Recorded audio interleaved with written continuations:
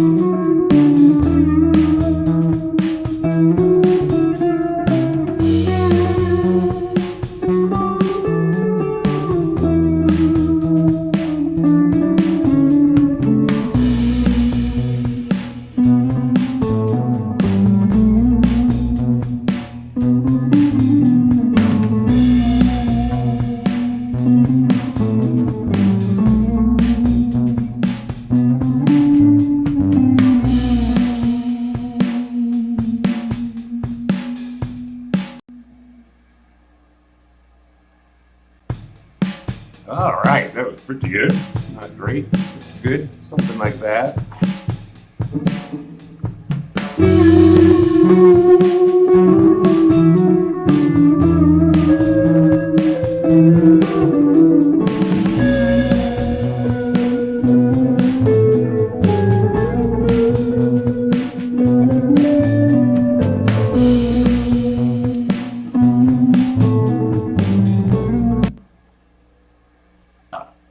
Burp.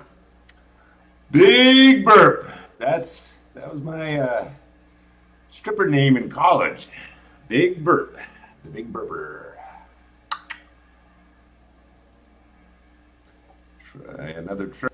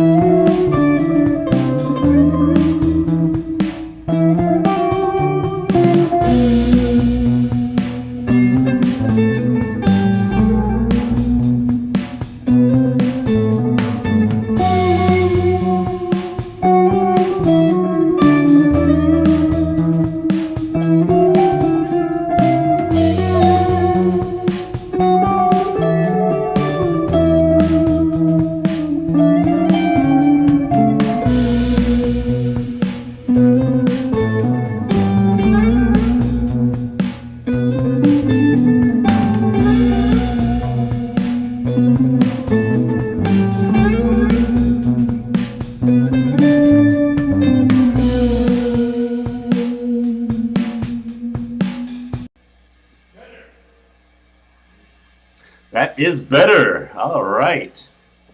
A little bit better. Getting better all the time. I used to get mad at my woman and beat her and take her away from the things that she loved. Man, I was mean. Oh no, it's what the heck is it doing? I think I'm doing it right. What the hell am I doing?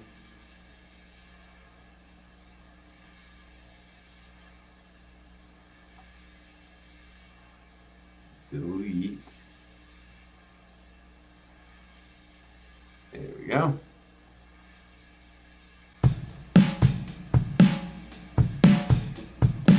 Alrighty.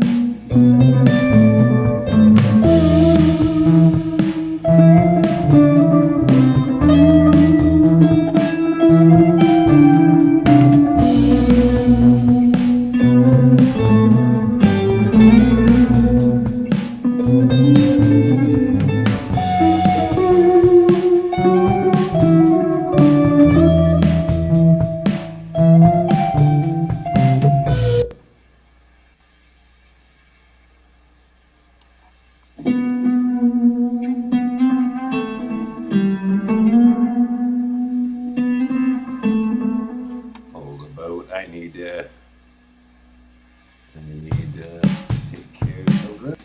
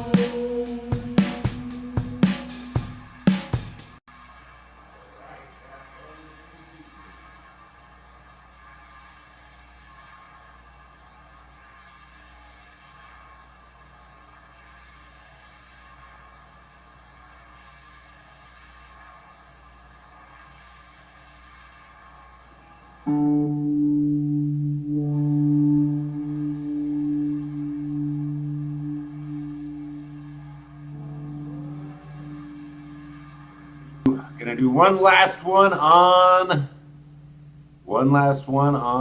the I want to do a full look at that guy. Look at that handsome fellow. Look at that handsome fellow. And a beard. See, that's a good beard, right? That's a good beard.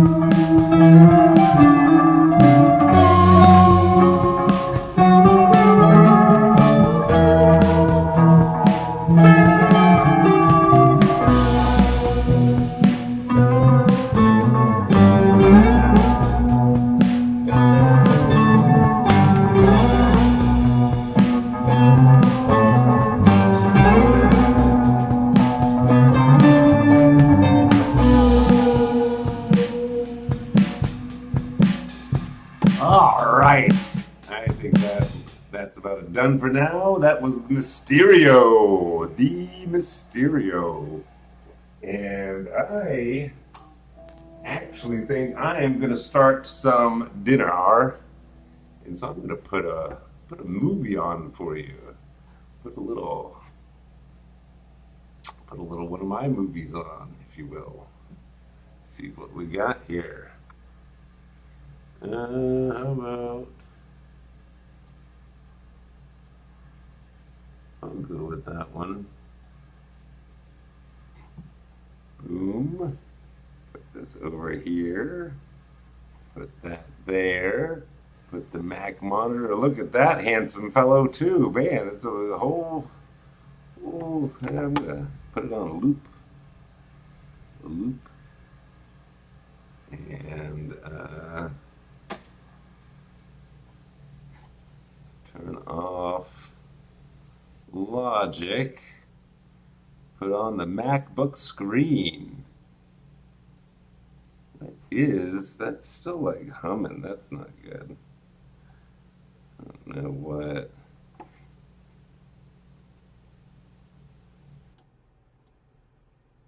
I need to fix my settings. I think that works better like that. I am going to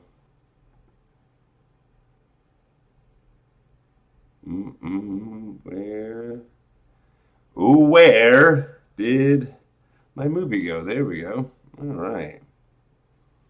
Let's see if this works. Definitely like the way it sounds.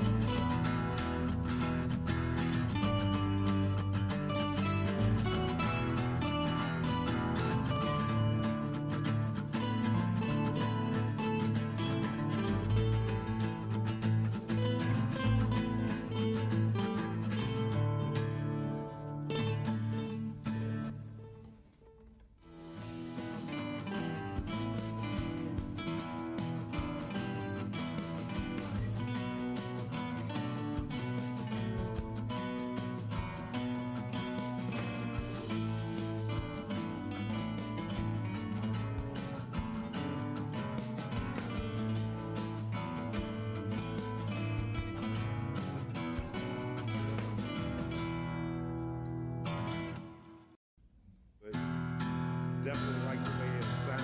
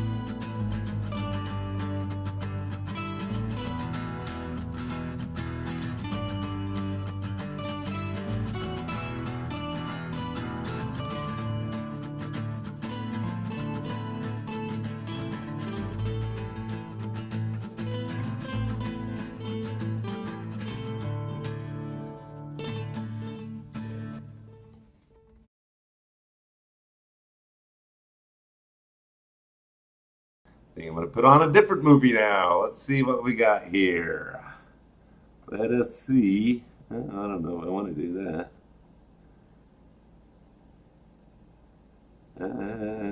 Shoot. Boom. There we go.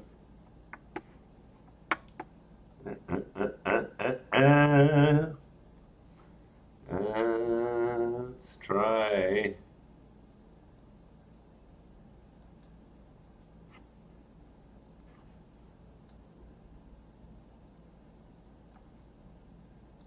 Boom.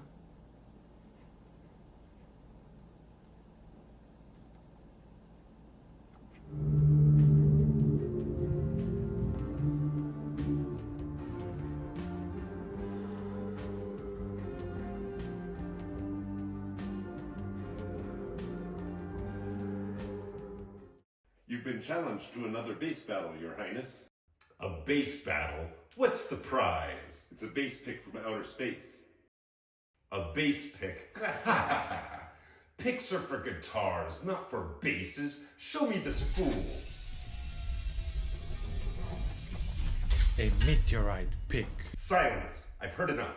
All right, guys, let's show this jabroni how it's done. Maestro, give us a beat. 1, 2, 1, 2, 3, 4.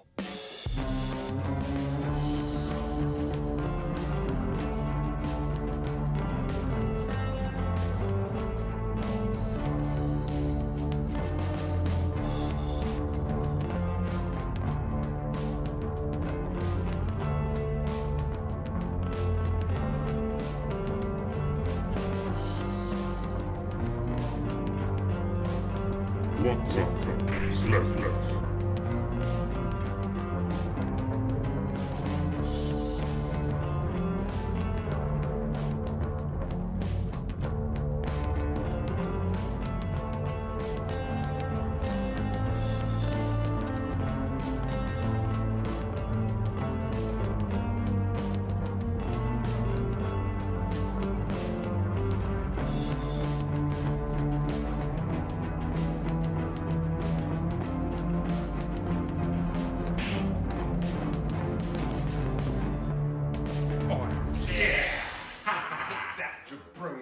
So, what'd you think? One of the worst performances I've ever heard. What?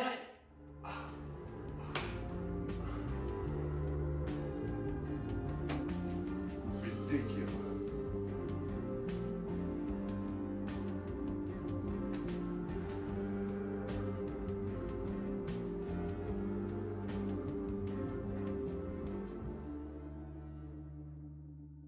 OMG.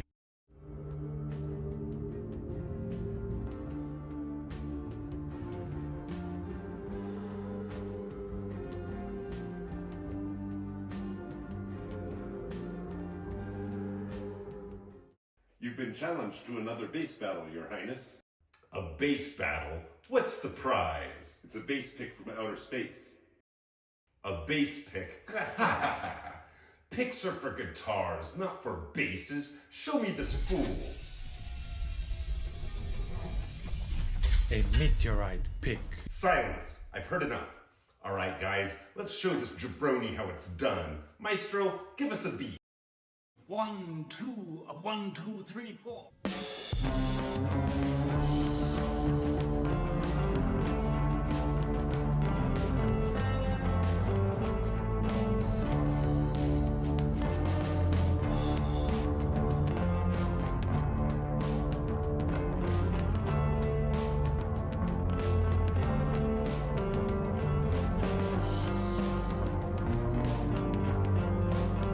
What's up, Slurpless?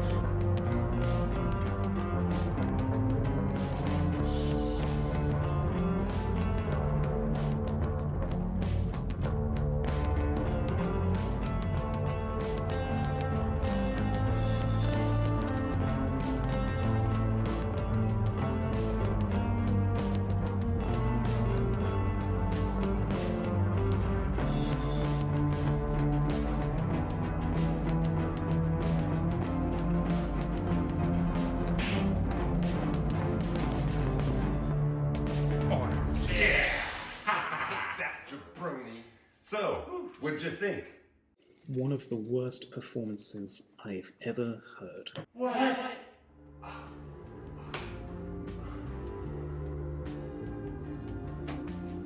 Ridiculous.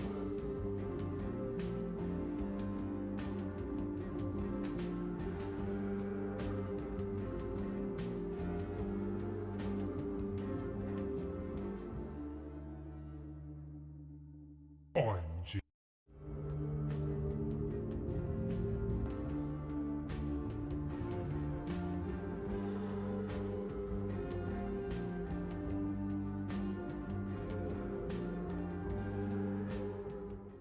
You've been challenged to another bass battle, Your Highness. A bass battle? What's the prize? It's a bass pick from outer space. A bass pick? Picks are for guitars, not for basses. Show me this fool.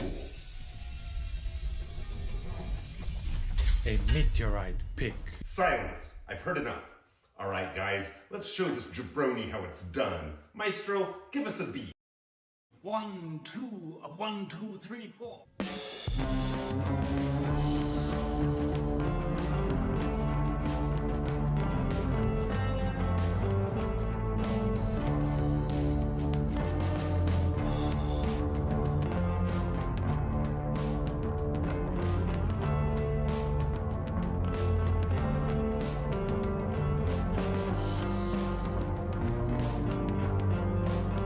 What's up? Slap.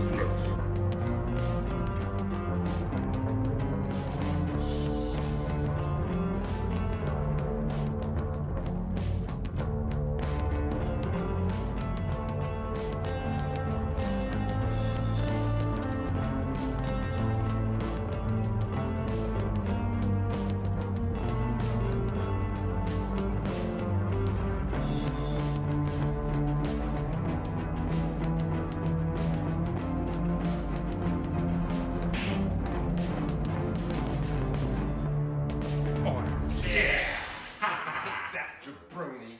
So, what'd you think? One of the worst performances I've ever heard. What?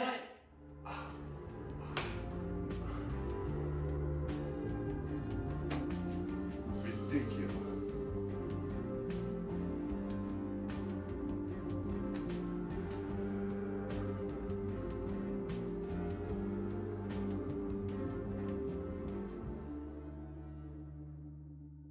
OMG.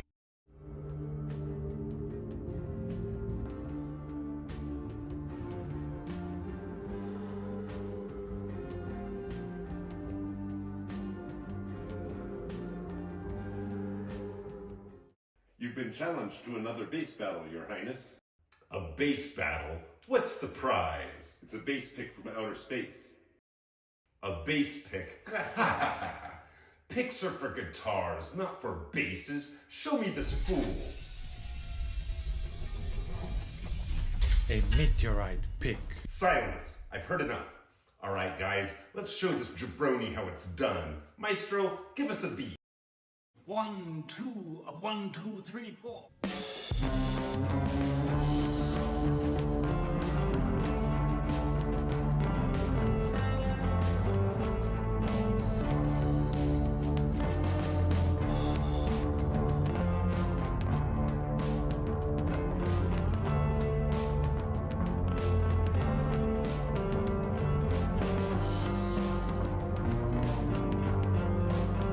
What's up? Slap.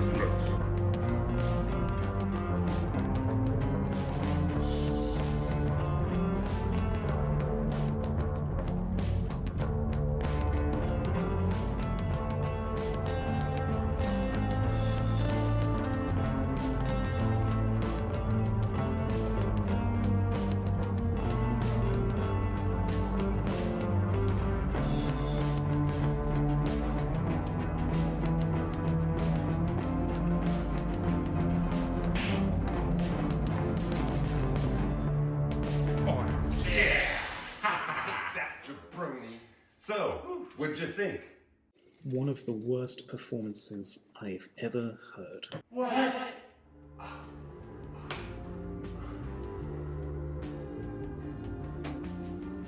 Ridiculous.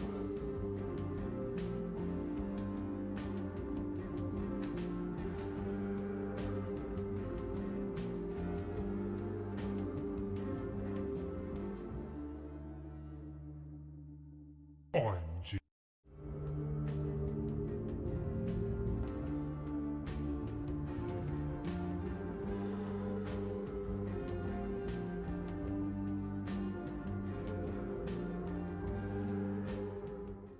You've been challenged to another bass battle, Your Highness. A bass battle? What's the prize? It's a bass pick from outer space. A bass pick? Picks are for guitars, not for basses. Show me this fool. A meteorite pick. Silence! I've heard enough. All right, guys, let's show this jabroni how it's done. Maestro, give us a beat. 1, 2, 1, 2, 3, 4.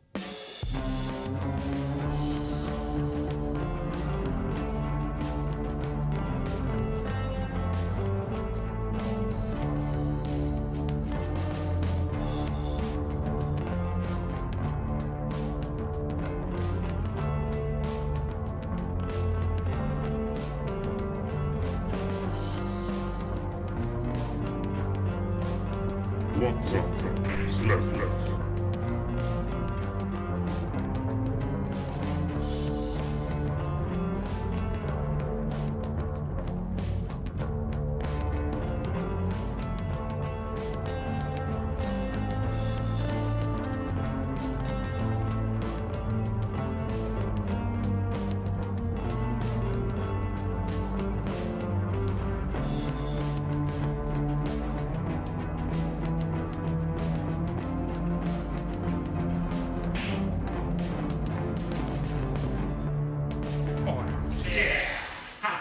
That jabroni.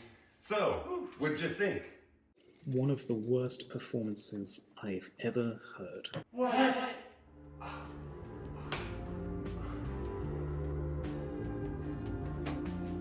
Ridiculous.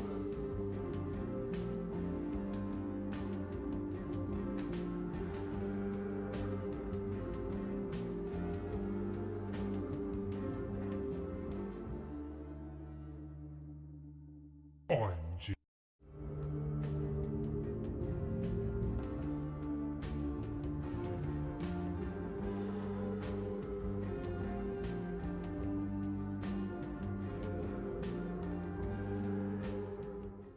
You've been challenged to another bass battle, Your Highness.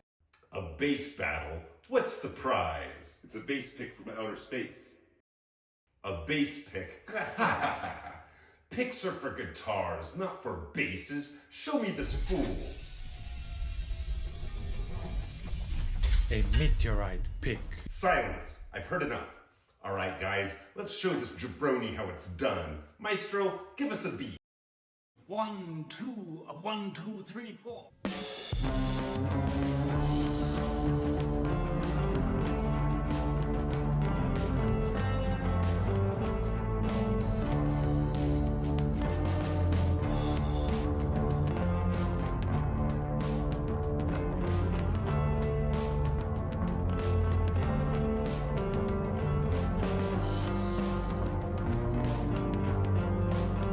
What's up?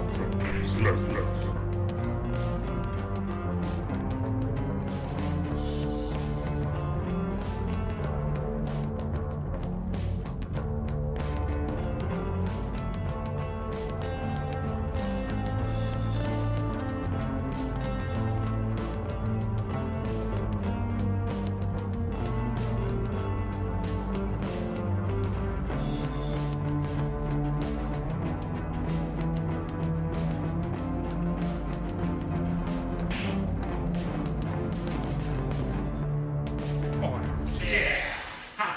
That jabroni. So, what'd you think?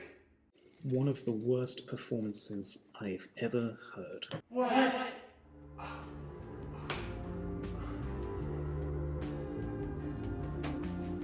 Ridiculous.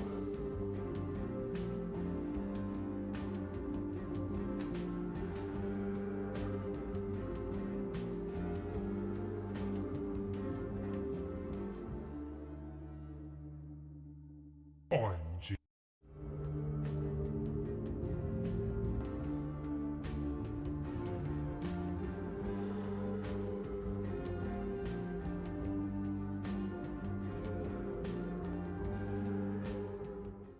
You've been challenged to another bass battle, Your Highness.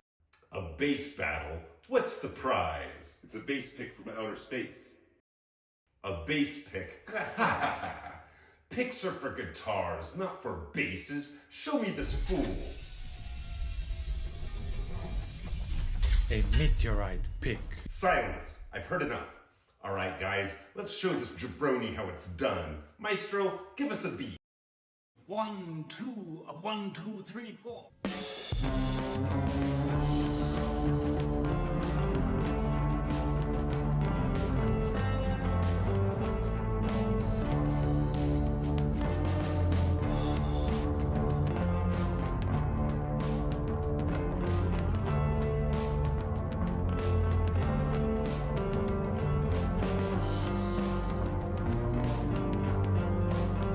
What's up? Slap.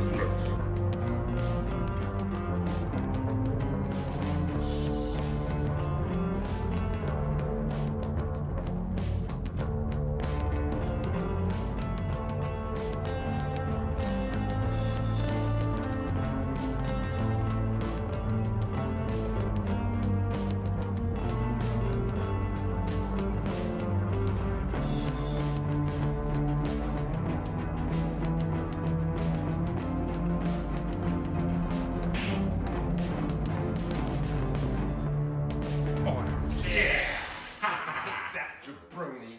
So, what'd you think? One of the worst performances I've ever heard. What?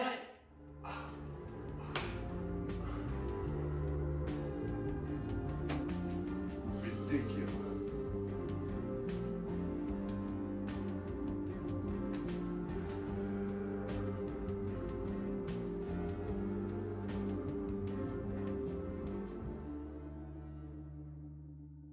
OMG.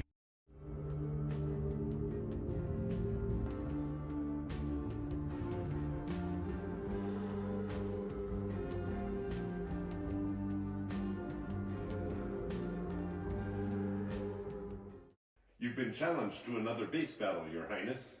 A bass battle? What's the prize? It's a bass pick from outer space. A bass pick?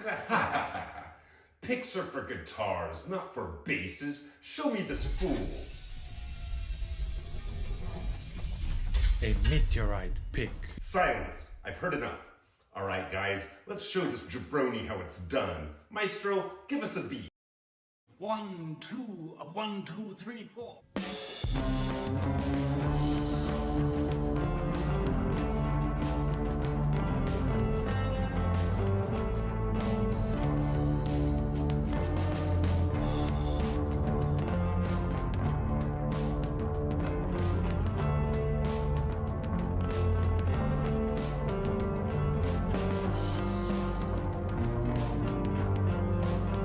What's up? Slap.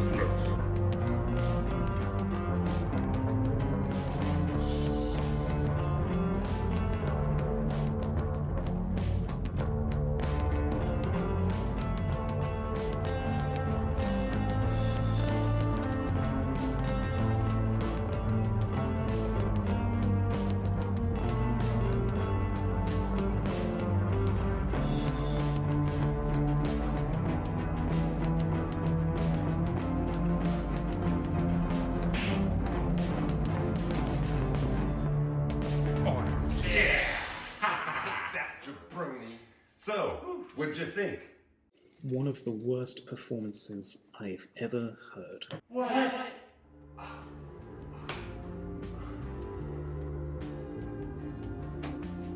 Ridiculous.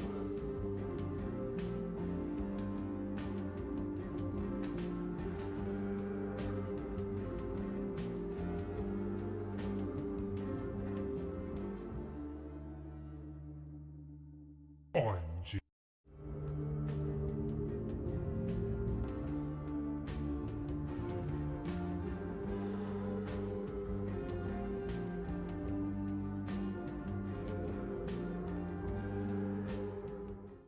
You've been challenged to another bass battle, Your Highness.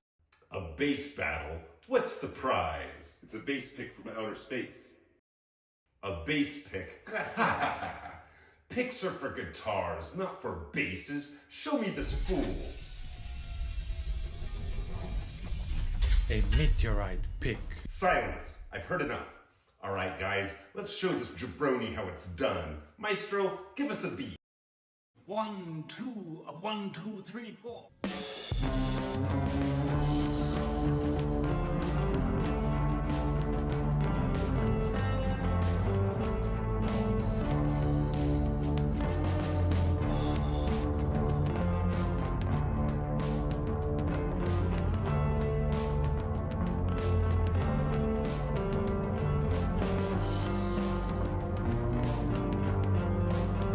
What's up?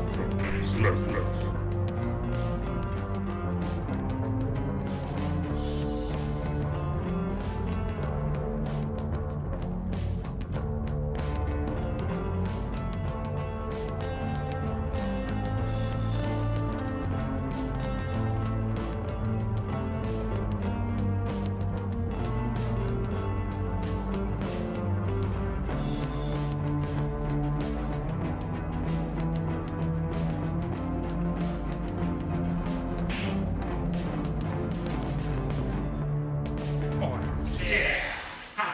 That jabroni.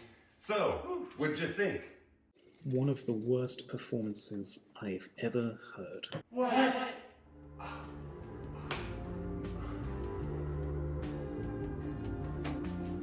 Ridiculous.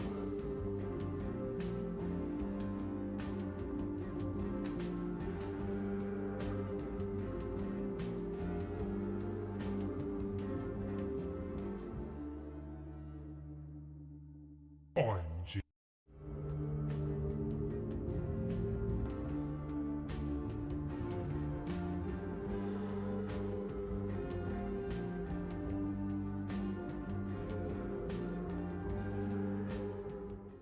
You've been challenged to another bass battle, Your Highness. A bass battle? What's the prize? It's a bass pick from outer space. A bass pick? Picks are for guitars, not for basses. Show me this fool. A meteorite pick. Silence! I've heard enough. All right, guys, let's show this jabroni how it's done. Maestro, give us a beat. 1, 2, 1, 2, 3, 4.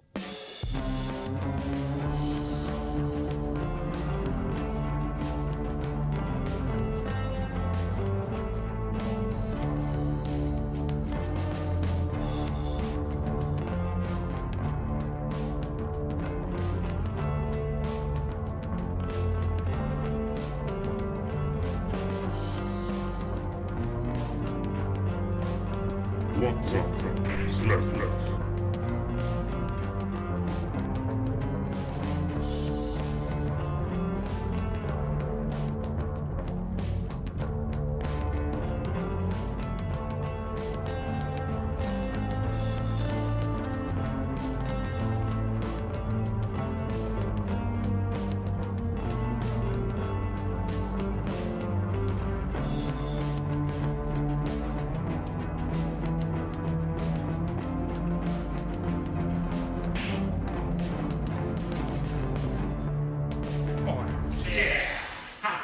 That jabroni. So, what'd you think? One of the worst performances I've ever heard. What?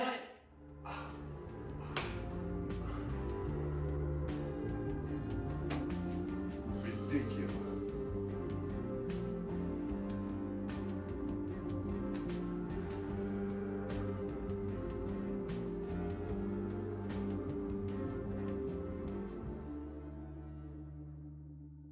OMG.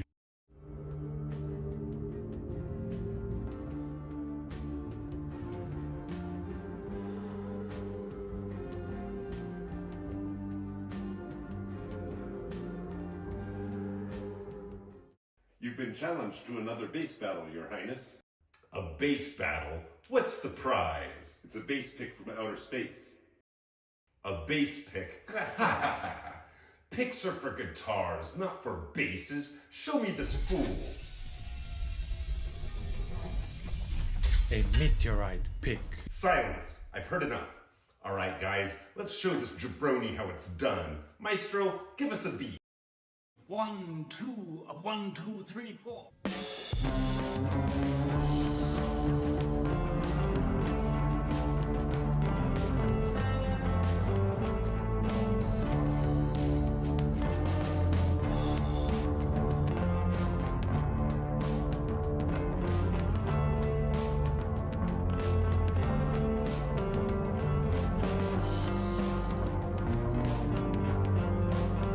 What's up? Left, left.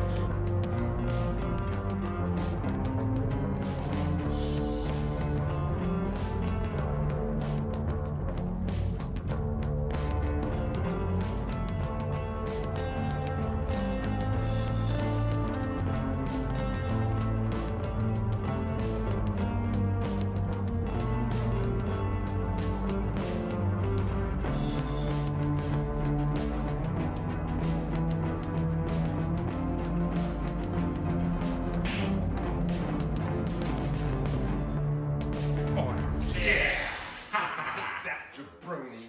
So, what'd you think? One of the worst performances I've ever heard. What?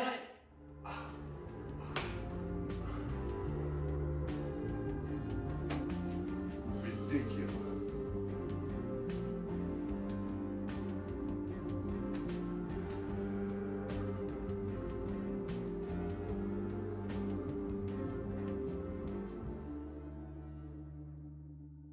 OMG.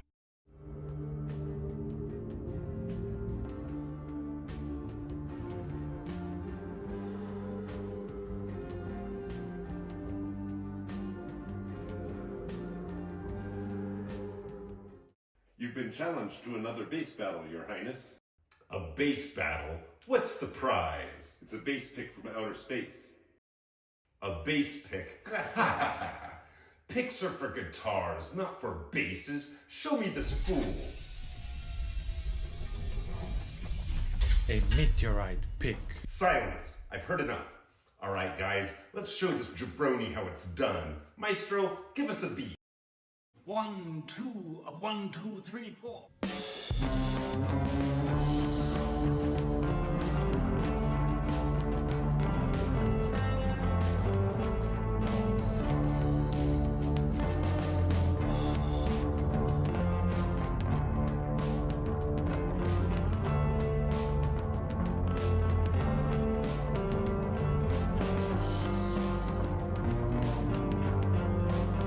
What's up? Left, left.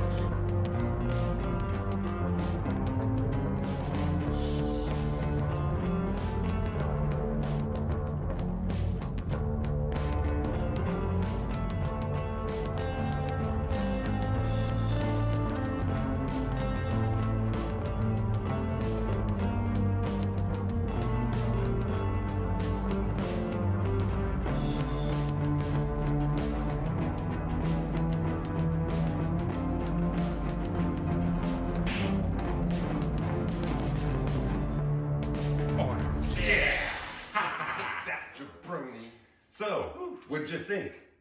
One of the worst performances I've ever heard. What?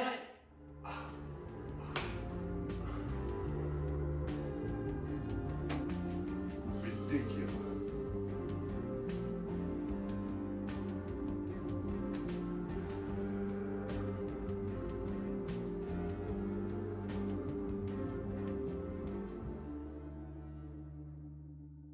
OMG.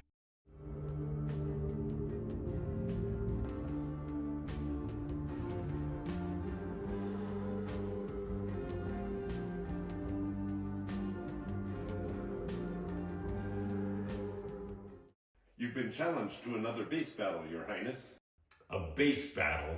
What's the prize? It's a bass pick from outer space.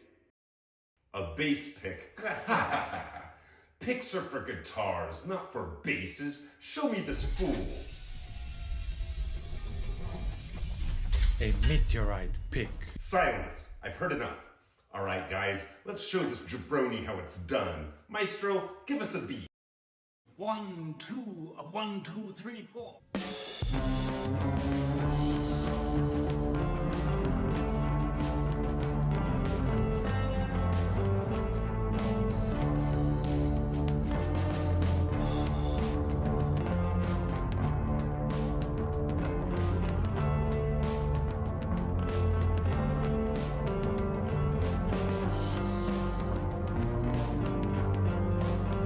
What's up? Slap.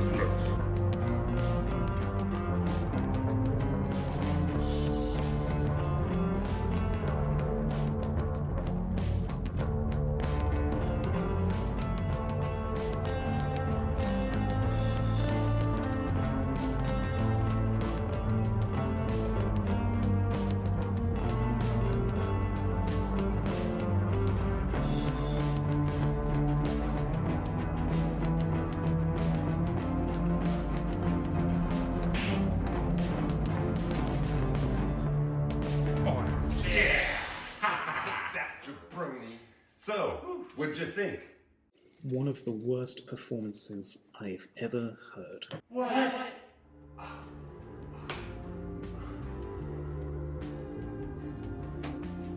Ridiculous.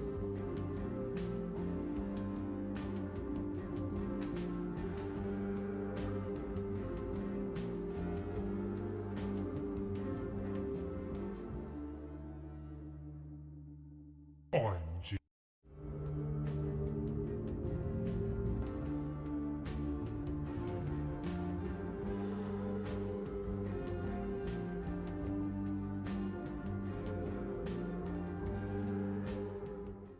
You've been challenged to another bass battle, Your Highness.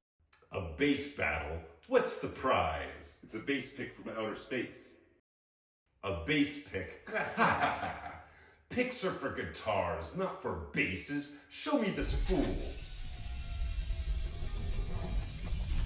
A meteorite pick. Silence. I've heard enough. All right, guys, let's show this jabroni how it's done. Maestro, give us a beat. 1, 2, 1, 2, 3, 4.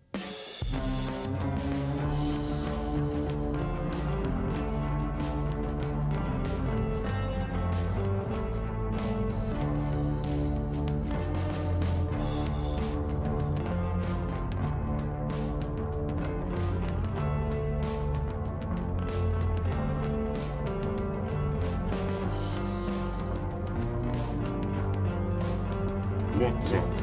Slap.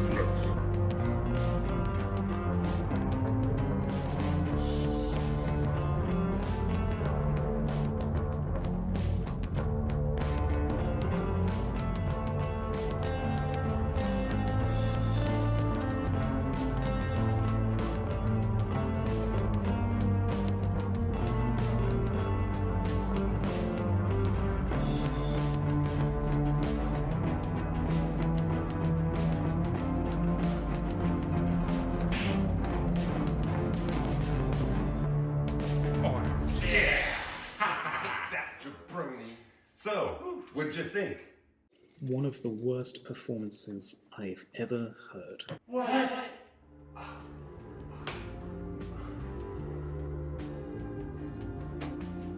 Ridiculous.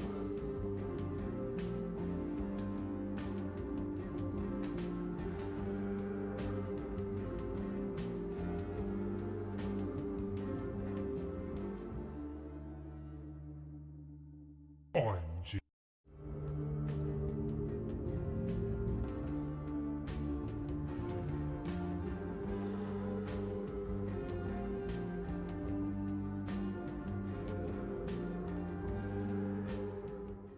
You've been challenged to another bass battle, Your Highness.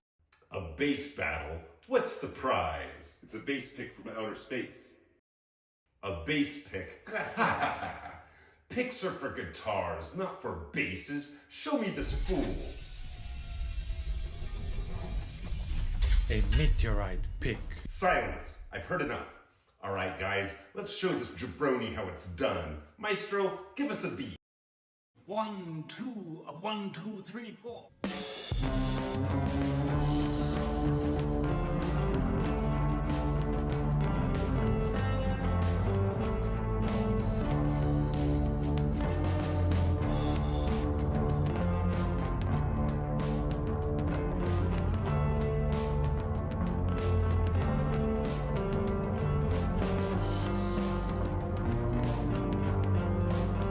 What's up, Slap?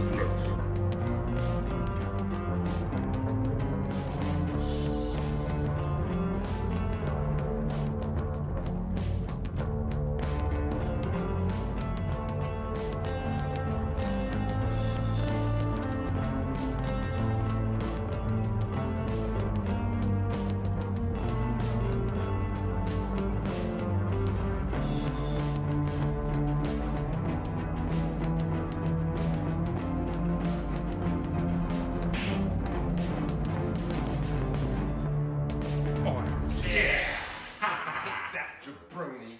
So, what'd you think? One of the worst performances I've ever heard. What?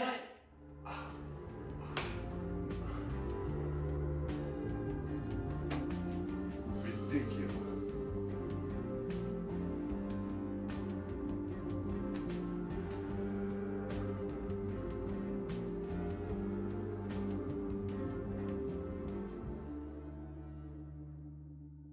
OMG.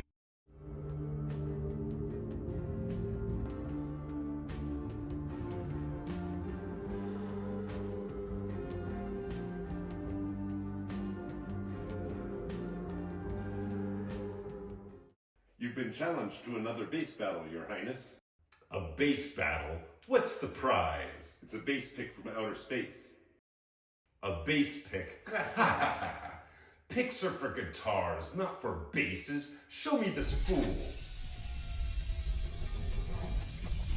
A meteorite pick. Silence! I've heard enough. All right, guys, let's show this jabroni how it's done. Maestro, give us a beat. 1, 2, 1, 2, 3, 4.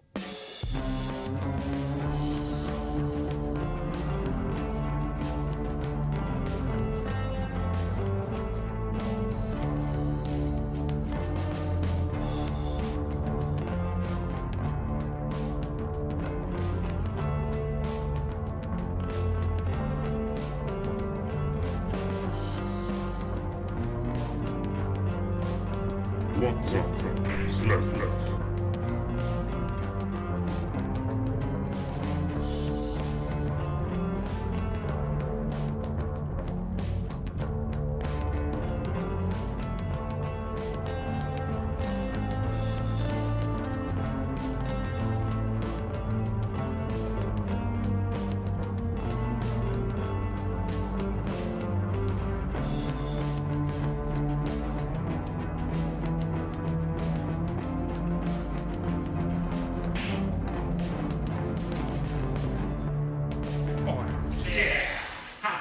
That jabroni.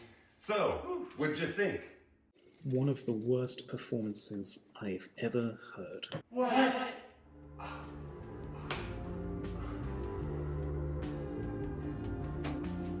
Ridiculous.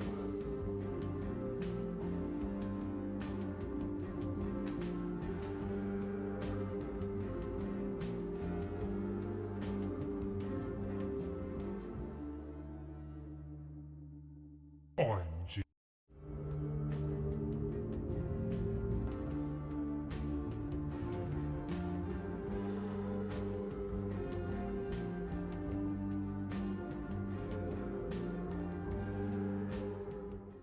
You've been challenged to another bass battle, Your Highness. A bass battle? What's the prize? It's a bass pick from outer space. A bass pick?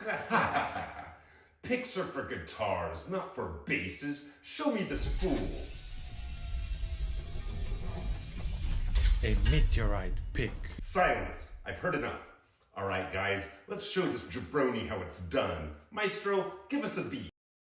1, 2, 1, 2, 3, 4.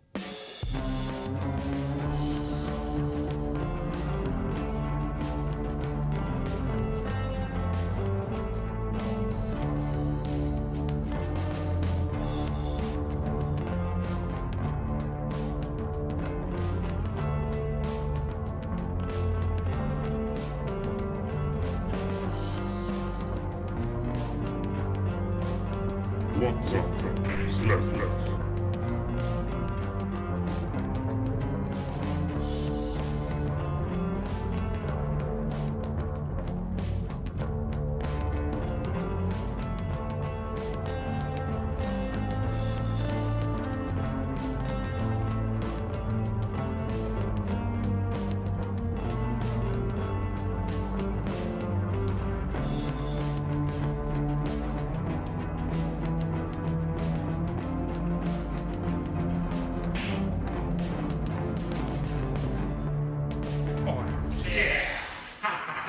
jabroni. So, what'd you think? One of the worst performances I've ever heard. What?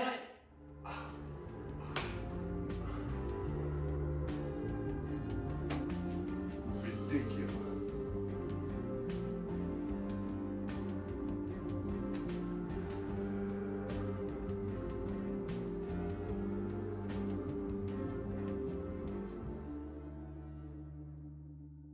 OMG.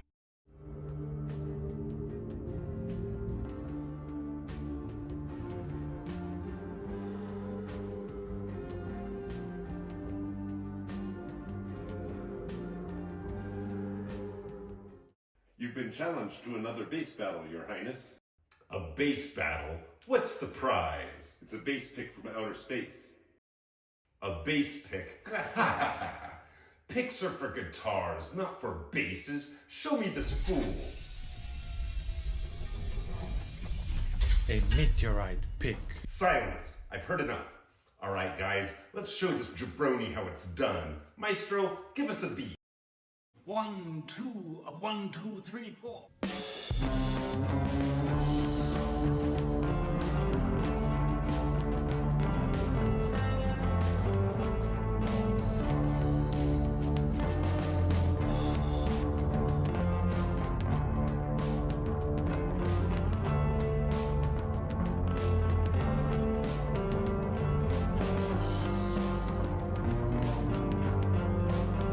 What's up?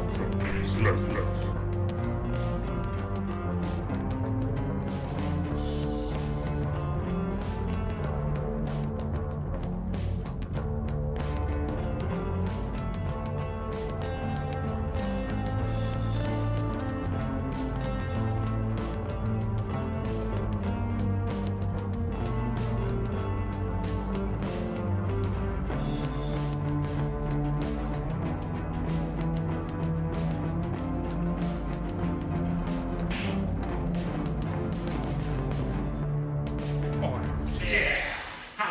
That jabroni. So, what'd you think? One of the worst performances I've ever heard. What?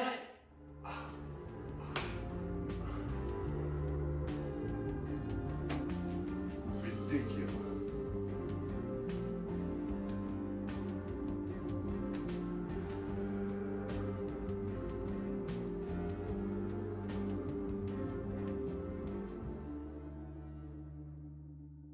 OMG.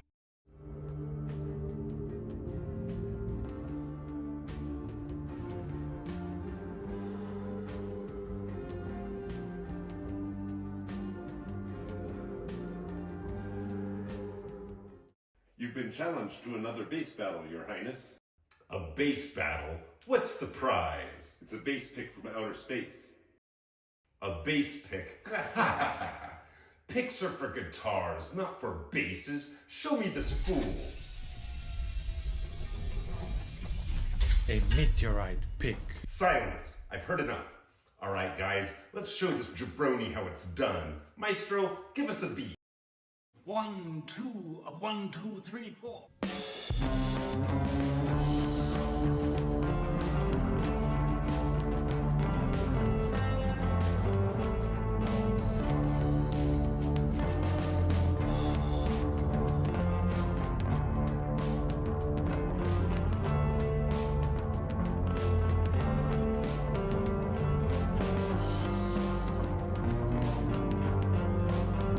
What's up?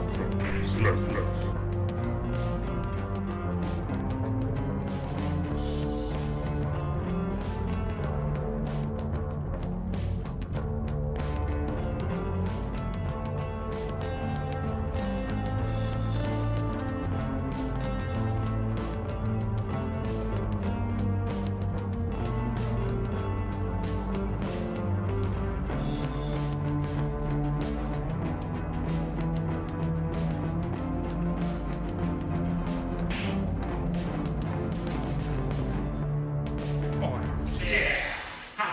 That jabroni. So, what'd you think? One of the worst performances I've ever heard. What?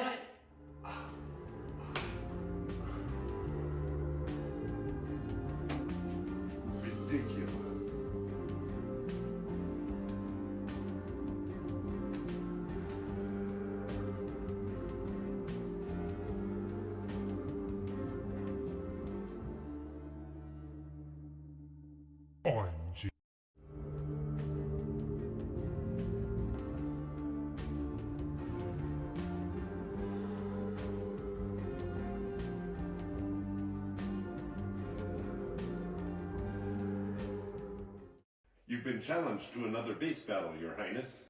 A bass battle? What's the prize? It's a bass pick from outer space. A bass pick? Picks are for guitars, not for basses. Show me this fool. A meteorite pick. Silence! I've heard enough. All right, guys, let's show this jabroni how it's done. Maestro, give us a beat. 1, 2, a 1, 2, 3, 4.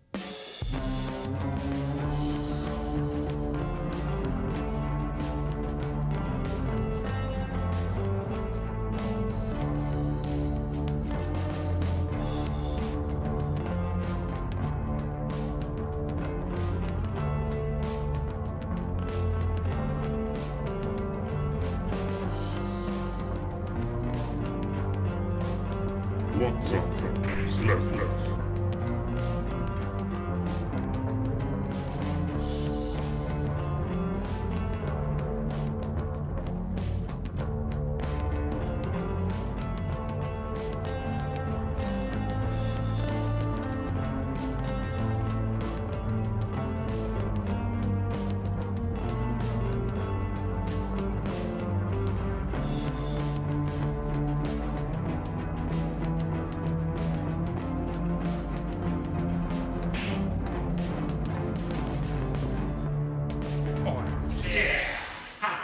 That jabroni.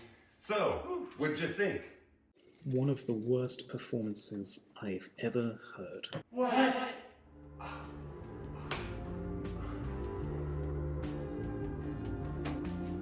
Ridiculous.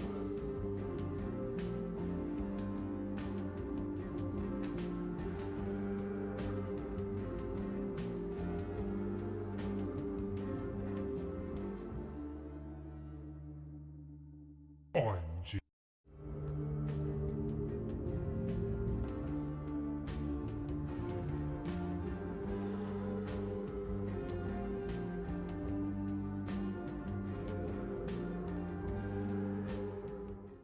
You've been challenged to another bass battle, Your Highness.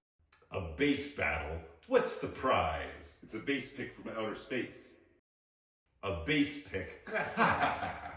Picks are for guitars, not for basses. Show me this fool. A meteorite pick. Silence! I've heard enough. All right, guys, let's show this jabroni how it's done. Maestro, give us a beat. 1, 2, a 1, 2, 3, 4.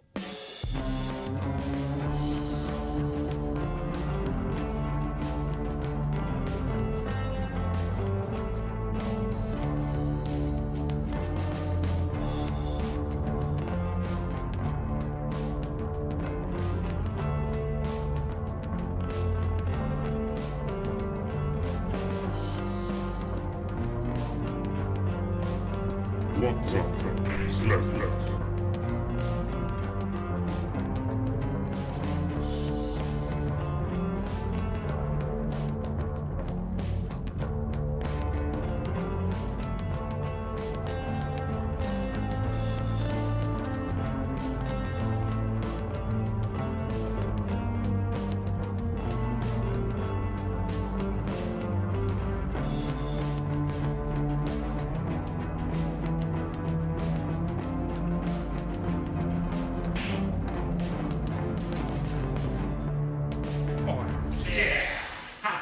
That jabroni. So, what'd you think? One of the worst performances I've ever heard. What?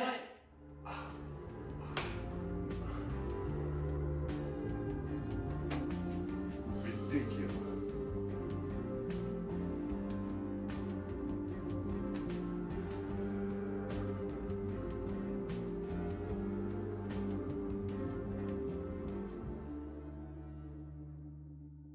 OMG.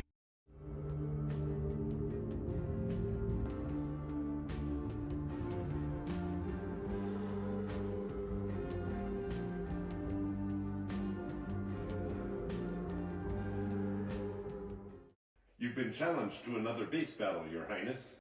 A bass battle? What's the prize? It's a bass pick from outer space. A bass pick? Picks are for guitars, not for basses. Show me this fool. A meteorite pick. Silence. I've heard enough. All right, guys, let's show this jabroni how it's done. Maestro, give us a beat. 1, 2, 1, 2, 3, 4.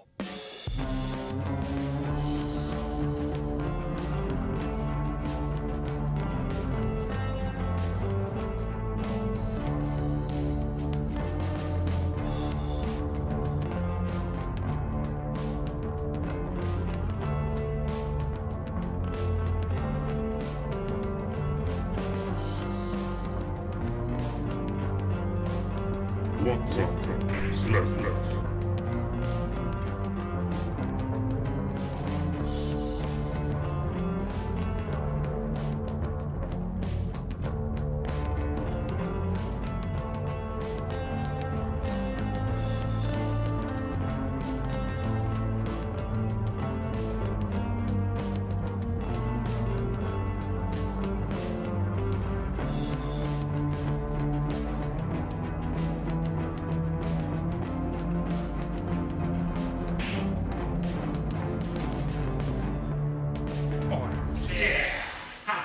That jabroni. So, what'd you think? One of the worst performances I've ever heard. What?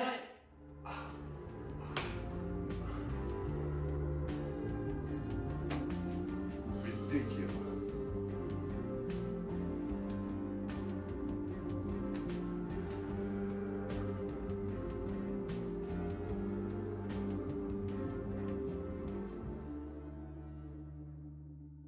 OMG.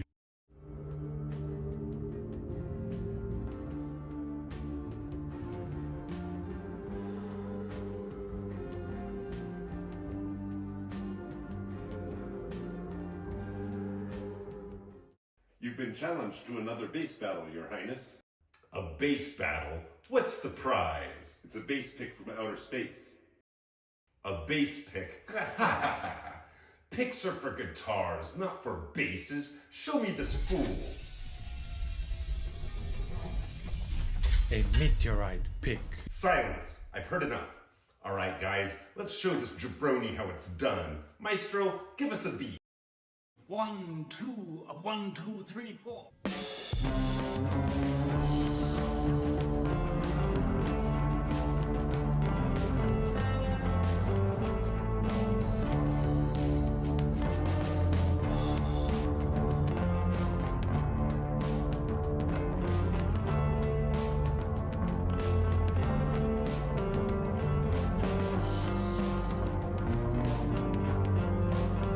What's up?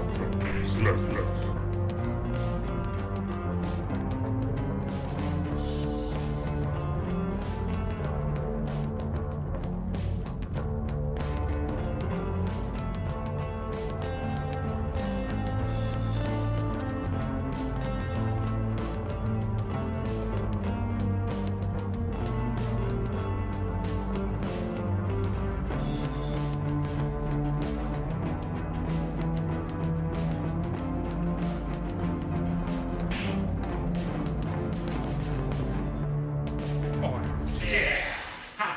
That jabroni. So, what'd you think? One of the worst performances I've ever heard. What?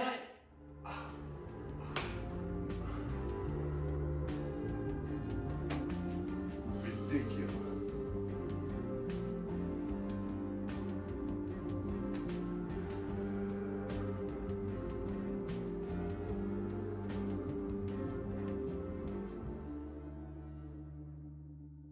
OMG.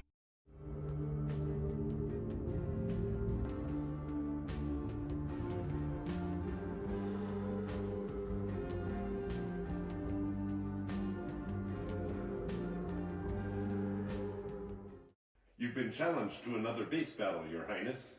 A bass battle? What's the prize? It's a bass pick from outer space. A bass pick? Picks are for guitars, not for basses. Show me this fool.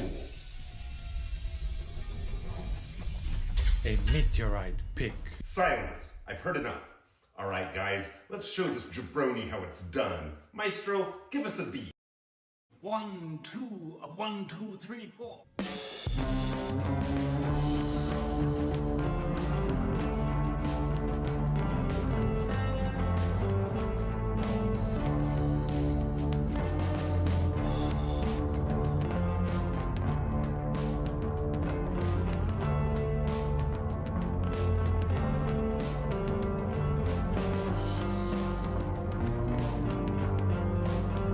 What's up, Slurplers? All right, almost ready to go. Look at that funky jam, y'all. Look at the funky jam. Look at the funky jam. Almost ready to go. I wanna do something real quick. I'm gonna 2 hours. Been going for 2 hours straight. Look at that. Slapped it all out of ya. So, what'd you think? Feeling One good. of the worst performances Being I've good. ever heard.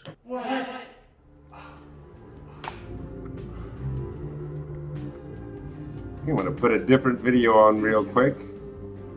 And then I'm gonna play some music. Oops, darn it, I didn't want to do that. Try that. I'm gonna put on. Oh, I don't want to put that one on. I'm gonna put this one on real quick, and then I'll be right back. You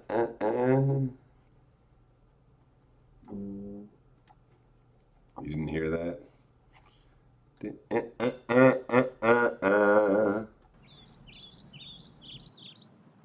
And let's see how it sounds.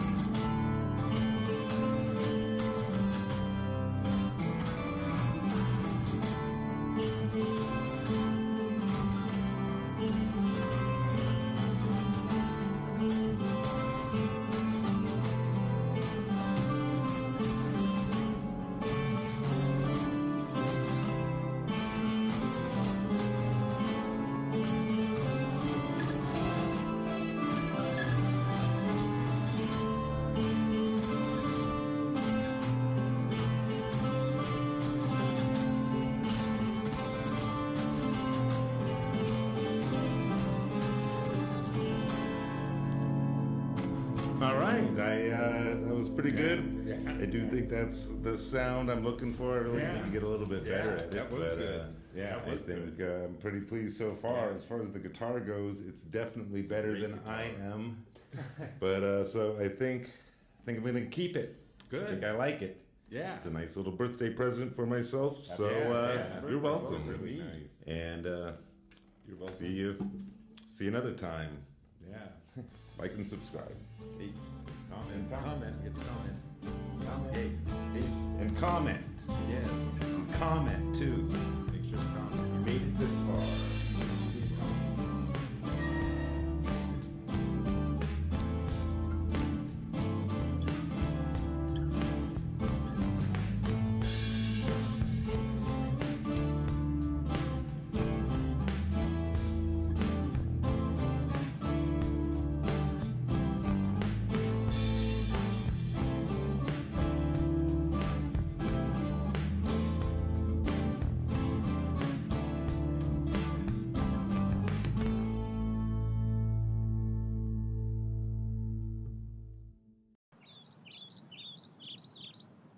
and let's see how it sounds.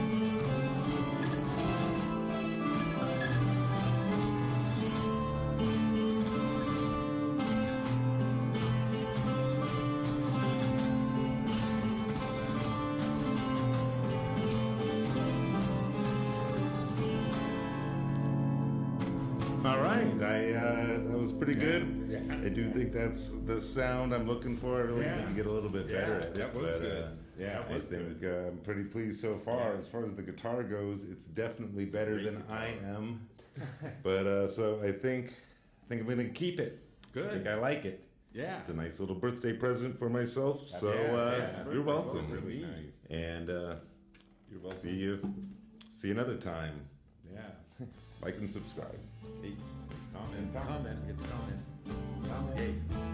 And comment. Yes. And comment too. Make sure to comment. You made it this far.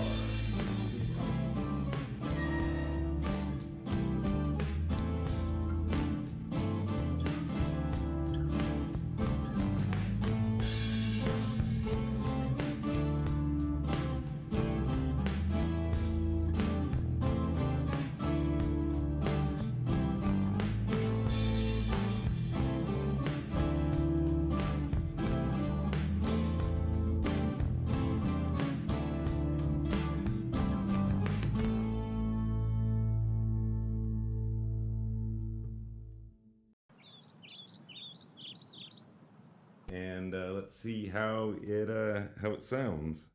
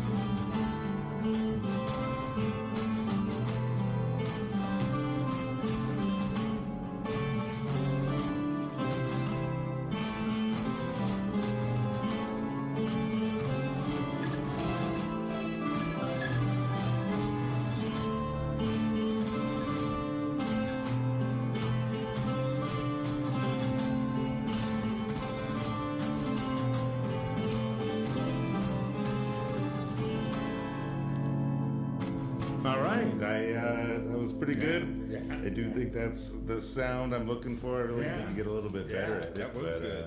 Yeah, That I was think I'm pretty pleased so far. As far as the guitar goes, it's definitely better Great than guitar. I am.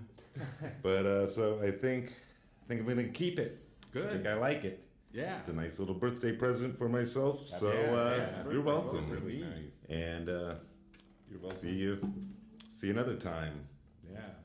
Like and subscribe. Hey, comment, get the comment. Comment. Hey, And comment. yes. And comment too. Make sure to comment. You made it this far. Feeling alright. Not feeling so good myself. Hey, hey. Feeling alright. Oh no. Not feeling so good myself. Hey, hey. I think I'm gonna write a song. Gonna write a song, yo. Gonna write a song. Are we feeling good tonight? Are we feeling good tonight? Is everybody in? Is everybody How it in? sounds. The show is about to begin. All right, let's see what I got here. I wrote a song the other day. Rain, rain, come along. Nope. Mm-mm.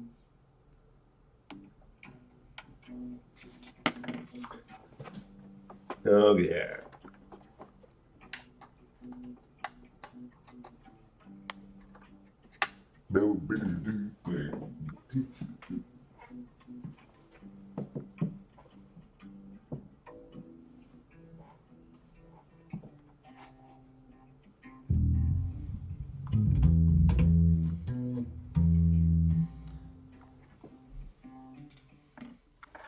All right, I got this down.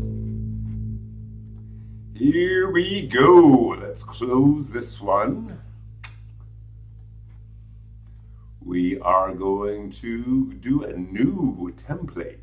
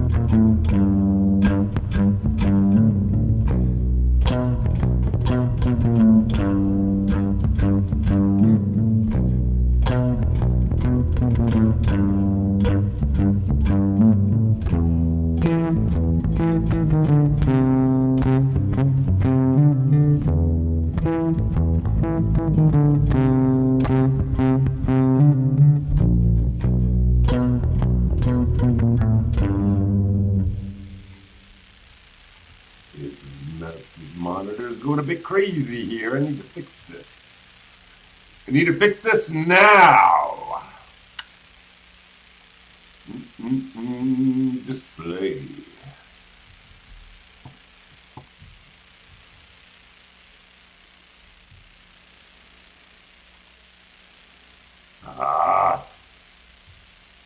Displays. Golly, they're hiding it from me here. Hiding it from me.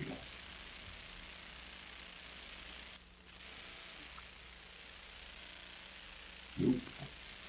No, sir.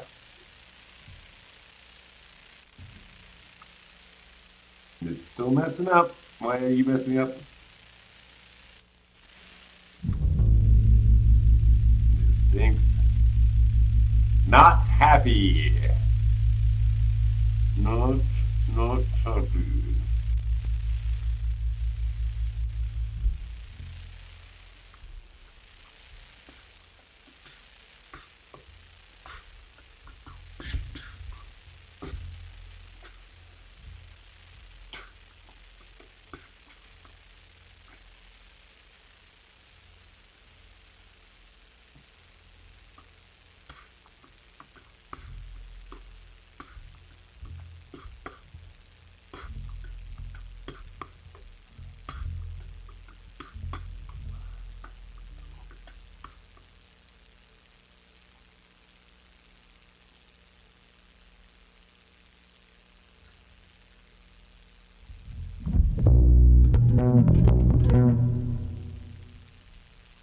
Something's going on. Oh, yes, that.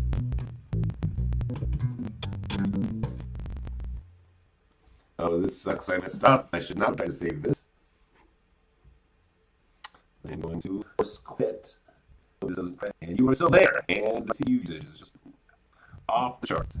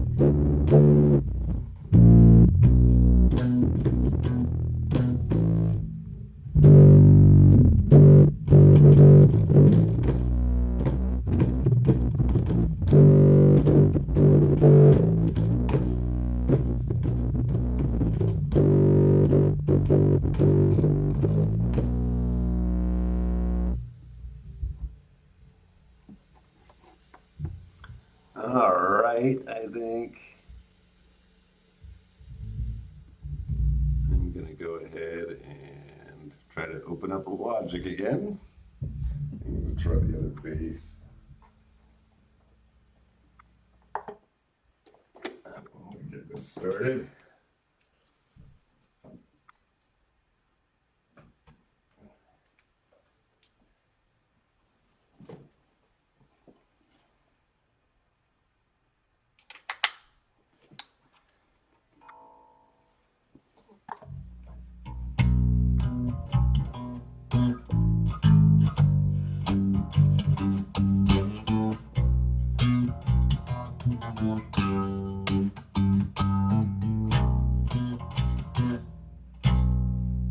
I don't know.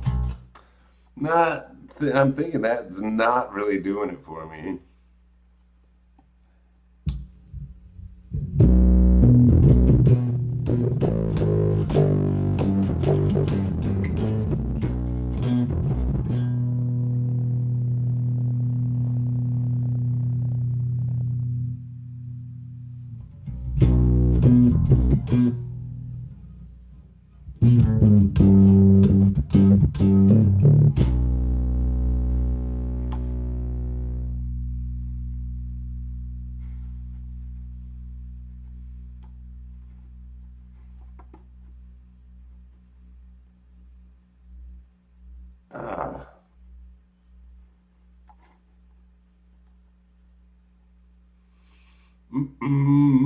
See if this is going to be a mistake or is it going to work.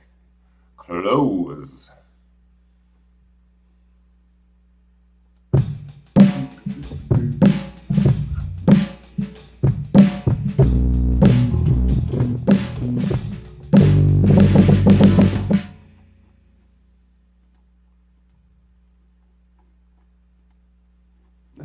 this is a mistake. They wanna.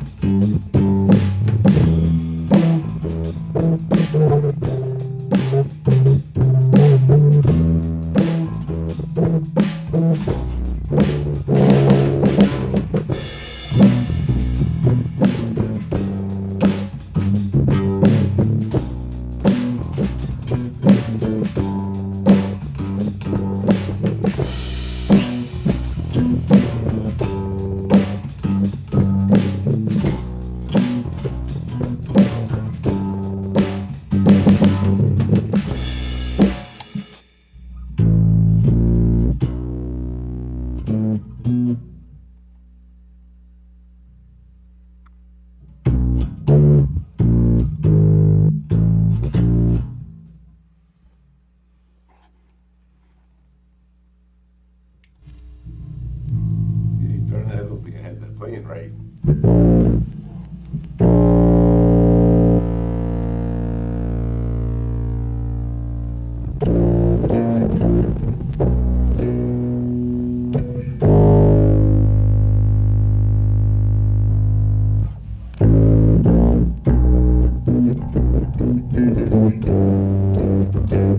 I think that needs to be a little slower.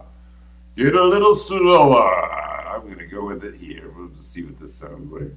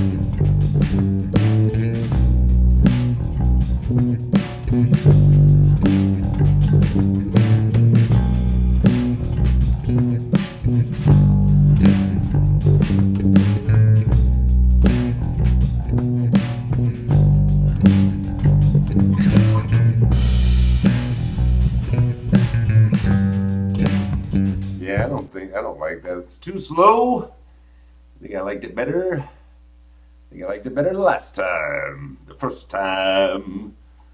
This must be the first time. This must be the first time. This must be the first time. I don't know.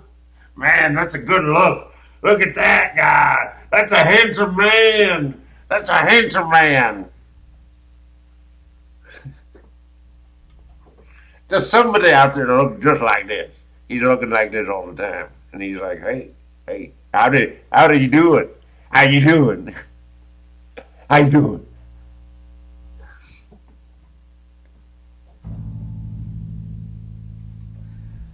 Good times. Great oldies. Good times and great oldies. I gotta not do that.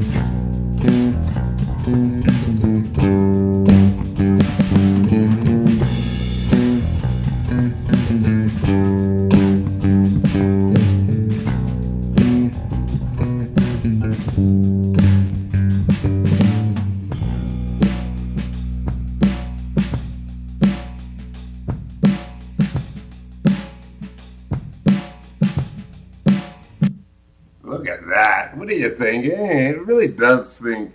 With that light, it almost looks like that's a cool white, but.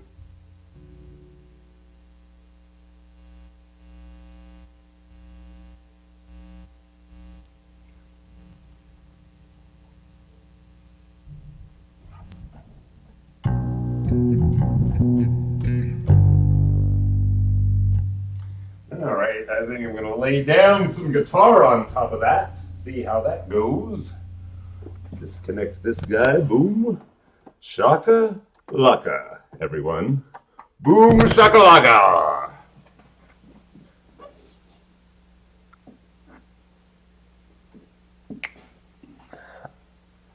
Like and subscribe, you might win a prize.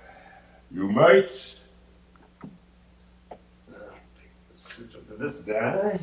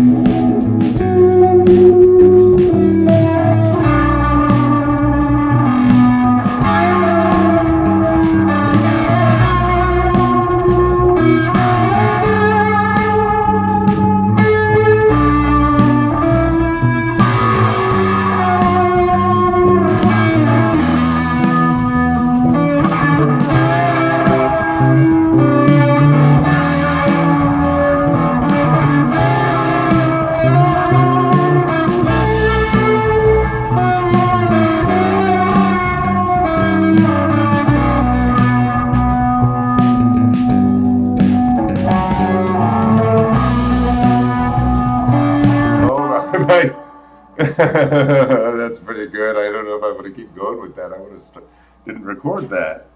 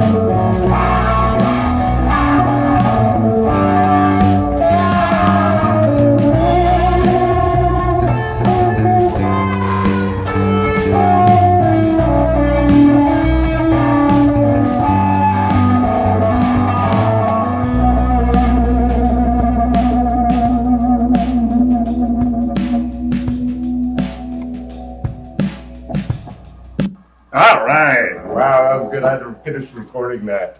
That was pretty good. All right. What's my favorite? Boogie Nights. Boogie Nights is, yeah, hold on. Yeah, I had to finish recording that. Hold on, I got to save that too. I just came up, I wrote that the other day. I was at the store. I came up with that song, just the bass line. And then I just came up with that amazing guitar part. But Boogie Nights, have you seen Boogie Nights? That's the greatest, that's the most perfect movie. Yeah, that was good. I don't know where the hell that came from. The main thing is just that tone I came up with. That was pretty good. But yeah, that's my. Have you seen Saving Private Ryan? I've never seen it. I've never seen the movie. I was watching a YouTube video about it today. There's like a military guy, and would you like to hear my what? Well, I'm sure it's a great movie. I'm not into war movies. And would you like to hear what I'm pissed off about? I can talk about something else, but I'd like to tell you, I just watched this stuff today. I didn't know what it was about. I've never seen the movie. I'm not into it, but that's fine. And so, because here's the thing. So the whole point of the movie is that these it's 8 guys, right? I think they're going to go save Private Ryan because he's the last guy of the brothers, whatever. I've got it. And the idea is they're going to sacrifice themselves, and okay, I'll turn off some of this stuff. The whole idea is at the end of the movie, the fact that Private Ryan, he lived and he keeps their memory alive. That's the whole idea of it. It's all worth it, the sacrifice that they took. But the thing is, the whole movie's a lie. The whole movie's a lie. Because first off, it didn't happen, and that's fine. It's a movie and everything. But the whole thing is, the only reason it seems worth it is because they saved him. If they didn't save Private Ryan, which they shouldn't have, they should have died many times over. Because here's the thing, so I was watching this YouTuber today, and he's some military guy, I don't know who he is, but he was going through all the battle scenes and explaining, here's what they did wrong, here's why were the Germans so stupid, how did the Germans not see them, how did why didn't the Germans blow up the tower? Why didn't and it's like, yeah, they should have died many times over, is the whole point. If they weren't saved by writing, if they weren't saved by the writer, and that's fine, you can be saved by the writer, but if they weren't saved by the writer, they would have died, and Private Ryan would not have been saved. So the question is, would that have been worth it? Would it have been worth it if Private Ryan doesn't get saved? And the answer is no, of course not. They all die. And so, well, then it's a bad decision. The whole thing's a bad decision if Private Ryan dies, but then it's a bad decision anyway, because you should have assumed they were going to die. But here's where the movie's a lie, is that they don't just save Private Ryan. They actually do a whole bunch of stuff. They killed a bunch of Germans. They saved a bridge, and they took out these guys. They did a whole bunch of stuff. They did a good job. And so it's like, well, you're watching the movie and it's like, well, wait a minute, Private Ryan, saving Private Ryan, that's almost like a side quest at this point. Like the main point is that you've got all of this other stuff that they're doing and they happen to also save. So the question is, what if they didn't do all of that stuff? Say they just focused on saving Private Ryan and they're like, no, we don't have time to kill Germans. We don't have time for any of this nonsense. We have got to save Private Ryan. That is actually important. That's what we're there for, is to save Private Ryan. And then it's like, and that's all they do. They go, they save Private Ryan, they come back, the success. Is that still, and they all live. What if they all live? Because they should have all lived if they had just gone to save Private Ryan, if they like snuck around to save Private Ryan instead of doing all these missions that they weren't supposed to be doing, that should have killed them. That if their mission was to save Private Ryan, I really like this. If their mission is to save Private Ryan, why did they do all this other stuff that risked the mission, that should have killed them? They should have snuck around, been all sneaky, save Private Ryan, get him out, they'd all have lived.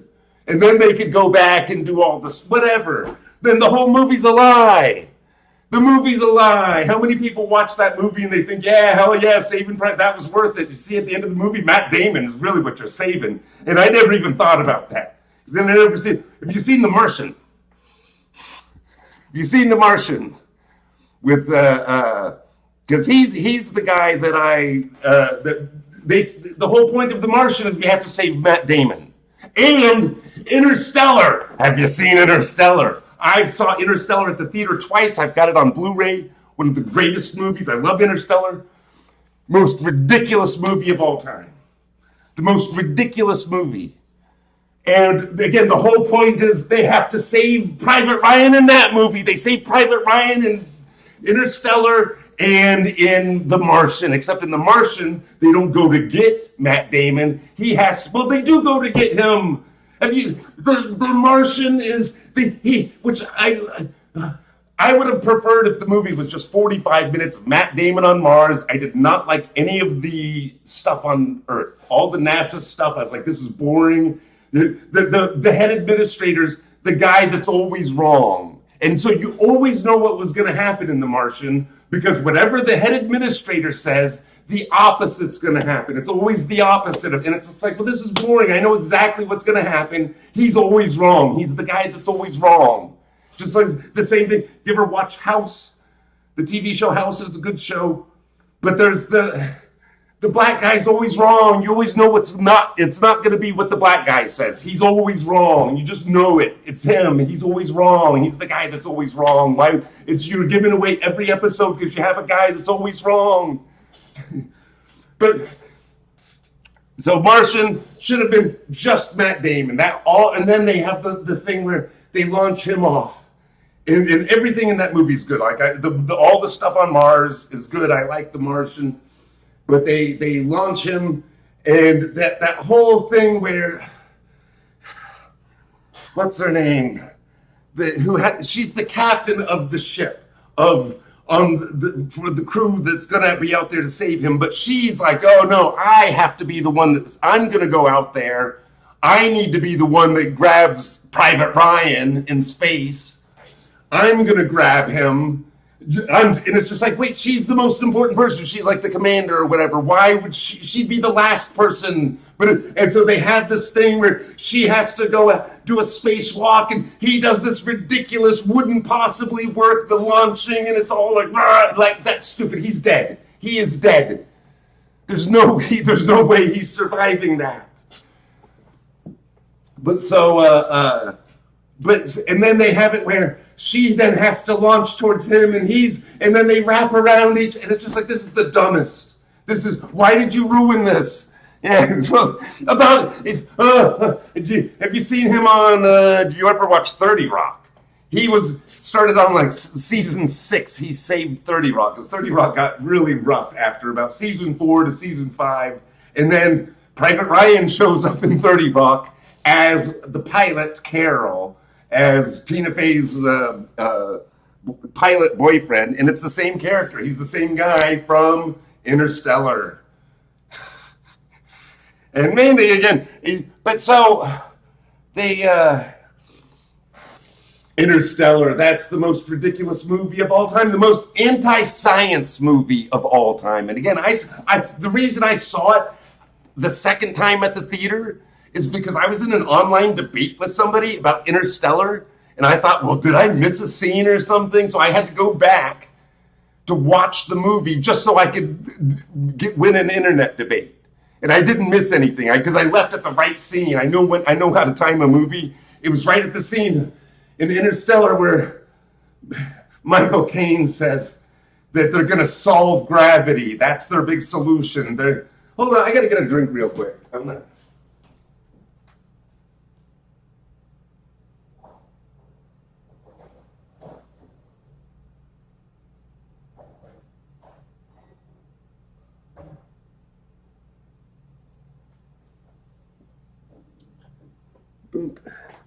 Dying of thirst over here. But, because the whole point of Interstellar, which, by the way, I'm a movie guy. That's my main thing. I love you. You asked the right question.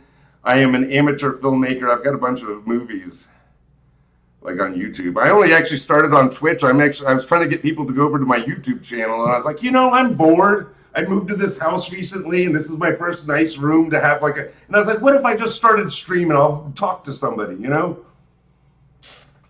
got nobody to talk to. My kids don't visit. My daughter actually watches Twitch, But she doesn't watch my show, of course, but I had her give me some advice on what I should do on my show. But Interstellar, the whole point is somehow, inexplicably, all the crops are done. Oh, man. Did I lose everybody now? Or everybody's gone? I don't know. Are you still there? Anybody?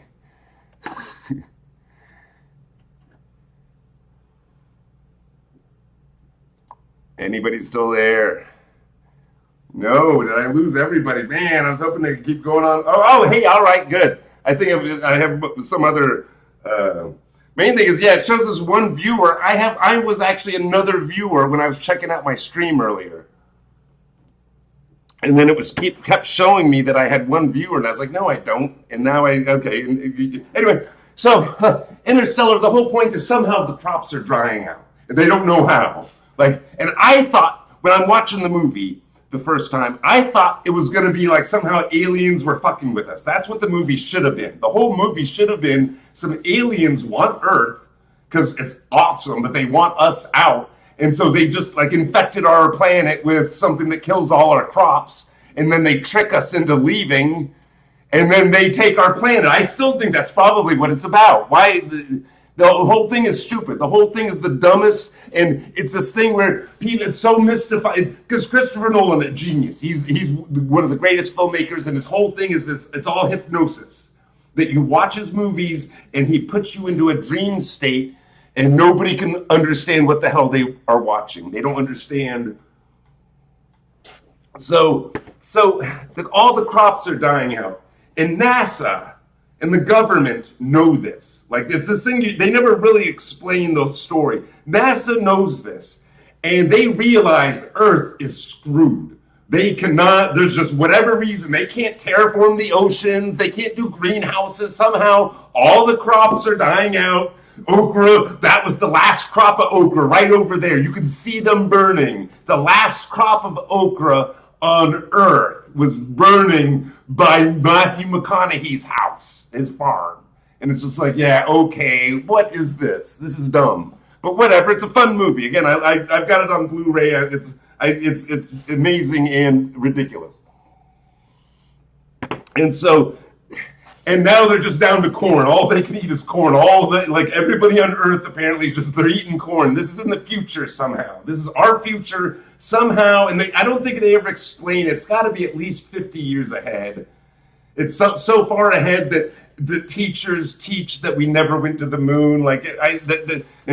Because all the scientists and the teachers are bad in this movie. It's one of the most I think it is the most anti-science movie ever. And yet Neil deGrasse Tyson, whatever, says that this is real science. No, it's not, dude. He goes into a black hole. He falls into a black hole, and there's a tesseract inside that allows him to see all of the life of his farmhouse, to see so that he can manipulate gravity to send signals back to himself and his daughter. And that he sends the signals to himself in the past that taught him how to go to the NASA place, that made it so that he could go. How is that possible? Paradoxes aren't cool. Paradoxes are impossible. How did he send himself the coordinates to NASA? Why didn't NASA call him? They needed an astronaut. They needed him. He was so important. They so needed him that he shows up out of the blue, and they're like, dude, we don't even have time to explain the mission to you. You're going to launch, and then they're going to explain the mission to you. That's how, and it's just did they not have phones? They couldn't have, hey, Matthew McConaughey, we need an astronaut. And he'd be like, fuck yeah, I hate farming. This sucks. That's his whole story is he hates being on the farm. He hates being with his kids. He's a risk taker. He wants to go out into space. He hates life on the farm. He doesn't want it. He's a shitty dad. One of the, possibly the worst movie dad who isn't psychotic, except he probably is psychotic because he's terrible. He's the worst dad. He's a terrible dad. And I thought that was going to be the point of the movie. There's the scene in the movie at the end of the movie where he's suddenly realizing, oh, I lost my kid's life. He's crying and like, oh, my children's childhood. Oh, it was, and that was genius. I'm like, oh my God, yeah, he was a shitty dad. He abandoned his child. And for what? Anybody could have done it. They didn't need him. It was so stupid. They were explaining to him what the mission was. Why did they need him? They had a robot that could land the ship, and no, he's like, I can just do it on feel. I'm Matthew McConaughey. I can do anything. I can just feel. I can shoot through and land on a heavy gravity planet right next to a black hole. And he did it. And at the beginning of they showed the launch. The launch, it's an amazing launch. The whole launch scene, and it's so loud, and even like on my TV with my theater, it shakes my house. The launch is so amazing, and it's so cool. And then later on, they're on a planet that has extra heavy gravity, and it's right by a black hole, and yet they launch like the Millennium fucking Falcon. How did they do that? They were on Earth and they had to use rockets. They used rockets, but on a heavier planet right next to a black hole, they just launched after they had water in their engines. How did they do? Why didn't they take off from Earth that way? Where did they get this technology? The government, NASA, was stealing all the money. They said that. It's like NASA was evil. Michael Caine was the bad guy. Anne Hathaway was a bad guy. NASA, all the scientists, they were all corrupt. They were all liars. They were all emotional and in love. They go through the wormhole. And then there's 3 planets we could choose from. There's the planet that makes the most sense. There's this really shitty planet, and then there's the black hole planet. How about we check out the black hole planet first? If mankind moves to that, we can never match up. That would be the dumbest planet. It would be. But here's the thing. So they land on that planet, and they land on the second planet. Here's the thing. Nowadays, with our modern technology for the past few decades, we have these things called satellites. And that when we want to check out the moon or Mars, we don't have to send Matt Damon. We just send a satellite to circle it. You'd see so much more from space than you would by landing on a planet. Why would you land on the planet? This isn't Star Trek. It's like everything's stupid about that movie. But here's the thing, if you fix any of it, it ruins the movie. It has to be like this. It has to be the most ridiculous for every scene. It's not actually the most ridiculous. Aquaman. Aquaman was the stupidest movie, the dumbest movie I've ever seen. I had never walked out of a movie before. I saw Slugs at the theater, and I didn't walk out. You ever seen Slugs? It's an Italian movie from the late 80s, Italian horror movie about killer slugs. It's a fun movie. Didn't walk out. I saw The Beach at the theater. That's a Jaws ripoff where instead of a shark, the beach eats you up. Didn't walk out. Great movie. I saw Demon Seed at the theater. Demon Seed is about, and from the late 70s, pretty decent budget movie, about a smart house. This guy that makes an AI smart house that his wife is forced to be in. And the house imprisons her and rapes her and impregnates her with a robot baby, the Demon Seed, and the husband's clueless the whole movie. It's like he's a side character. Didn't walk out. That's a good movie. It's creepy as hell. Just because of it's like, wait, what the hell? Like, and especially, it's not even fun. It's like Julie Christie plays the wife, and she's too good of an actress for that movie. Aquaman was so stupid. Like every scene, everything was so dumb. I was just like this in the theater, like, please make the dumb stop. And finally, my stepdaughter looks at me and she's like, "You want to go?" And I'm like, "Yeah." And we booked out of there. I never found out. We missed like the last 20 minutes. That was so dumb. Aquaman's the bad guy. It's all about how Aquaman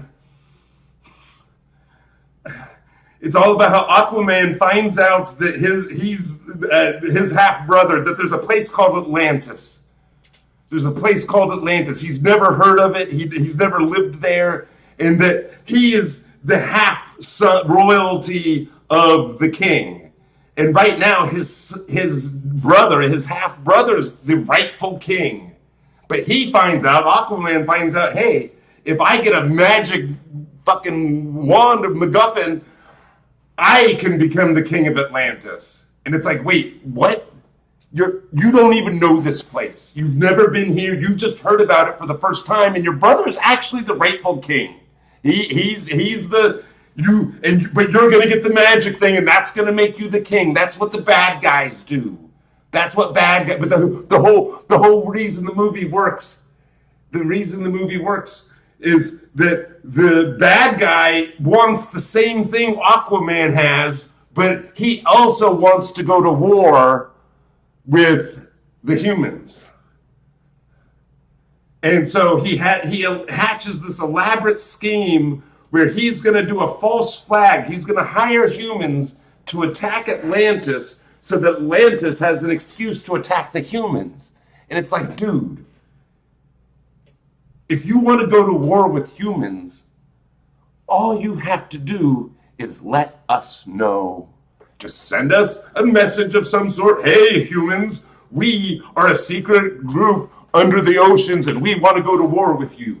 And the humans will bring the war to you. We will drop every damn nuclear bomb. We will have every nuclear submarine. We will invent lasers, whatever it takes.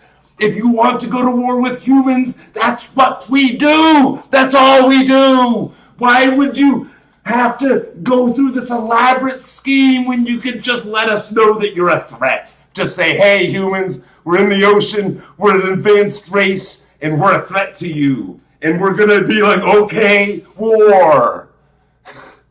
It was so stupid. That's not even the beginning of the dumb part. It's so dumb. That's just... And it's just like, why would... It just makes me so mad. I don't mind movies that I don't see. I thought Aquaman was going to be a fun movie. I had a rough day that day. And I was like, let's just go see a dumb movie. I know I don't see movies anymore. I saw The Martian. Like, my references are going to be that old. I don't watch movies. Trying to think, what was the last movie I saw? I saw. Did you see One Battle After Another? Paul Anderson. Man, I came back to the beginning because Boogie Nights. Boogie Nights, Paul Anderson. Paul Anderson's my favorite director. Boogie Nights is my favorite director. And Paul Anderson, but I haven't seen his later movies because I'm so worried they're going to suck. I think he's gotten bad. And so,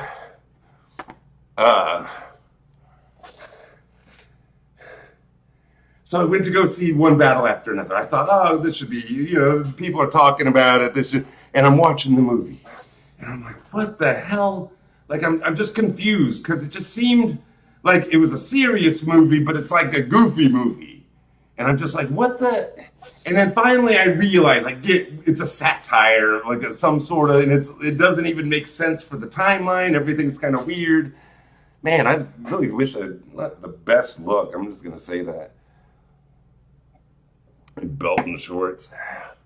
But One Battle After Another is just about how Leonardo DiCaprio's a simp for some late girl, and that he was a revolutionary not because he believed in it, but because she was into the movement and he just wanted to get with her because he's a simp. But she wasn't really into the revolution either. She just liked adventure. She just liked shooting things, and then she ends up getting caught and rats them all out, and people end up dying in prison, and so she's terrible. And so for the rest of his life, Leonardo DiCaprio she gives birth to Sean Penn's character's kid. And so for some reason, he raises her as if that's his kid, even though it's not his kid. And so that's the whole, is that he's this big loser dropout that takes care of somebody else's kid who he simped for. And I'm just like, and it's not even their movie. It's Sean Penn's character's movie. He's really the main character. They are side characters. That pissed me off. I feel like I got punked. I hate going to a movie and feeling like I got punked. I feel like I got punked by one battle after another. Oh my God, I'm just burning up over here. I'm just sweating up a storm now, just thinking about these movies, what you've done to me. But Interstellar, Interstellar, they have it where NASA realizes, hey, Earth is doomed. We can't terraform. We can't do anything. We just need our only chance is to evacuate the Earth. And we know we can't do that. So we're really just giving up. We're going to take trillions of dollars. We're going to invent all this new technology and stuff like that. What the heck is this?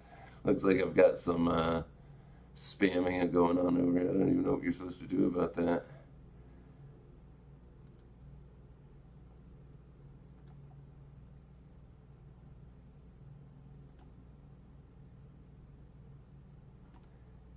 Man. But anyway, and so Interstellar, they just decide, hey, and we're not even going to tell people. We're inventing new technology. They have sleep stasis now. They've got all these new ships. They've clearly spent trillions. NASA and the taxpayers didn't even know. Like, that was the whole thing. Matthew McConaughey's like, where's my tax dollars going?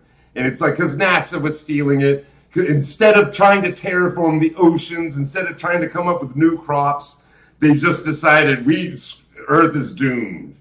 Earth is just completely doomed. We don't have a chance. We just have to leave. And it's just like, why?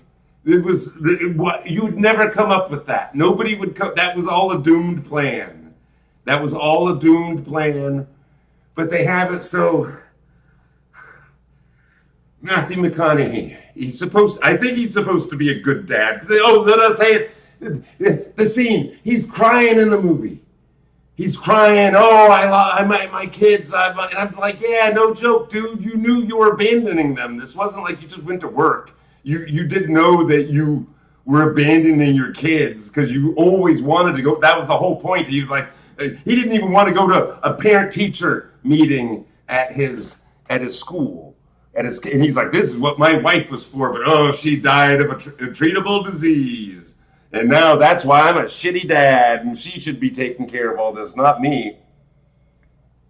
Because then at the end of the movie, so we've got the crying scene, and then we get the scene where he goes through the Tesseract, and he realizes, I'm the one in the bookshelf. She was telling it, and that was how rude he was to her that she said she can tell something weird's going on, and he's just dismissive of her the whole time. Again, it works as if he's supposed to be a bad dad. But then at the end of the movie, he finally somehow makes it to the space station where everybody is because they solved gravity. They got the numbers from inside a black hole, and that allowed them to solve gravity so that they could make every ship just go off into space. All the humans, everybody just evacuated Earth and it's like, well, how do you know you're going to be able to grow food there? Maybe the problem was the crops. Maybe you should have gone a carnivore diet or something, Should I go on? I don't even know if I should go on. Should I go on with Interstellar? I haven't even started. I haven't even started yet on it.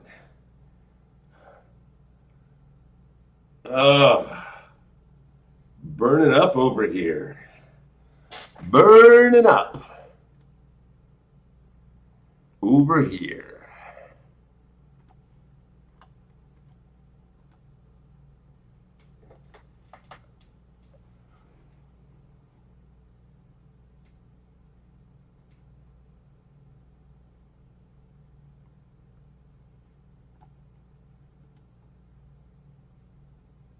Oh my God. So what should I do? Should I go with Interstellar, or I don't know if you're even there anymore.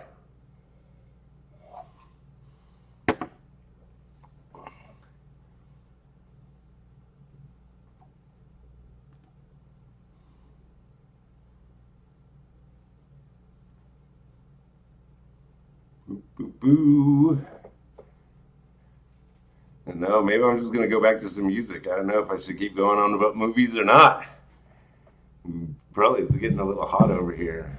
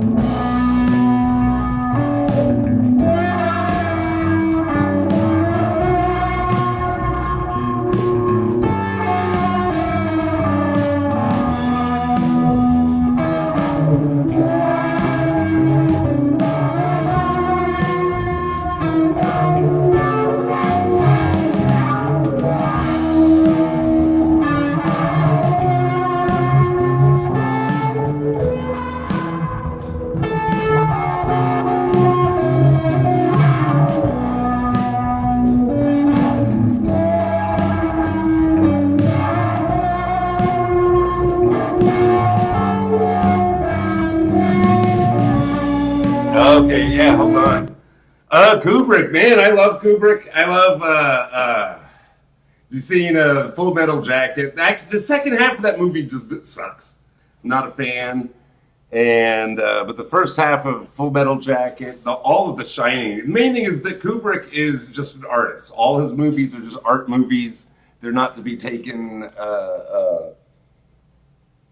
They're not to be, like 2001, like that. That was amazing. But it's just an art movie. You just sit there, especially for 2001, you actually have to read the book. You read the book and it's just like, oh, okay, yeah, this all makes sense. Like none of this, because it came out at the same time. They wrote the book and the movie came out together. It wasn't like based on it. And yet it was a thing where, hold on, that's weird, it's picking up. That they just kind of changed stuff. But yeah, they don't explain, especially the whole idea of that. Oh, it's like the aliens sent these blocks, and each one of them is going to be the next stepping stone to the. Which none of that really. That's kind of a dumb. It's kind of a dumb idea, but it's interesting. It was. No, I've never seen that. It always just seemed creepy. I just stopped. I'm trying to think. And then, but yeah, what did you think, dude? Was that any good? Partly, yeah. The main thing is it just didn't seem like my kind of movie. I hate, like I was saying earlier, is like I hate seeing movies that I don't like. I don't even want to take a chance. Like if I see a movie like the Star Wars movies, I saw Force Awakens and that pissed me off.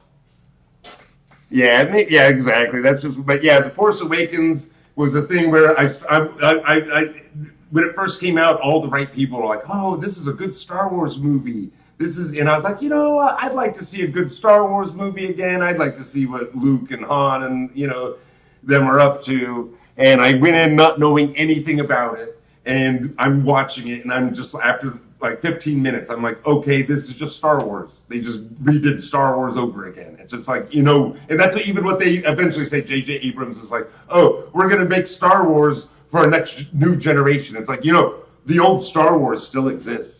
That you don't have to redo that one. You could just come out with a new story, because the main thing is it doesn't work like that. You can't just take the same story of Star Wars and it's just like, well, what if we just change these characters? And it's like, well, it doesn't work. They're not the same characters at all. It doesn't even make sense.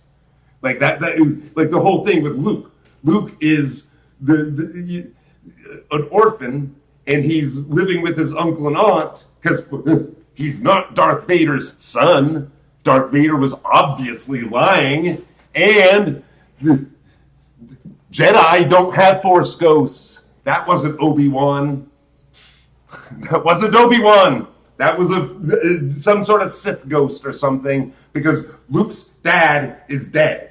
And that's the whole point of the movie. He's not the prophecy. Like in every movie now, the main character's a prophecy. They're the chosen one. And they don't even want to do it. They're like, oh, I don't want to be the hero. And everybody in the audience is like, oh, but I want to be the hero. And I just want to be with Peter. I just want to be with Peter. And it's just like, no, we don't need a chosen one. We don't need a prophecy. I like main characters who want to be the hero. That's what I like. I don't like main characters who are like, I don't want to be a hero. I don't want to be the main character. I just want to be like, nah. And so the whole point of Star Wars is that Luke is a nobody. He's an orphan on a dirt farm on a nothing planet in the middle of nowhere. And the fact that he's the hero, that he's the main character, is just, he's the one that got the droid with the message in it, and that's it. And if somebody else had gotten R2, like that could have happened, maybe they would have been the hero. Maybe they would have gone and saved the princess and blown up the Death Star. Maybe they would have died, or maybe they would have sold the plans back to the Empire. Who knows what? But the whole point is Luke was the one who got it, and he made a choice. He chose to, he sees the princess and he immediately thinks, yes, of course you have to save a princess, because he's a hero. He was always a hero. He was always brave. The R2 escapes, and he doesn't panic. The first thing he thinks is, I have to go out into this dangerous desert to go get it, because R2 got out and I'm going to get in trouble for this. And he goes and he almost dies trying to rescue R2. And he gets saved by Obi-Wan. It's just because he's always a risk taker. He's always a hero. The opening scene of the movie, of the movie, his opening scene, his whole thing is he wants to leave that shithole planet. That's the whole point. He wants to leave the planet. He wants to go to the Star Academy with his friends. And his uncle, he knows his uncle doesn't want him to go, but he doesn't care. He secretly sent off, and he got approval. He got approved by the Star Academy, whatever it is. And then he tells his uncle, I know you don't like this, but I got approved and I want to go. Like you said I could last year. And his uncle pressures him and he's like, hey, you know things are tough here on the dirt farm, slave boy, because he's just a slave. Like Luke he's not getting paid for this. He's probably not going to get to go the next year either. And so, but he took a chance. He wants to leave. That's his whole, we learned that opening. That's his whole thing, is he wants to leave the planet. And at the end of the movie, he avenges his father's death, the death of his uncle and aunt, and the death of Obi-Wan by blowing up the Death Star. He is not messing up his dad's work. That was avenging his father's death, because Darth Vader killed his dad. And we know that. We know that George Lucas lied. We know that. We have the original drafts of Star Wars when Anakin Skywalker was a character and he's not Darth Vader. We have the original drafts of Empire, and we know he wasn't his dad. It's all bullshit.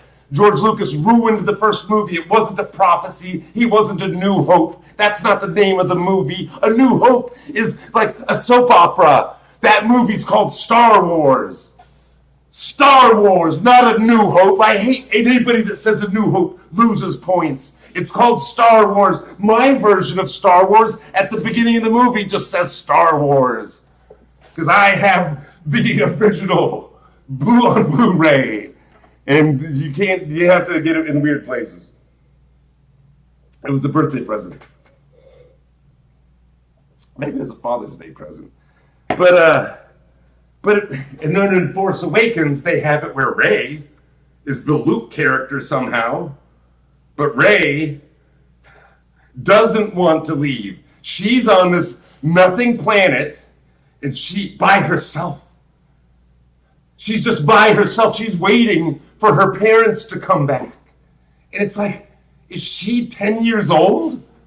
What do you mean you're waiting for your parents to come back? You're like 19. How is this possible? I'm assuming 19, just like Luke.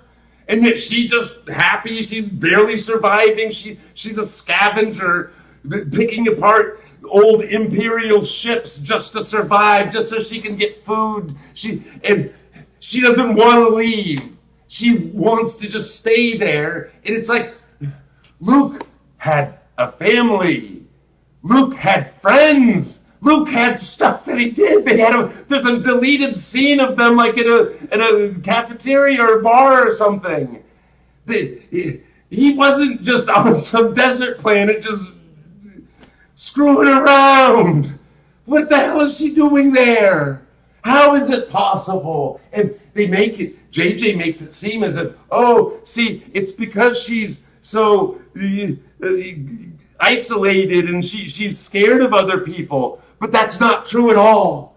That's not true at all. We see her character. That's what you tell us. Like, there's the rule that you're supposed to show, don't tell. But in Hollywood now, they show one thing and then they tell something different. They tell us that she's, isolated.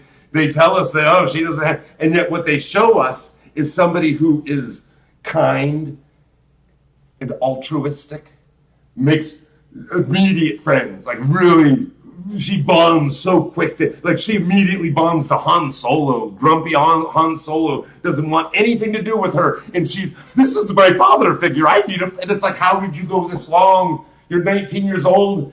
You're this desperate for a father figure of Han Solo. And you still want to go back to the desert planet to wait for your parents. Why would she do that?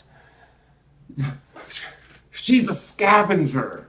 She picks apart Imperial, and yet she sees a droid getting captured by another scavenger, just like her. She sees this droid in a net, and she decides to save the droid, not because she's a scavenger that would like to sell it for herself, not because she wants it for herself, not because she wants a friend. She's just kind to robots. She's so altruistic. She's so kind that she sees a robot that got captured, and she's like, I better save that robot for no reason. I'm going to save that robot, but if it wants to be my friend, no, I do not want to be its friend. I will save it out of kindness for a robot, even though robots aren't people, despite what Disney might think. Droids are just droids. They're not people. But she's kind to the droid, and the droid wants to be her friend for no reason. The droid has the secret plans in it. The droid needs to go back to the rebels with the secret plans, but it's like, nah, this girl has main character vibes. I think I'm just going to hang out. I want to be her friend, even if she doesn't want to be my friend. And that's a whole thing where she's like, no, I don't want to be your friend. And he's like, no. And she's like, no. And he's like, and she's like, no. And she's like, okay. And then they're friends. They bonded. She bonded with a robot. She bonded with a robot in like 1 minute. And then later on, she goes to get some food. She goes with her scavenger stuff. She goes to bring the food. And the guy that trades food for scavenged parts knows that that's the droid that is special. The bad guys want that droid, so he offers her all this money. And she's like, nope, I don't care about money. I'm friends. Me and this droid, we go way back to like yesterday. Me and this droid, good friends. I don't need to. She doesn't know. It would make sense if she knew that this had the secret plans. Like Luke knew that it had secret plans the whole time. He didn't just fall in love with a robot. R2-D2's pretty cute, whatever, that he knew about. He was interested in the princess. He wanted to save them. You show Luke a princess, and he's like, oh yeah. They don't have porn on Tatooine, apparently. So just seeing a hot princess is like, oh yeah, gotta save her. That's immediately. And the R2 knew that. He showed just this part of the message of Obi-Wan Kenobi, you're my only hope. And R2 knew. And Luke's like, hey, whoa, show me more of that. Because he's hoping like, eh. And R2's like, nah, you better take off the security lock, and tricks Luke and takes off the security lock. And no message now, oopsie. And then Luke doesn't put the security lock back on. Luke's an idiot. R2 totally messed with them. R2, good move, R2. Because otherwise, R2 was going to have its memory wiped if he hadn't pulled that trick. So that all worked out. But meanwhile, Rey doesn't even want to. Rey, even when because here's the thing: as soon as she wants to leave the planet, she's like, "Oh no, they're after us for some reason." There's the Millennium Falcon with the keys in it. She just sees the Millennium Falcon. She's like, "Oh, it looks pretty rough, but it can go. It's totally the keys are in it. The door's open." She just goes. How is it? Apparently, Han has been looking all over the place, but he needed to wait for the engine to start for the GPS tracker to work. The GPS tracker in the Millennium Falcon doesn't work until you turn the engine on. And so that's why he couldn't find it on this planet, just sitting there with the door open and the keys in the ignition. And so she's like, oh, there's the Millennium Falcon. And the audience, we're supposed to be like, oh, look, it's the Millennium Falcon. Brain turned off. I'm not supposed to think about why is the Millennium Falcon just sitting there. In the first movie, the Millennium Falcon, it wasn't Obi-Wan being like, hey, we need to find a scoop. Look, there's the Millennium Falcon. And no, he's like, hey, we need a smuggler. I need a smuggler. That's what makes sense. Yeah, I want a smuggler. Let's go to a smuggler bar. It's the dirtiest, creepiest place. Murderers are there. Luke, you might straight up get murdered for no reason in this bar. That's where we got to go. Because we need a smuggler. We need the dirtiest smuggler we can get. And they go there and they find a dirty smuggler, Han. And everybody thinks, well, Han was a bad guy and now he's a good guy. And like, no, Han was a smuggler who was the government? The Empire is the government. He's smuggling, is hurting the Empire. But these morons who watch the movie, they think smuggler is bad. Well, he worked for Jabba, didn't he? It's like, well, yeah, but here, not all governments are good guys. The Empire is the bad guys, remember? He's smuggling, and it's the Empire that was after his stash. And he's an honest smuggler. He could have, at any time, turned them in. When they got captured on the Death Star, what should have happened if Han was in any way a bad guy? Han would have been like, hey, Luke, why don't you go check that out? And then he would have gone over and like, hey, Empire, I've got him right here. There's an old man. He's in the ship. Get him. If he was, give me 50,000 credits. He could have had all the money if he was dirty. He wasn't. At no point does Han think about that. At no point does Obi-Wan think that Han might, because he knows he's a dirty smuggler. He's not, but he's an honest smuggler. He's not a bad guy. Yes, he wants money for his work. Of course he wants money. Obi-Wan was fine with that. He was going to hire a smuggler. He knew that he was hiring a smuggler. He's not stupid. All these people watch the movies. Grown adults now think Han Solo was somehow a bad guy because he wanted money for smuggling humans who he could have died. Of course he wants money. And the reason he wanted money is because Jabba has a bounty on his head and he's going to die. He almost dies in his opening scene. He's not greedy. He doesn't have some big bank account. He's like, I'm really rich, but I want you to pay me more. No, he's broke in the dirtiest bar, in the dirtiest planet, and he's desperate for money because he's on Jabba's planet. Jabba can kill him if Jabba finds. In fact, Jabba's in the next room if you watch a deleted scene. And not even in the deleted scene. Lucas ruined the movie. He put Jabba in that scene. In the special edition that I will never watch, in the special edition, he put the deleted scene back in, but the original Jabba, as filmed, is a human. Jabba is not a monster. And you can watch the original deleted scene, Jabba, and because it doesn't make sense, Greedo does the scene, and then Jabba does the same scene, so you don't need Jabba's scene. It's the same scene as Greedo's scene. And so they cut it. But then in the special edition, he put the scene back in, puts Jabba's special effects in, because he's an idiot. And so now you get the double scene, and it doesn't make sense. The whole point is Jabba wants his money. And Han steps on his tail rudely, like, what the...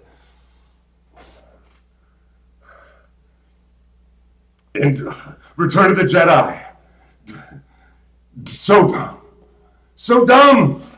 That beginning, the opening scene of Return of the Jedi is just the ending of Empire Strikes Back. Empire Strikes Back doesn't have an ending. The ending, it just cuts off with a non-ending, and then the first 30 minutes of Return of the Jedi is the ending of Empire Strikes Back, and it makes it so the movie, nothing happens in the movie. The whole point of the movie is Darth Vader, and Empire Strikes Back, the plot's so dumb. It's a good movie, but the plot's so dumb. Darth Vader apparently saw the first movie, and he's like, you know, Luke and his friends suck. I want to capture them. So the whole movie is just Darth Vader trying to catch the original editions of Luke and Han and Leia. And he almost does. Like, he had them. And it's the dumbest thing. So the whole movie is they're on Hoth, and Darth Vader shows up to Hoth just to catch them. He saw the first movie. He wants to catch them. The first movie, they risked their lives for the plans of the Death Star. They risked their lives. They didn't care about their lives. Luke didn't care about his life. Leia, they were risking their lives. Obi-Wan risked his life to get the plan. That was in the second movie. The only thing at risk is their lives, because Darth Vader just wants to capture them. That's it. So he shows up to Hoth. They escape. And this doesn't even make sense. So Luke goes to Dagobah, and Han and Leia go fall in love somehow after he assaulted her on Hoth. And nobody talks to them. Like, hey, guys, it's not cool to grab a woman in an argument and kiss her. That was not. I saw that at the theater. I was like 10 years old. I saw Empire Strikes Back at the theater, and I'm like, that is so upsetting. It's like, no, Luke and Leia were the couple. Luke and Leia were supposed to. They kissed. That was supposed to be a love triangle, and of course Luke and Leia end up together. Of course they are not brother and sister. That's so gross. He had the hots for her. That was his whole motivation in the first movie, is that he has the hots for Leia. And now it's like, that their brother and sister, they're twins. Like, no, that's stupid. That's a lie. Obi-Wan, that wasn't Obi-Wan. If the Jedi don't have Force Ghosts, if Jedi had Force Ghosts, he would have showed up in the first movie. That as soon as they got in the ship and went to the Rebel planet, Obi-Wan would have showed up as a ghost and been like, hey, y'all, guess what? Jedis can be ghosts. Yep, here I am. I'm a ghost. Now, Luke, I'm going to tell you. Why wouldn't he have done that? If what was he waiting for? What are the rules for when that's so dumb? Of course, that wasn't Luke. That wasn't Obi-Wan. That couldn't have been. Yoda is on the dark side, obviously, even in the prequels. And it's because Lucas is on the dark side. Lucas made a bunch of money, and then he lost his entire moral compass. And everybody now watches those dumb movies. There's only one good one, and the other ones are so dumb because George Lucas doesn't know what morality is, and he thinks morality just switches on and off. Now I'm a good guy. Now I'm a bad guy. Now I'm a good guy. And it's all based on fear and negativity. Fear leads to the dark side. Self-doubt leads to the dark side. You can't try. Just do. If you can't immediately do it, well, then you suck. That's what Yoda teaches. Never doubt yourself. Don't ever fear anything. If you're afraid because you're an 8-year-old boy and they just took you from your slave mom and you're a slave and they took you and now you're surrounded by a bunch of weird grown-ups talking about you in this weird way and they look like puppets and stuff. You're allowed to be afraid. You're allowed to feel a little fear about that. That doesn't make you bad. You don't go on the dark side because you're a little kid and you're scared of some grown-ups talking about you. Like, after they take you away as a child, that's nuts. You don't take 5-year-olds. Lucas has them training them at 5 years old with lightsabers. You don't give a 5-year-old a lightsaber. That's the dumbest. That's so dumb. That's so offensive what Lucas is even doing. I'm honestly worried about any child that's been around Lucas. The idea that, you need to get them young. You need to get 4-year-olds.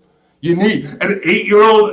An 8-year-old's a bit creepy. I can't, are we sure we can train an 8? It's like, guys, Luke was 19 and it was iffy. And it's like, you wouldn't, the Jedi training would start when you're like in high school. It would be like a high school, a prep school thing. You wouldn't train 4-year-olds. Luke was 19 and he became a Jedi.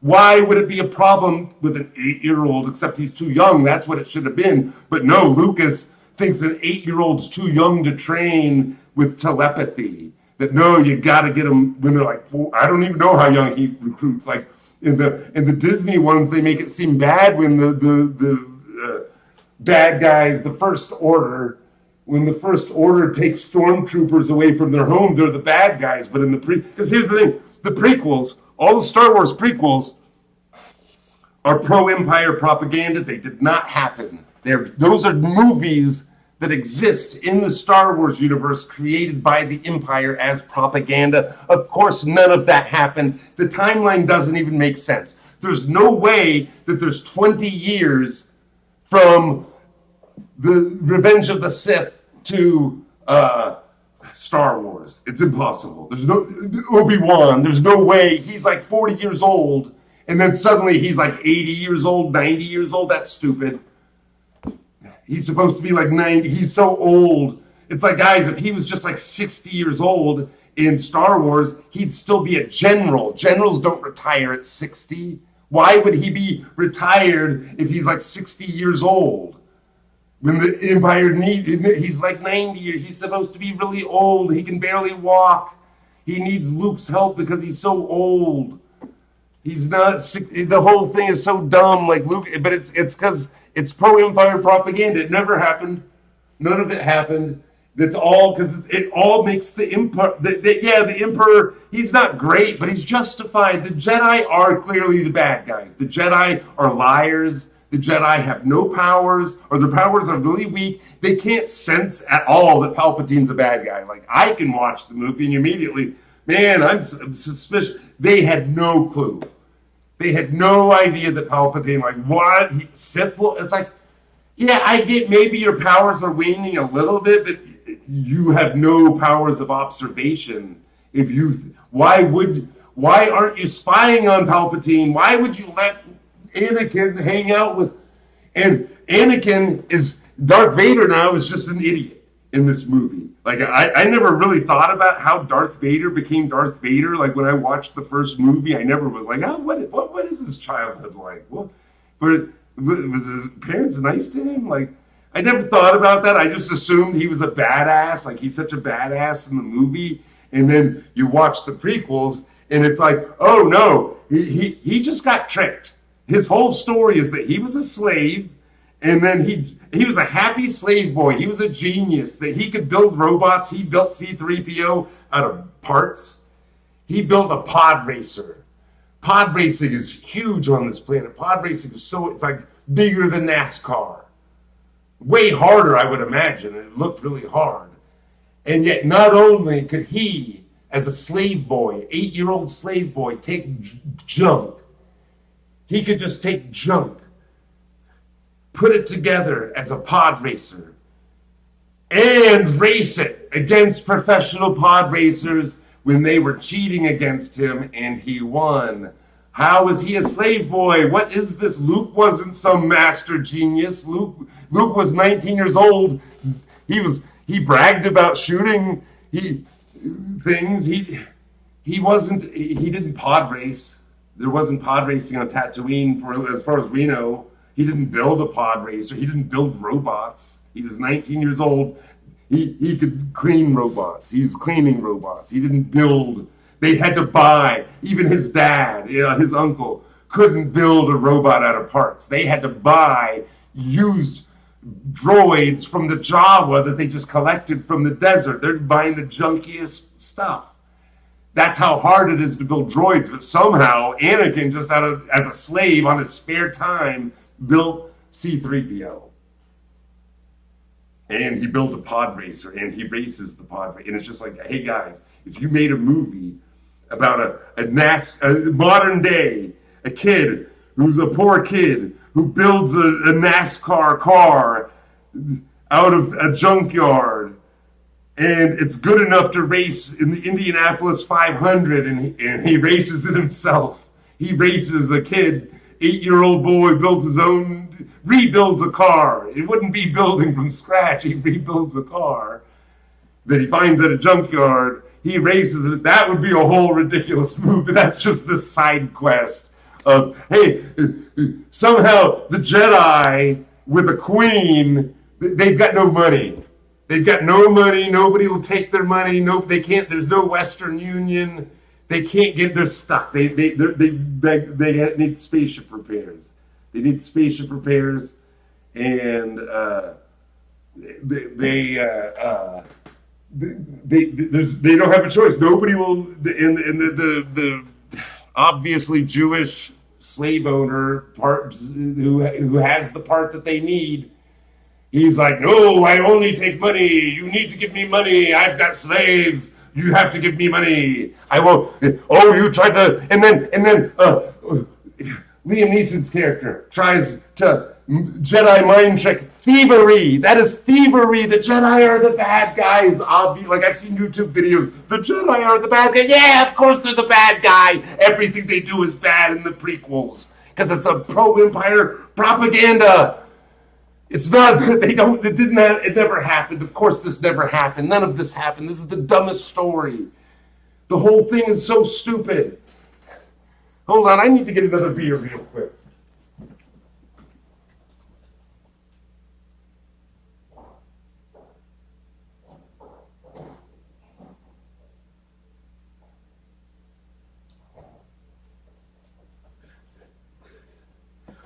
Pro-Empire propaganda. The idea that the reason Darth Vader, because it should have been the reason Darth Vader, the reason he becomes evil, it makes so much sense, is that he's with the Jedi, and he's not 20 years old, he's not a dumb 20-year-old punk, and he betrays all the Jedi. Because again, that's the whole, it's that he gets tricked. He falls in love with a girl, but he's not allowed to be in love with a girl. Because when he was 8 years old, he got recruited into this weird religion by these creepy guys as a slave. He had no choice. They're like, hey kid, you're lucky we're even going to take you in. We're going to teach you magic powers, but you never get to have sex. You never get to get married. When did he agree to this? Why couldn't Anakin be like, hey guys, this was nice and everything, but I'm in love with a queen? And a senator, like she's a queen and she's in love with me. That's kind of weird, but I want to marry her. And they'd be like, okay, yeah, that's actually for the best. And then that's it. And then he has twins, Luke and Leia are his kids, and he happily ever after. That's what should have happened if he had just, or if at any time Obi-Wan was like, hey, I can tell you're horny for Padme. It's safer if you just get with her. Thanks. And then there's Palpatine loses apparently. Unless, was Darth Vader, was Anakin even necessary for the plan? That's the big mystery. Was any of this even necessary? Because the whole thing is like, Palpatine had been planning this for decades before the movie even started, because it's Palpatine's movie.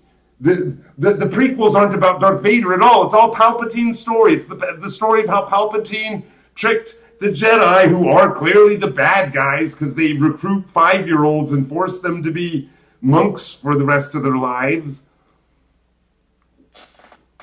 Just like, hey, Lucas, not cool. Not cool. Because it should be noted in the original story, Anakin was a Jedi and he clearly had sex. Luke was his kid, and then he dies. The Jedi were clearly allowed to have sex, according to the first movie. So clear. Where did Lucas is such a weirdo? Money ruins. Money brings out your true self.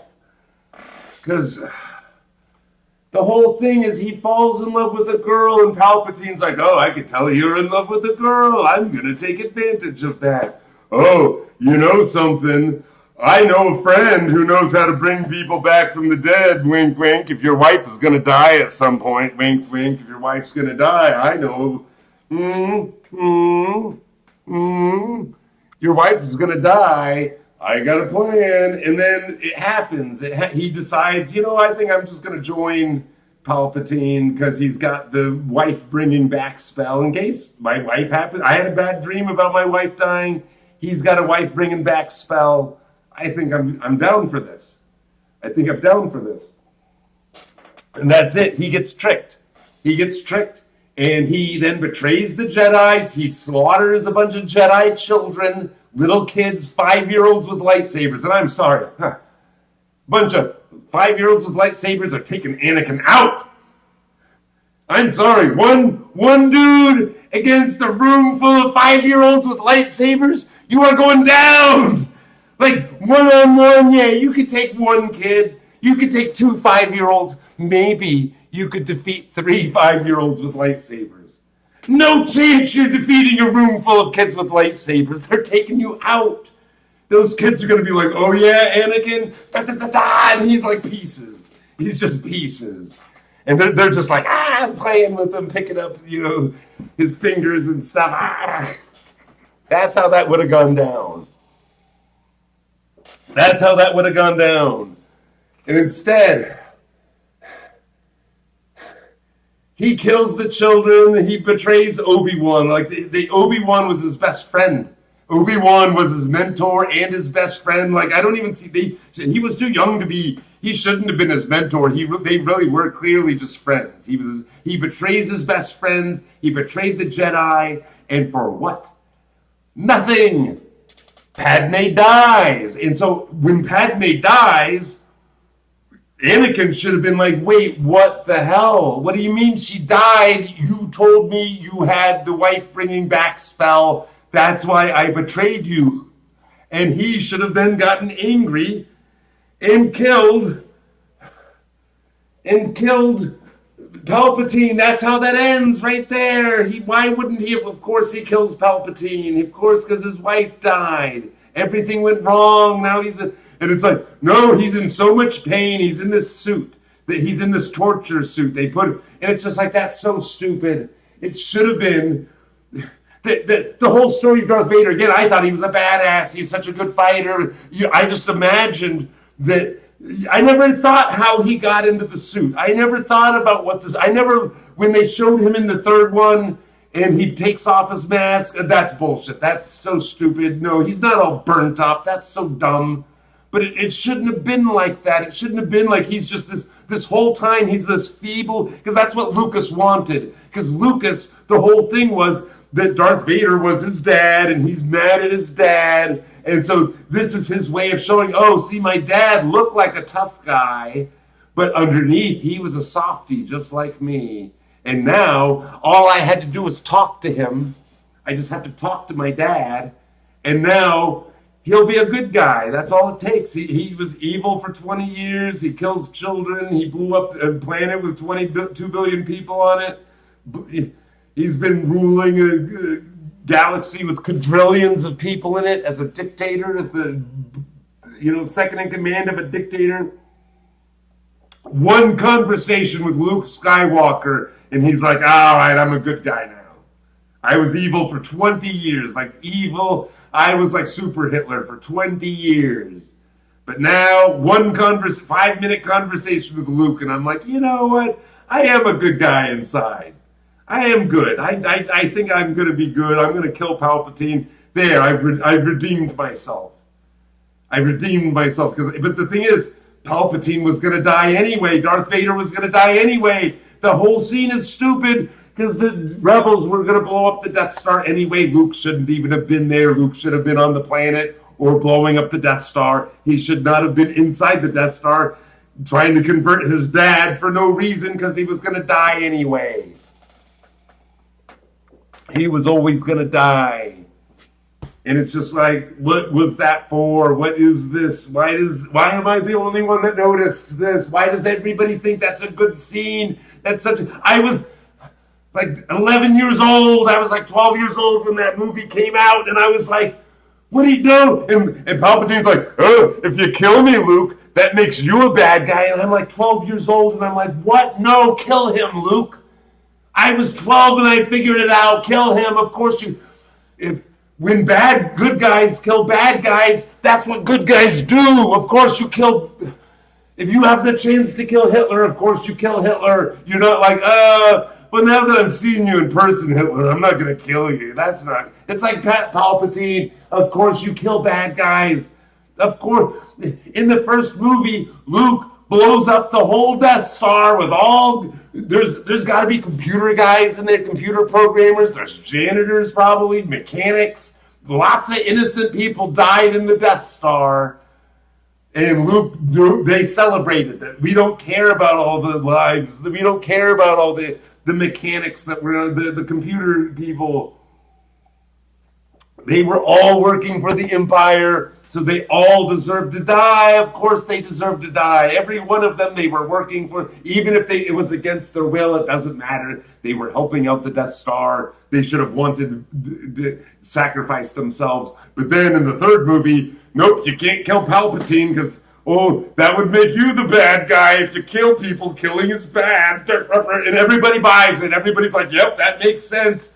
You can't kill. It's like, it's one thing if Luke could arrest him, like if Luke had shown up and it was a choice between arresting him and killing him, but Luke couldn't have arrested him, kill him. Of course, kill him and Darth Vader. Of course you do. Of course you do. And they didn't have to. They could have just beaten him up. They could have just killed him. They could have had stormtroopers. It's so stupid. And everybody's like, this is such a good scene. This is what moral dilemmas are like. This is what moral dilemmas are. And I'd say, no, guys. This is just stupid. This is not, you kill him. If you have the chance to kill Hitler, you kill Hitler. You don't have to be like, well, come on, not in person. This is rude to kill you have to kill somebody when they're inside a ship. You have to kill somebody from a distance. You can't kill somebody up close, even when they're the main bad guy. And they're about to kill you anyway. They can kill you at any time. But they're not killing you right now, and you can't attack somebody because Lucas now thinks Jedi skills only work as defensive. And it's like, hey, dumb Lucas, remember in your first movie, you had Obi-Wan chop off a dude's arm just for pulling out a gun. He could have done a force push, apparently. He could have just... But no, he chops off, and he's like, and everybody looks at it, and they're like, yeah, that's about right. That happens in this bar. Of course, yeah, you chopped off somebody's, and then they all get back to talking. Nobody even cares. Nobody cares about human life. But suddenly Palpatine's life is so important. And Yoda. I've always hated Yoda. Why does anybody like Yoda? Yoda's the worst character. Yoda's the worst. And I watched the movie the first time, and I'm just like, this guy sucks.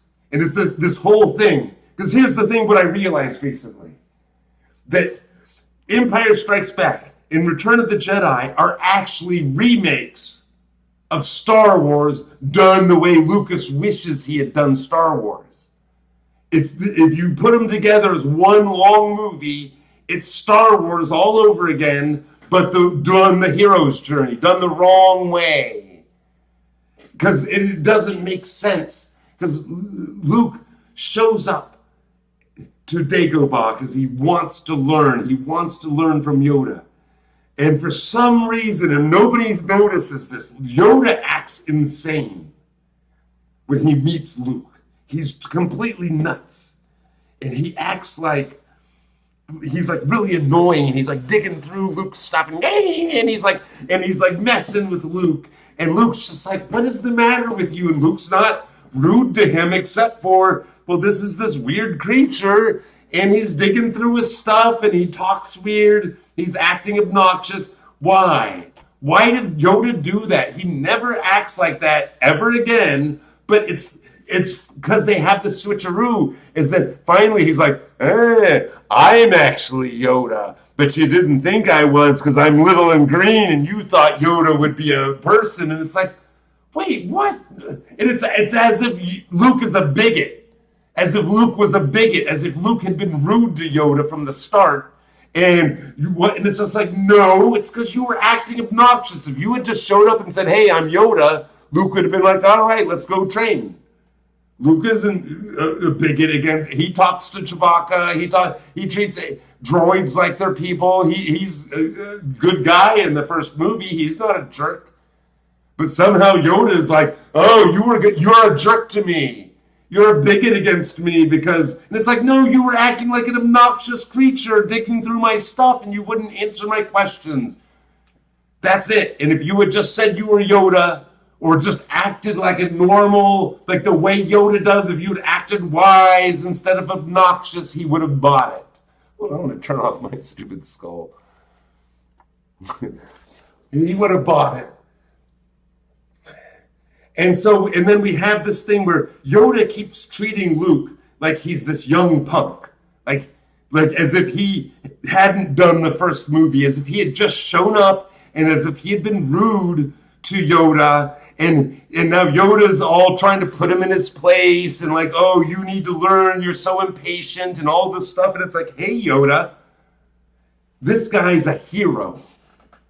This guy is a hero. He volunteered to go take the plan. He didn't know anything about a Death Star. He's not with the rebels. He volunteered because he's a hero. He went along voluntarily, and the whole time he never complains. He helps Han shoot bad guys. They get on the Death Star. And Han doesn't want to do anything. Obi-Wan's like, hey guys, I've got this. I'm Mr. Force Guy. You guys stay here because you're a bunch of losers, and I'm going to sneak around. I don't want you messing with me.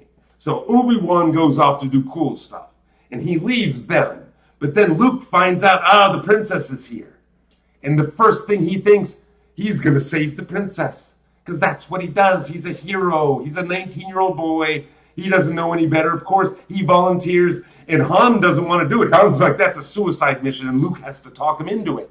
He's have to tell him, hey, you'll get money, lots of money. And Han's like, how much? And that's it. But Luke doesn't care about money. He doesn't care about fame. He's a hero. He's just, of course, he's going to risk his life to save the princess. He does a great job. He does lots of heroic stuff. And then once he gets to the rebel base, he doesn't act like he's some hot shot. He doesn't act like he's better than everybody else.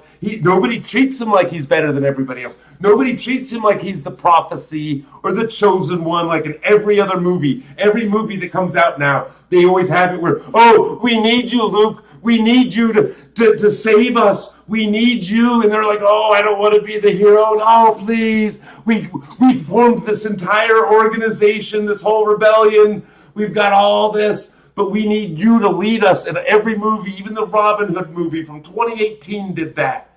They had it where, hey, Robin Hood, we don't even know who you are, and we have a whole movement, but we need you to lead us. And he only did it because he wants the girl in that movie. He wants Maid Marian, and that's why he leads But Luke, they don't do that. He's just another guy. Of course he volunteers. And Han doesn't want to do that either. He's like, this is a suicide mission. And Han's like, I want you to come with me, because he sees Luke's a good guy. Luke's like, are you kidding? We need to help these people. He doesn't know any of them. Before they left, he was just a farm boy. He's on a dirt farm, and now he's volunteering, and he's not the special one. He's not leading them. He's in one of the later groups, and he's just one of the guys, and he's not scared at all. One of the other guys is like, that's impossible. And Luke's like, what? I used to hit shots like that all the time back home. Luke is always a hero. nowadays they all act like no, he's scared. And it's like no, because they all think it's a metaphor. Every movie now is a metaphor, as if it's for overcoming your fear and learning to and it's like no, guys, in Star Wars, it's not a metaphor. The Force was a literal skill that he learned. He mastered a little bit of how to use the Force, how to harness the Force to help aim and guide the shot down. It was a literal thing, and he literally blew up the Death Star. That was not about him believing in himself. He always believed in himself. He learned a new skill. The Force is literal. It's not a metaphor. It's not about confidence like Lucas now thinks. It's not do or you don't. You have to learn it. You have to learn. In the first movie, Obi-Wan isn't like, hey, Luke, you either get the Force or you don't get the Force. You either shoot the thing or you don't shoot. No, he knows that it takes time. He knows learning the Force it's a skill. It's not some automatic thing that you can just do. And then he uses the Force. He'd never used it before. He uses the Force, blows up the Death Star. Now he's a hero. But does he rest on his laurels? Does he sit back and be like, I'm the hero? No. He joins the rebels full-time as a regular infantryman. And we see him in Empire 2 years later. He's not some hot shot. He's not bigger than everybody else. He's out for no reason. It's totally insane, just doing guard duty. They have satellites. They don't need you, Luke, to go. But that's how dedicated Luke is. Luke is he's a regular guy. And then when the Empire shows up at Hoth, he gets in the ship and he is a hero at the Battle of Hoth. He learns how to take down the ships. He's the hero at the Battle of Hoth. And meanwhile, during all that, when Luke was saving the princess and bringing the plans to the Death Star to the rebels and blowing up the Death Star and being the hero at the Battle of Hoth, what was Yoda doing? Sitting on his ass on Dagobah! Who the hell is he to criticize Luke? Luke Skywalker is a war hero many times over. And Yoda is a punk-ass alien who didn't do jack, who couldn't even figure out that Anakin was married, that couldn't figure out that Palpatine was a bad guy. Obi-Wan was investigating in the prequels. Obi-Wan the whole time is doing detective work, and Yoda's just sitting on his ass. What? Really? Okay, Obi-Wan. Just keep working on that, Obi-Wan. Tell me about, no. I do this all the time. I do this all the time by myself. I live alone. And all the time I'm just going crazy thinking of everybody else talks about Star. And that's why I'm on Twitch now. I just signed up for this because I was like, I can actually talk to people. Oh, Yoda is the bad guy. Yoda is on the dark side. Yoda is on the dark side because Lucas is on the dark side. Because here's the thing, everything that he teaches Luke is bad. He teaches Luke that you shouldn't fear, you shouldn't doubt yourself, there is no try. There is either do or don't. And it's like, no, you can try and fail. It's okay to fail, Yoda. It's okay to fail. And Lucas has it, Yoda has it, where negative thoughts are bad. You shouldn't have negative thoughts. No, you're only bad. What did Yoda do? Tell me one thing Yoda did that's good. I always hated Yoda. Again, I was 12 years old when that came out. I hated Yoda. I knew Yoda was the bad guy. I don't understand how anybody can watch that movie, even just Empire. And then the later ones, the prequels. Oh gosh, how is it that Yoda's clearly so bad? What does Yoda ever do that's good? Because here's the problem with the prequels. Is that Palpatine has been planning this. I'm fuzzy now. Palpatine has been planning this for like at least 10 years before I can't even remember the name of the Phantom Menace. Before, who knows? Palpatine, all of this is, we know it's 10 years. It's got to be at 20 years. So it took him, Palpatine is on a 40-year plan to do all this. At no point does Yoda ever figure this out. At no point does, he knows Palpatine, he sees him, he's this important senator. Because from the other movie, the clones had been ordered 10 years earlier. So it's at least 10 years before. Well, no, it'd be 10 years before. Okay, maybe that would be Phantom Menace. I don't even know what the timeline is there. But whatever it is, it's got to be at least 10 years before Phantom Menace. And Yoda's clueless. That Palpatine has this whole plan. But because here's part of the thing. Does Palpatine need Anakin for the plan? Either way, it's big, because the whole thing, here's the problem with the prequels. The main character is Palpatine, and Obi-Wan and Anakin are side characters in Palpatine's story. And everything they do either helps Palpatine or does nothing. The whole movie. And here's the question. Was Anakin needed for the plan? Presumably so. That's what everybody thinks. And it's like, well, wait a minute. So if Anakin had died at any point or didn't join the Jedi, if he had died in the pod race, he should have died. Does that mean Palpatine's plan fails? Did he need... every time we see Anakin getting saved over and over, is that a bad thing? Isn't it bad that Anakin... It is bad regardless. We should be... The pod race. Die, Anakin! Die! If Anakin dies, that's awesome. That'd be amazing. Palpatine would be like, shit. My whole plan, it's over. And at any time, it's over and over. Anytime Obi-Wan is saving Anakin, bad.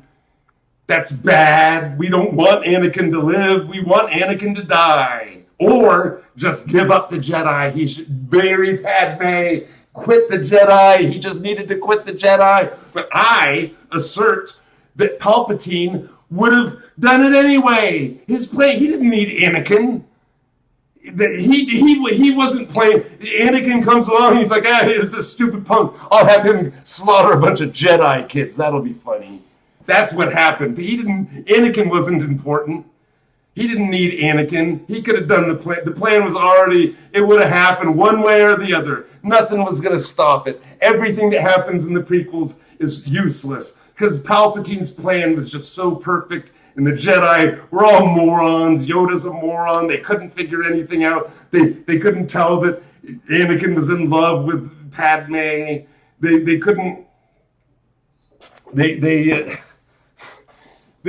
couldn't figure out anything in Palpatine the whole time. And if Anakin dies, who cares? And that's even what should have happened. Is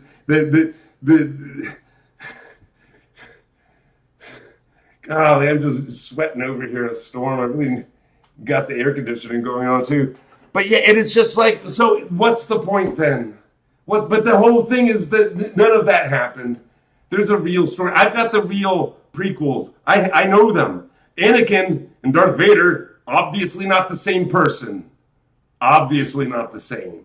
And so in the real story, the Jedi training happens when they're like high school or college age, because you don't train little kids out in the military. We do not have military 5-year-olds. You wait till somebody's like college age before you give them a lightsaber. Is that so much to ask? Even then, the beginning of Phantom Menace. These movies are just so stupid. The beginning of Phantom Menace. There's a trade war going on. And you have these bad guys that are clearly Japanese stereotypes, obviously. They're Japanese stereotypes. And so, and they're really greedy, and they're going to do their thing, and then they find out, oh no, they sent Jedi. They sent Jedi to a trade negotiation. And it's like, wait, what? A trade negotiation. Jedi, armed Jedi, to a trade negotiation. Not as an escort to the negotiator. No, They sent 2 armed Jedi to a trade negotiation. Imagine if Trump sent 2 Green Beret with machine guns to negotiate with the Chinese. And they're like, hey, Chinese, we've got 2 Green Beret.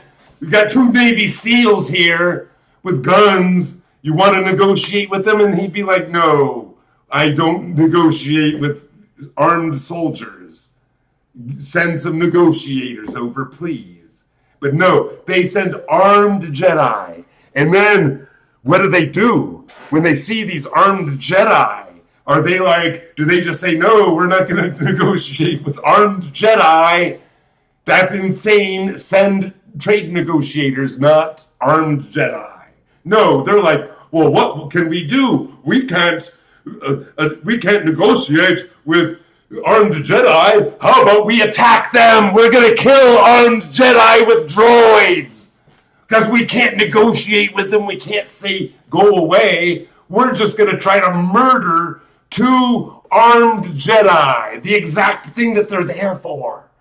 And it's like, yeah, imagine we send 2 Navy SEAL to meet with President Xi.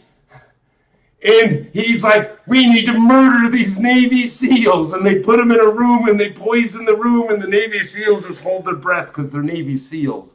So, of course, they can hold their breath. And then they open the door and they send in their AI droids. And then the Navy SEALs take them out.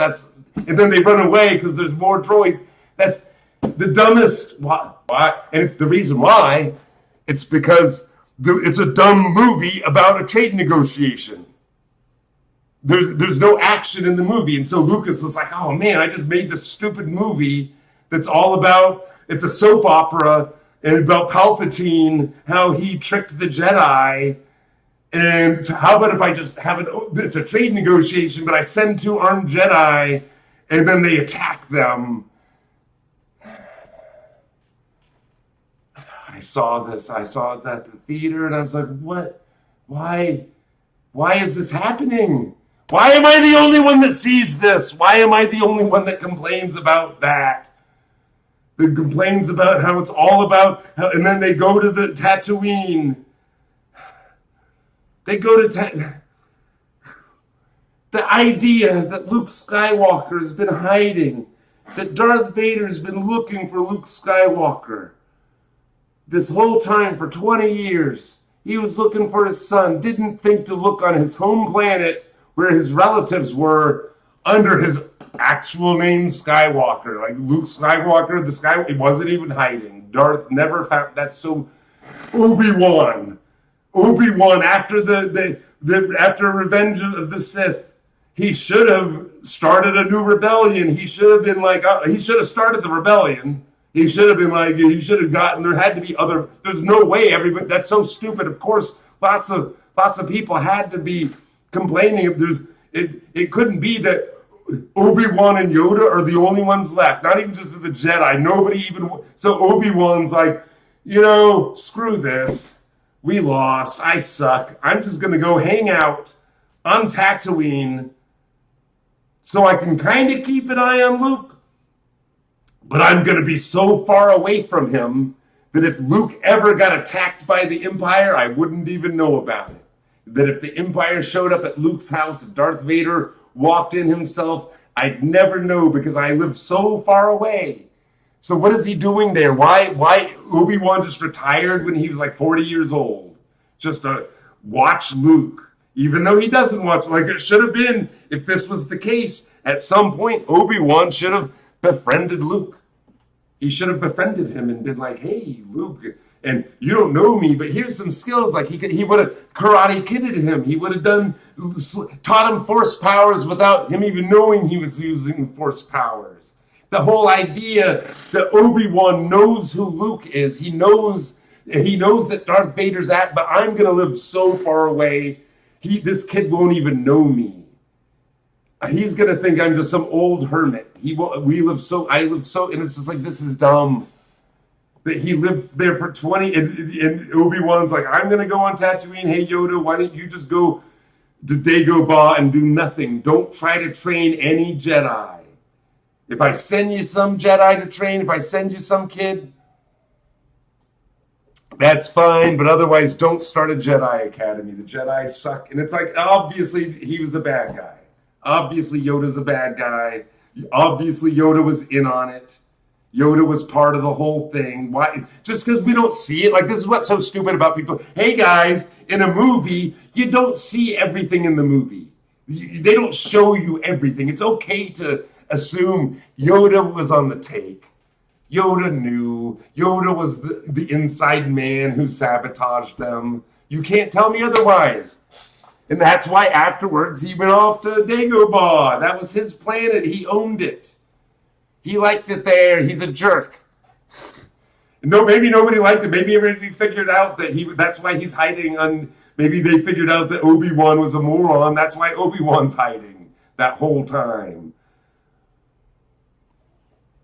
Doesn't have a drinking problem over here. But it's so stupid. It's all so stupid. It's all, like I was saying earlier, Empire Strikes Back, that's actually a good movie. I'll watch Empire. That's the only one. Star Wars, great movie. Empire, I'll totally watch Empire. It's a good movie. Battle of Hoth, totally stupid. Doesn't make any sense. No, you don't. You can bombard them from space, and people have a plan. Oh no, they had a force. Come on, there's no force field. Don't. This is all stupid. It's a cool battle scene. It was a cool battle scene. That's it. Cool. The movie looks great, but there's no story at all. It's just the story is they're on Hoth.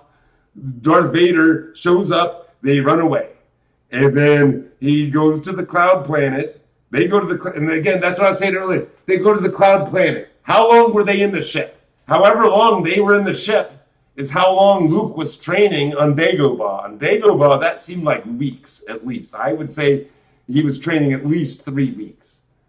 And yet, were they in the ship? Was Han and Leia? Is that why they fell in love? Were there 3 weeks of them together that we missed? That would explain a lot, but it didn't seem like 3 weeks. It seemed like 2 days. So did this movie take place over 2 days, or does it take place over a month?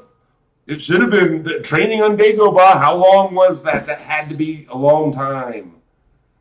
And yet, it was apparently 2 days or something. Who knows how long that was? And so they go to the Cloud Planet. Darth Vader shows up personally because he needs to capture the main characters from the first movie, because this is just fan fiction now. This isn't a real story. It's fan fiction about what if Darth Vader went to capture Luke and his friends? And what if Han and Leia fell in love? And what if Luke learns to train and he gets treated like dirt, but then he eventually becomes better? And then he confronts his dad. And then he finds out it's his dad. He finds out the main bad guy. He's like, no!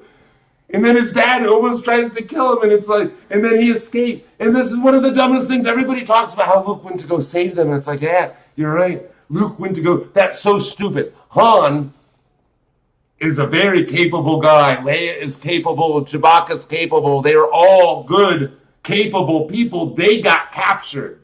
But Luke finds out, oh, my friends are in danger. I alone am going to save Han? Han got captured. Leia gets captured. Chewbacca gets captured. Luke is like, I'm just going to show up by myself. I'm not even going to bring Yoda. I'm going to show up by myself, and I'm going to save them. And everybody thinks that's what happened because they're nuts, because they can't pay attention to what happens because he shows up, and he doesn't save them at all. Darth Vader confronts him, lies to him that he's his dad, even though he knows that he killed his dad. He knows that, but he's messing with Luke. He wants to trick Luke. That's the whole point. And of course, that's what, and I knew that. When I was a kid, I knew that. I was like, of course, that's not his dad. That's stupid. I forget about knowing what, now we know the screenplays. We know that Lucas made all that up. But even as a kid, I knew that didn't make sense. That's just dumb. Of course, I was like, no, I was agreeing with Luke because I was Luke. I got a Luke Skywalker action figure before I had ever seen the movies because there was no cable back then. I was too young when the first Star Wars and Empire came out. My older sisters got to go see it. And my parents told me I was too young for Star Wars. Now people, they grow up at 5 years old. They watch the movies when they're 5, and so they never pay attention. They don't notice, oh, wait, what the heck is actually happens? Why does everybody describe the movies wrong? And it's like, well, because you were 5 years old when you first saw them, and Star Wars wasn't a kid's movie. It's for like 10-year-olds and up. It's like for 12-year-olds. The main character's 19. It's for teenagers who dream of going. It's not a little kid movie. The Return of the Jedi was a little kid movie, and I saw that and I was pissed. I saw that and I was like, that's a little kid movie. Like, you know, in Christmas Story, when he's getting a little too old, he still wants to believe in Santa Claus, but he's getting a bit wise. He knows that the mall Santa, that's not the real Santa, but the mall Santa will tell the real Santa, because Ralphie still knows that there's a real Santa. Well, that was the age I was at watching Star Wars, where I was just like, that's a kid's movie. Return of the Jedi, that pissed me off. I was like, that was dumb. I left that thinking that was a dumb movie. And it is a dumb kid's movie. Most people like that one best. It's like, yeah, because you were a little kid when you watched these. Star Wars is boring if you're a little kid. It's not meant for 6-year-olds. A 6-year-old is way too young to watch Star Wars. Even Empire Strikes Back is a really dark movie. And then Return of the Jedi is a kid's movie. That's why, yeah, it's a dumb kid's movie. Nothing makes sense. It's all nonsense. The opening scene is the dumbest. Oh, the opening scene to Return of the Jedi. So dumb. Where Han's been captured. Now, here's what's so stupid. Here's the correct what Return of the Jedi should have had happen in it. Is that the whole point at the end of Empire Strikes Back is Darth Vader wants to capture Luke's friends to lure Luke. And it worked. Luke shows up, loses the fight, then gets saved by Princess Leia. Princess Leia and Lando saved Luke, or he would have died. Yoda was right. Yoda warned him, don't go. It's too dangerous. Yoda was right. Luke was a moron. Luke put himself at risk. He should have died. And then Leia and Lando saved him. And nobody remembers, oh yeah, Leia and Lando were the saviors of Luke. And then, therefore, when they save Han, Leia and Lando, and it's like everybody, they think Luke did something. Luke didn't do, the last good thing Luke ever does is the Battle of Hoth. And then he goes to Dagobah and becomes an asshole. He becomes a big jerk. And that's why he was so full of himself. That's why he thought, oh yeah, I'm going to go save Han and Leia and Chewbacca by myself. I don't need anybody. I'm not going to call any of my rebel buddies. I'm going to go by myself and save. And he doesn't. He doesn't even come close to saving them. He just loses a fight with Darth Vader, falls down a pit, should have died, and then gets saved by Leia and Lando. For the cliffhanger ending that then gives us the ending, the beginning of Return of the Jedi, that ends with them saving Han. And if you take that scene and you put it at the end of Empire Strikes Back, what you have is nothing happens. They escape Darth at the Battle of Hoth. They escape him at the Cloud City. They're back to square one. Nothing happened. Nothing happens in that movie. Even the way it is, Han gets captured. That's it. Han gets captured. The rest of them are free. Luke gets a new. Who cares? Nothing happened. The bad guys didn't win. The Empire strikes back. How did they strike back? Because they didn't capture Luke at the Battle of Hoth. They didn't capture Luke at the Sky City. What did the Empire do in the movie? Nothing. It's just Darth Vader trying to capture Luke and his friends.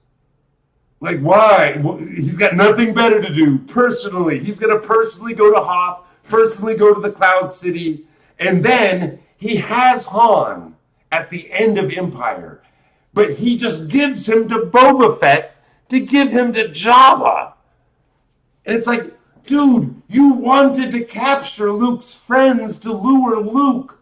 Why don't you keep Han for yourself? That's what should have happened. Darth has unlimited resources. He should have paid Jabba the money for Han. He takes Han, puts Han in the Death Star. And that's the reason Luke has to go inside the Death Star to save Han. And then Leia and them should have been like, no, it's not worth it. And Luke should have been like, no, he saved me. twice, I'm going to save him. I'm going to go into the Death Star to save Han, and that's what the movie should have been. It should have been them on the outside trying to blow up the Death Star while Han and Luke are inside the Death Star. Luke has to save Han, and then they both escape before the Death Star blows up. Awesome movie. That would be amazing. Han and Luke inside the Death Star trying to escape as the good guys are about to blow it up, and it's a time crunch. That would be amazing. That's the correct movie. Instead, we have it where Luke is just like, nah, I'm not going to try to blow up the Death Star. I'm going to go inside the Death Star because my daddy's inside, and I want to go talk to my daddy. I want to talk to my daddy because my daddy, he's been evil for all this time, but I think I could sense when he cut off my hand and he tried to murder me, I could sense he had some goodness inside him. I could tell. And so I'm going to go take a chance on this. You guys blow up the Death Star all you want. I'm going to go inside the Death Star and talk to my dad and see if I can make him be a good guy. And he was right. He did it. He talks for 5 minutes to Darth, and Darth's like, that you got a point, my man. Son, I'm gonna be good from now on. And now I'm dead.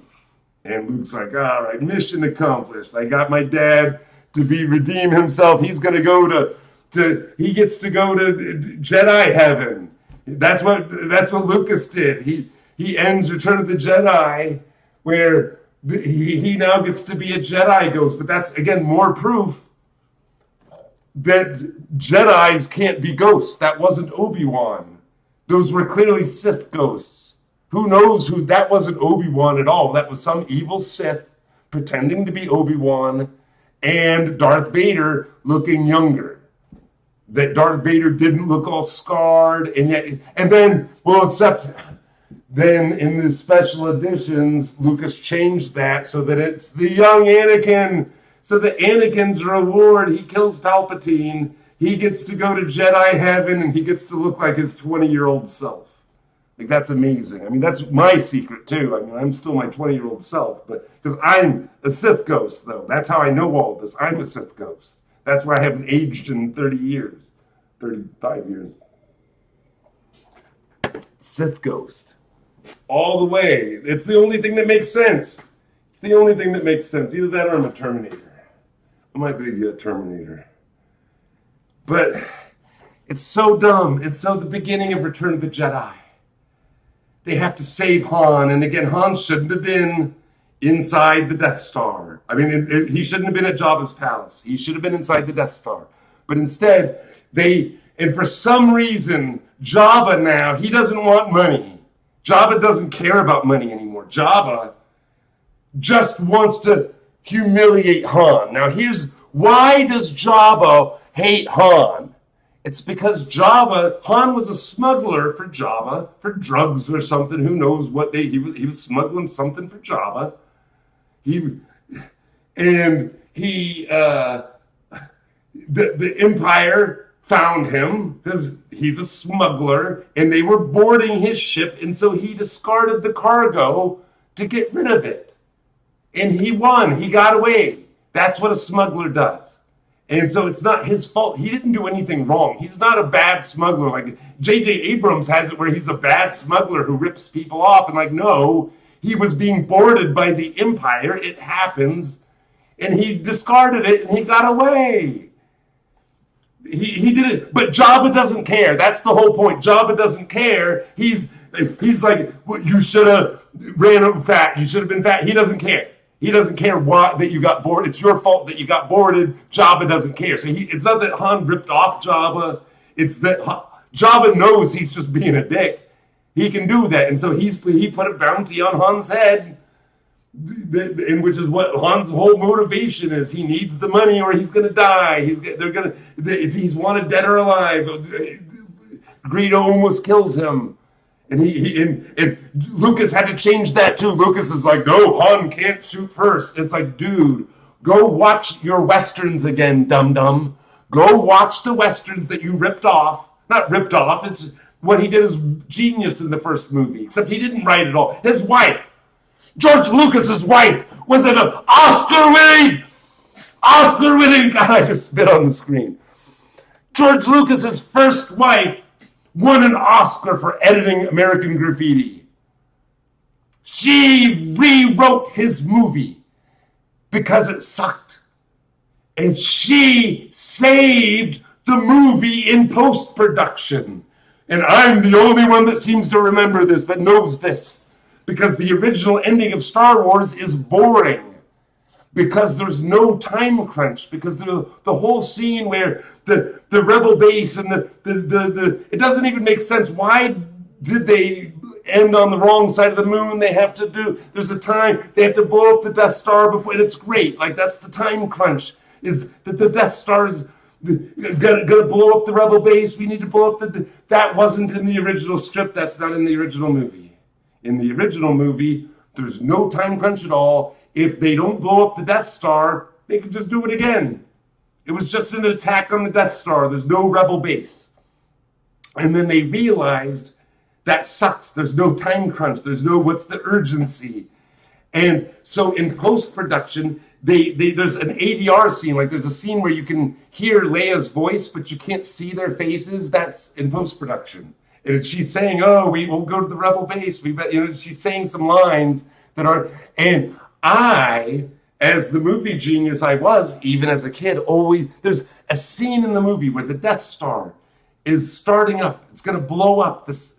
It happens twice. They do it for Alderaan. They blow up Alderaan.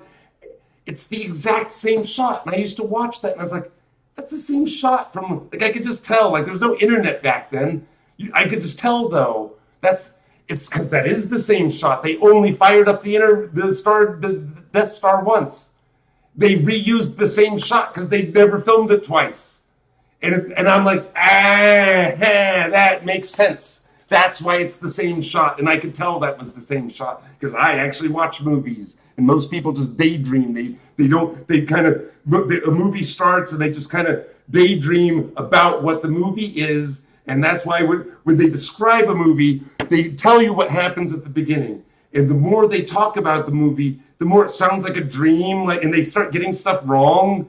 And they get like metaphors. And it's just like, yeah, because there's this thing I do, like what I'm doing now when I explain movies, and people are like, you're ruining the movies. Like, I do this now. I live alone now. I don't get to ruin movies for people anymore. But I ruin, and it's like, oh, so if I just tell you what happened in the movie, if I just tell you this is what happened, this is the story, if that ruins the movie for you, maybe the movie was already ruined and you just didn't pay attention. If just finding out that's what happened in Interstellar, he falls inside a black hole and there's a tesseract inside and they can just go through and like, wait, that's what happened? Yeah, you're not supposed to think about anything in a movie. And so, Return of the Jedi, so Han is inside Jabba's palace. And for some reason, he doesn't want money. Princess Leia's got like all the money. Luke should have money at this point. They could just sell C-3PO for money. But no, Jabba doesn't want there's no amount of money for Han. Even though Han did nothing wrong, he was just a smuggler who got boarded and lost the cargo. Money should do it for Jabba. But now Jabba's like, nope, I want to humiliate this guy. He's in stasis. Like, Han doesn't even feel anything. He's not even aging, I would guess. Like, this is almost a reward for Han. Like, he's not suffering.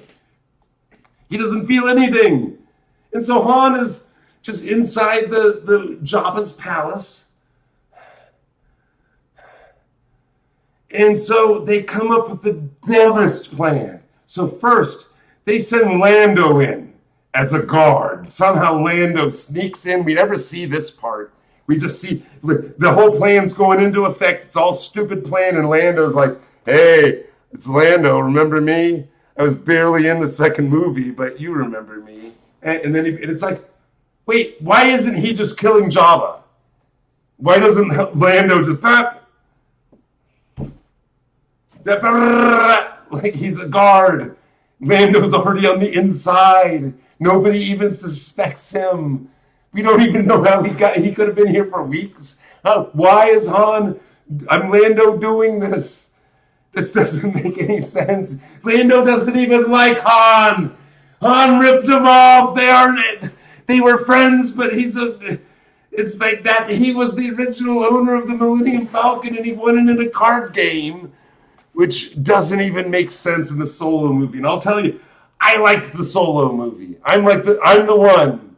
I saw it at the theater. My daughter wanted to go see Depeche Mode in San Antonio. That was a birthday present I bought. For a birthday present, I bought my daughter and her friend tickets to Depeche Mode because they were big Depeche Mode fans.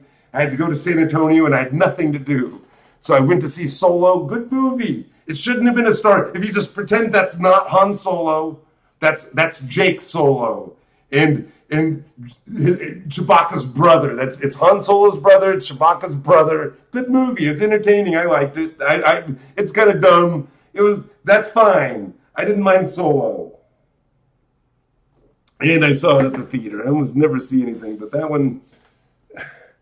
So Lando's already inside and so then they send C-3PO and R2-D2 as for nothing.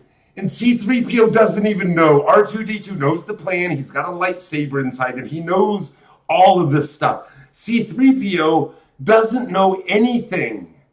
Because it's funnier that way. Lucas is just a psycho at this point. It's funnier. The idea that C-3PO, isn't it funny? He's about to be sold into slavery to Jabba the Hutt, who tortures droids. Apparently droids can feel pain in this movie. Droids feel pain. Jabba uses some sort of soldering iron on droids, and it hurts them.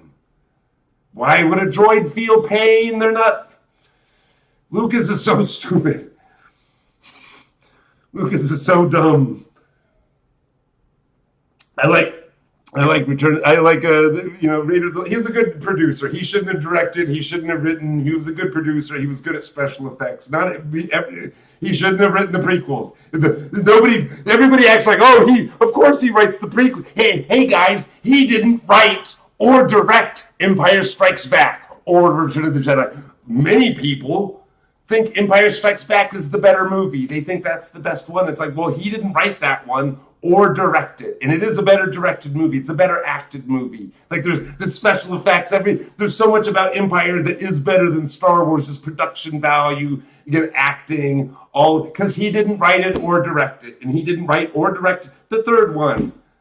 And then he didn't write or direct anything until the prequels. And suddenly with the prequels, he's a writer and director again. And I'm positive those are first drafts. I'm positive he just sat there coked out of his mind, because that, I'm sure, is what happened. Star Wars comes out, he became a bajillionaire, all the toys, he got all the toy money, and he just got a mountain of cocaine. He's, that's where Yoda came from. Yoda's just a mountain of cocaine. That was him all green. That's what happened. That's Yoda. Man, my hair's actually getting better the crazier I get. My hair looked pretty bad this morning. I think the sweat's bringing it down. But Yoda. But so Return of the Jedi, so C-3PO shows up. He doesn't even know what the plan is. So C-3PO shows up and R2-D2, and they come in and they talk to Jabba, and that's when they send a message from Luke. And Luke's like, hey, Jabba, let my friend go. And you can have these droids. And C-3PO is like, wait, what? What do you mean you can have? Because what if Jabba had just said, like, yeah, I'll trade you Han for these two awesome droids. And then what happens? Then Han goes free. And C-3PO and R2-D2 are now Jabba's slave droids. And they're going to be tortured. And that's how it should have happened. What is Jabba's boner for Han that he wants Han? Because he wants Han in the original packaging. At this point, George Lucas sees Han and them as toys. Again, that's what Darth Vader wants. He just wanted to collect the originals. He knew that, these guys are special from the first movie. I want the originals. And that's what, and then Jabba's like, I've got Han all nice in the original casing. That's what he wants Han. Look at him. Isn't that nice? I'm sure there's some nerds out there that have a Han prop of the same thing, except that Jabba had the original. But Jabba's like, nope, don't want droids. And then Princess Leia, who is a princess, shows up. I haven't seen this in years. With Chewbacca as a prisoner, but she's dressed as a bounty hunter. And this is all just a ruse so that she could get inside and so that she could free Han. And that was the plan. So we bring in Chewbacca, Princess Leia's here, Lando's here, and then she sneaks in when she's supposed to be sleeping. Like, why is she even there? If Jabba had been like, okay, thanks for Chewbacca, see you later, bounty hunter, get the hell out of here, then what was the plan? Like, all of this falls apart. This is all stupid. This is the dumbest. Just because Jabba just doesn't want money, he needs to have Han, and they can't just come in with guns a-blazing. They have to do the sneaky 30-minute plan. Like, this is a 30-minute opening scene. Why am I an opening scene 5 minutes, 10 minutes tops? You don't have a 30-minute, it's the ending of the second movie. It's not an opening scene. It's so stupid. And so she sneaks in late at night to free Han. She frees Han, but then Jabba's waiting. Ha ha ha! We waited till you freed her. We could have watched. This is so stupid. And now we've got you too. And now Leia is a sex slave for Jabba, put in the sexy. That's so gross. That's so wrong. And Luke and Leia were a thing. Part of my thing, I'm not gonna lie, I'm not attracted to Princess Leia, and so part of seeing her, she's flat-chested, and it's just like, what is this? And everybody's like, Princess Leia in the sex slave outfit, so hot. Like, no, first of all, Princess Leia on Hoth was the look. Princess Leia in the boots, the tight pants, that's the look. She looked good on Hoth, and not just her, most women. Bikinis, like, who cares? Like, part of the thing, what's the big deal about nudity? This is I started watching nudity. I got cable when I was 10 years old. And I watched everything. We watched nudity. I was watching slasher movies. My favorite movies are slasher movies. Friday the 13th. I love that movie. To me, who cares about nudity? I was watching nudity when I was 10 years old. Who cares? What's the big deal? But some woman in nice boots, and she's all done up. Like, that looks so much better than what flesh. Who cares about flesh? Everybody's got flesh. Skin's not attractive. There's nothing. You want it to be like, a nice look. She looks terrible in the sex slave outfit. Why would Jabba want Princess Leia just to humiliate her? But that's George Lucas humiliating Carrie Fisher, and Carrie Fisher didn't like it. Carrie Fisher, great. She rewrote a lot of scripts. She's a screenwriter too. Without a doubt, she made Princess Leia good. The reason Princess Leia in the first movie is good is because Carrie Fisher was smart and she was a good writer, and she wasn't a damsel in distress in that movie. Now in the third movie, she's put in a sex slave outfit by Jabba just to humiliate her, by George Lucas to humiliate her, and she didn't like it. Carrie Fisher complained, and George Lucas is tough. You got to wear this scanty, because that's part of that thing is by the 80s, women had to be blonde and big. You'd never have Carrie Fisher. She wouldn't have been the hero, the princess in an 80s movie, because they want you in a bikini. They don't want a tough. In the 70s, and everybody forgets that oh yeah, Princess Leia was a strong woman, and that she insults Luke shows up to save her, and her first remark is an insult. You're a little small for a stormtrooper, aren't you? Moxie, you're a little small for a storm. How is that even possible? How is he fitting into a stormtrooper? He's small. She doesn't care. It doesn't even have to make sense. She immediately does a little wisecrack on him. Not even bad. She does, because she's not rude to Luke, but she doesn't like Han at all. She's not fond of Chewie. And the whole time she's insulting them. She's tough, though. She's smart. She's resourceful. She's the one that takes the blaster, blasts the thing. They go into the garbage. Awesome scene. There's so many scenes in that movie that are so good. Because nobody knows why that. I know why that movie's good. Nobody knows why that movie's good. It's not about Luke on the hero's journey. It's because you have all of these scenes where it seems like, because the story's really simple. It's a really straightforward movie, and there's all these roadblocks that keep showing up in the movie. And you're like, oh no, is the movie going to happen? And then something saves them, like one of the best, and it's something clever. Like they have to go to Mos Eisley to find a smuggler, and they get to the town, and oh no, the stormtroopers are there, and they're looking for them. Oh no, they're gonna get caught. But Obi-Wan, Jedi mind trick. These aren't the droids you're looking for. That was clever. That was amazing. An audience was like, what the hell was that? That was amazing. But now, what did they do with Rey? Rey somehow has the Jedi. She's not a Jedi. Because it would ruin the movie. Imagine if it was the other way. Imagine if Luke was the one who was like, hey, these are the droids you're looking for. And Obi-Wan's like, how did you do that? And Luke's like, I don't know. I've never done that before. That would suck. Obi-Wan doing that was awesome. He's this old guy. I'm like, whoa, hey, what was that? And then in the bar, we have the scene where Obi-Wan's trying to negotiate with smugglers. Luke is just hanging out by the bar, and then these two criminals are there just starting to fight. Like, we're wanted in 10 different places. And I don't like the way you look. And my friend doesn't like it, and they're threatening Luke. And then Obi-Wan shows up, and he's trying to be cool. He's like, hey, he's just a good kid. Don't worry about him. And then that just pisses him off more. Like, he's just in a mood. He's drunk, whatever. And then Obi-Wan, so they pull out the gun, and Obi-Wan whips out chops off his arm with one move, puts it back like a badass. And everybody looks, and they're all like, now here's the thing. Imagine if it was Luke that did that. Imagine if it was Luke that just somehow has fighting skills somehow. He's a dirt farmer, but somehow he can suddenly fight. Well, okay, I guess he's a 19-year-old boy. I can buy that, I suppose. But who cares about a 19-year-old that can fight versus this is like a 90-year-old man. I thought he was old. He, chops off a dude's arm, and everybody was amazed. That's what audiences loved.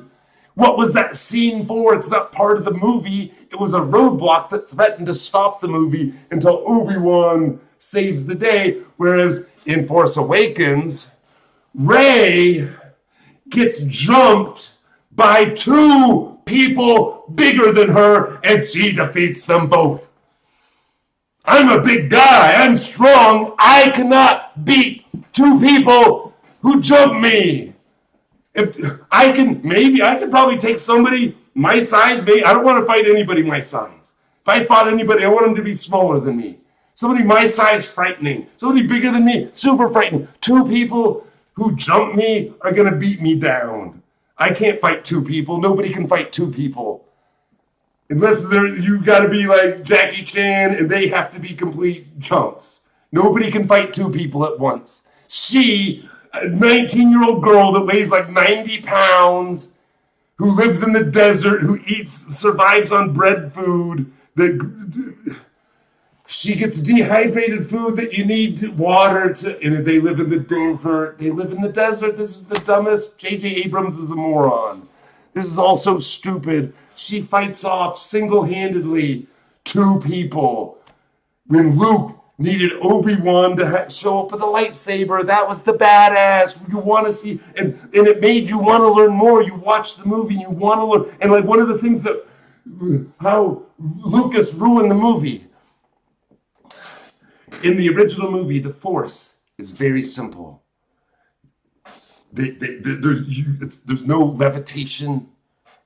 There's no force pushing. Like Obi-Wan could have just gone like that to win.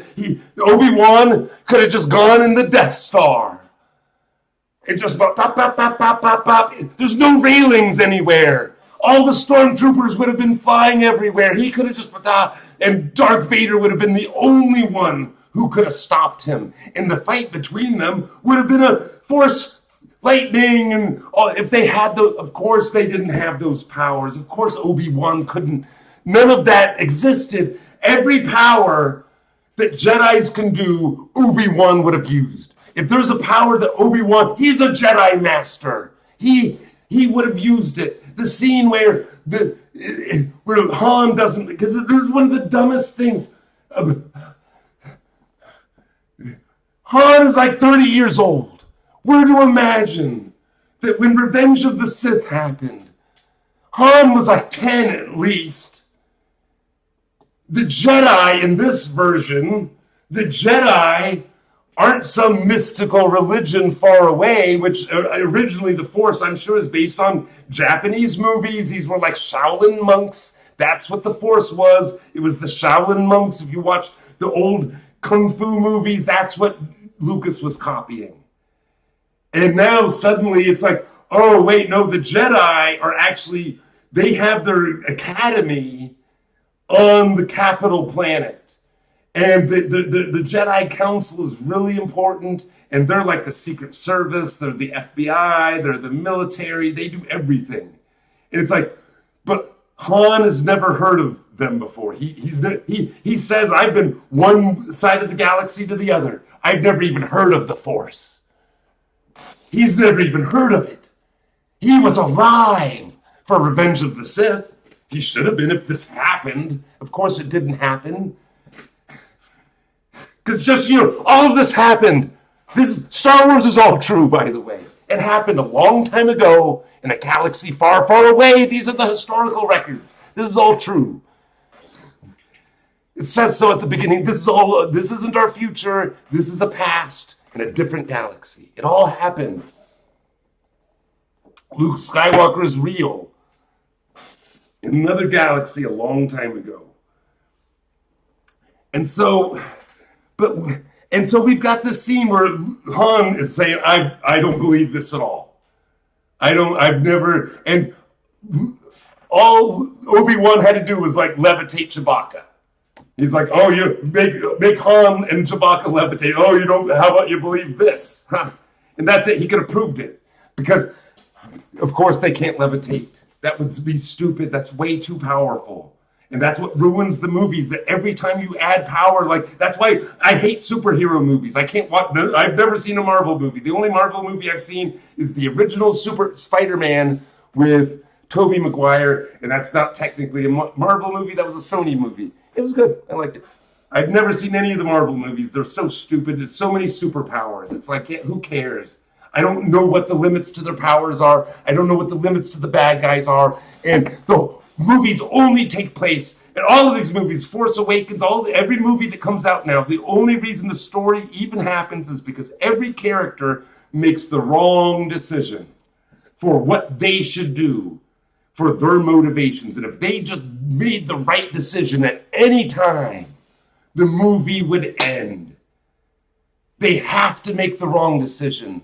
They have to do the wrong thing, and even within the same scene, they'll have it where at the beginning of the scene, they make the wrong decision. Then later on in the same scene, they make the opposite decision when they should have made and it's just like, yeah, because you defeat the bad guy, or the bad guys would win. Either way, the bad guys or good guys could win in any of these movies if they just wanted to. That's all they have to do. Just make the right decision for your motivations, for what you should have done, for what you did in other scenes. If you just made the right decision, they can't do that because nobody knows how to write movies anymore.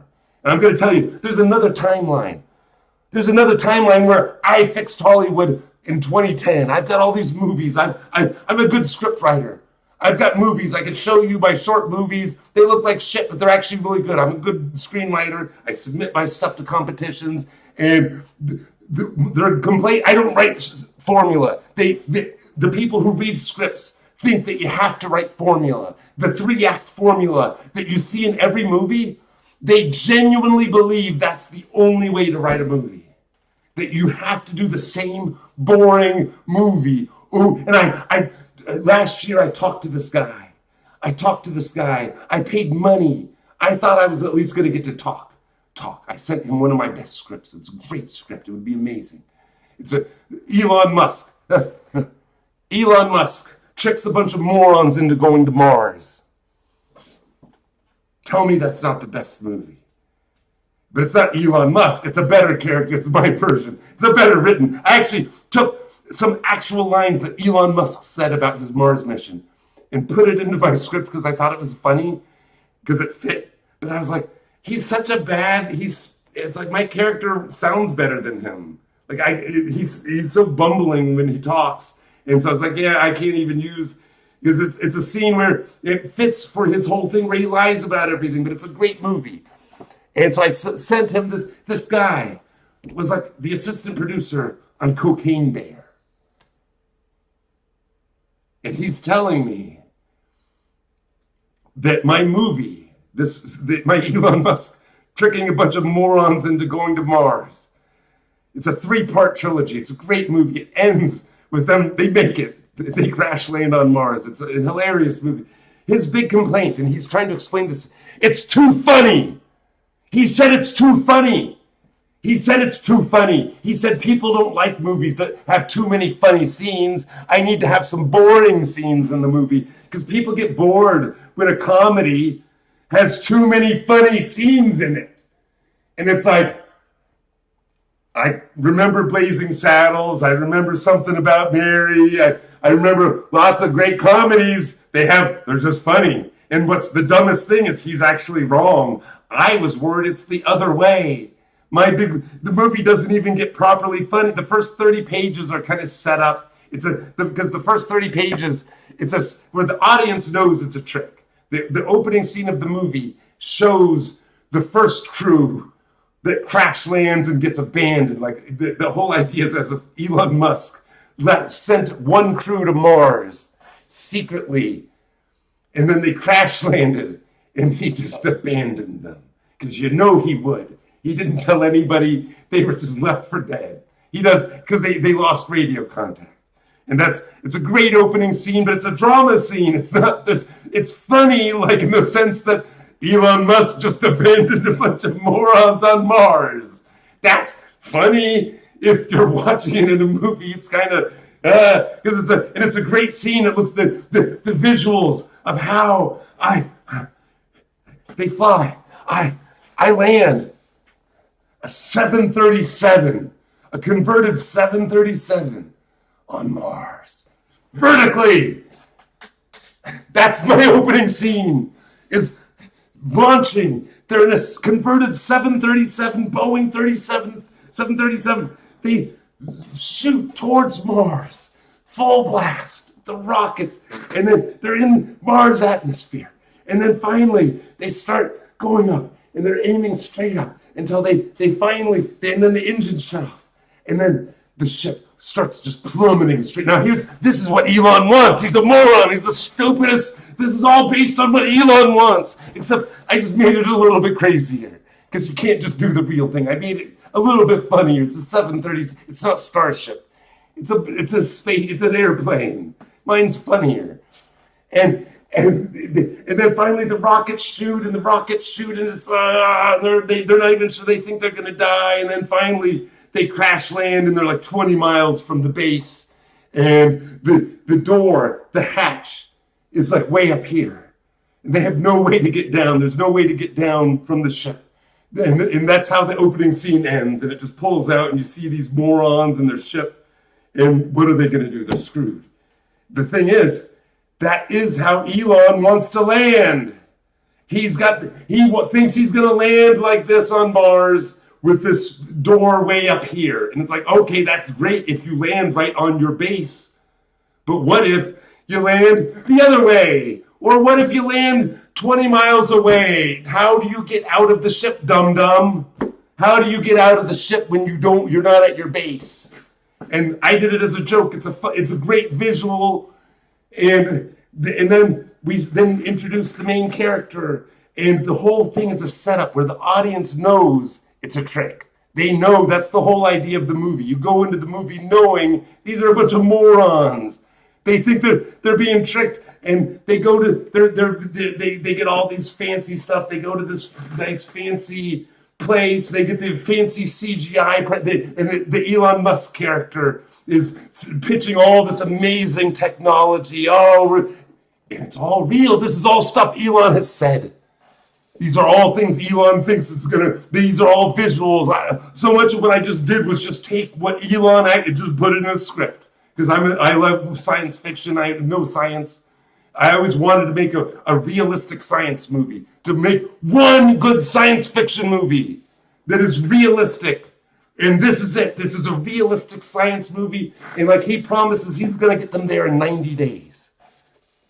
Impossible. But and I had one of the screen readers. I paid. No, this was a free one. I won a contest. Somebody read my script for free, and they had a complaint. They're like, "Well, the main character really wants to go to Mars. How does he not know that it takes longer than 90 days to go to?" They're like nitpicking my script, and it's just like, this stuff can be changed if you don't like it. Like I'm totally. Scripts, this is what's so stupid. They all act like their opinions about scripts are objective. They all act like this is the way. And it's just like, hey guys, one reader says this and you said the opposite. It's just like this. It's all opinion. And scripts change. No, but and so he's nitpicking. How does the main character not know this? And it's like, hey, dum-dums, Elon has said he can get to Mars in 80 days. And all of his jock writers think it's genius. They all, of course, 80 days. Of course. And it's like, hey, 90 days, I was being generous. Yeah, they're stupid people. Yeah, that's the whole point. He's dumb. They're all moral. That's the whole point. The main character doesn't know any better. In fact, in the opening scene where we introduce him, he's talking to my character because I play myself. I'm Jim. That's my name. And that's always if I'm in a movie, I'm not in all my movies, I only play small roles. I don't want to play, the main characters in my movies are all idiots. You don't want to be in every other movie, you want to be the main character. The main character is the special one. They're the prophecy one. My movies, you don't want to be the main character. You want to be my character. I always play the best character in the movie. Because, of course I would. And so, in the beginning of the movie, we just introduce my character and we're just talking or whatever. And then when he gives his presentation, my character makes some joke about it. And then he tries to confront me. And that's when I start pointing out the flaws. And then he basically kicks me out of there. It's he gives me the bum rush, essentially. And I had one of the readers were like, well, that character pointed out all the problems. Why didn't everybody else? And it's like, well, dum-dums, people do this. There's YouTubers who point out all the problems with Elon, and all the Elon jock writers think they're haters. They ignore it. It doesn't matter if you tell somebody the science. It doesn't even matter if you're a scientist and you explain the science to somebody. Everybody thinks they're a genius. They think, oh, you're a hater if you don't agree with them. And so it's like, yeah, that's all this is. It's a bunch of course, you could find some morons who would go to, I'm positive right now, if Elon went to a bar here in Austin and said, hey, does anybody want to go to Mars? You'll get 100 people.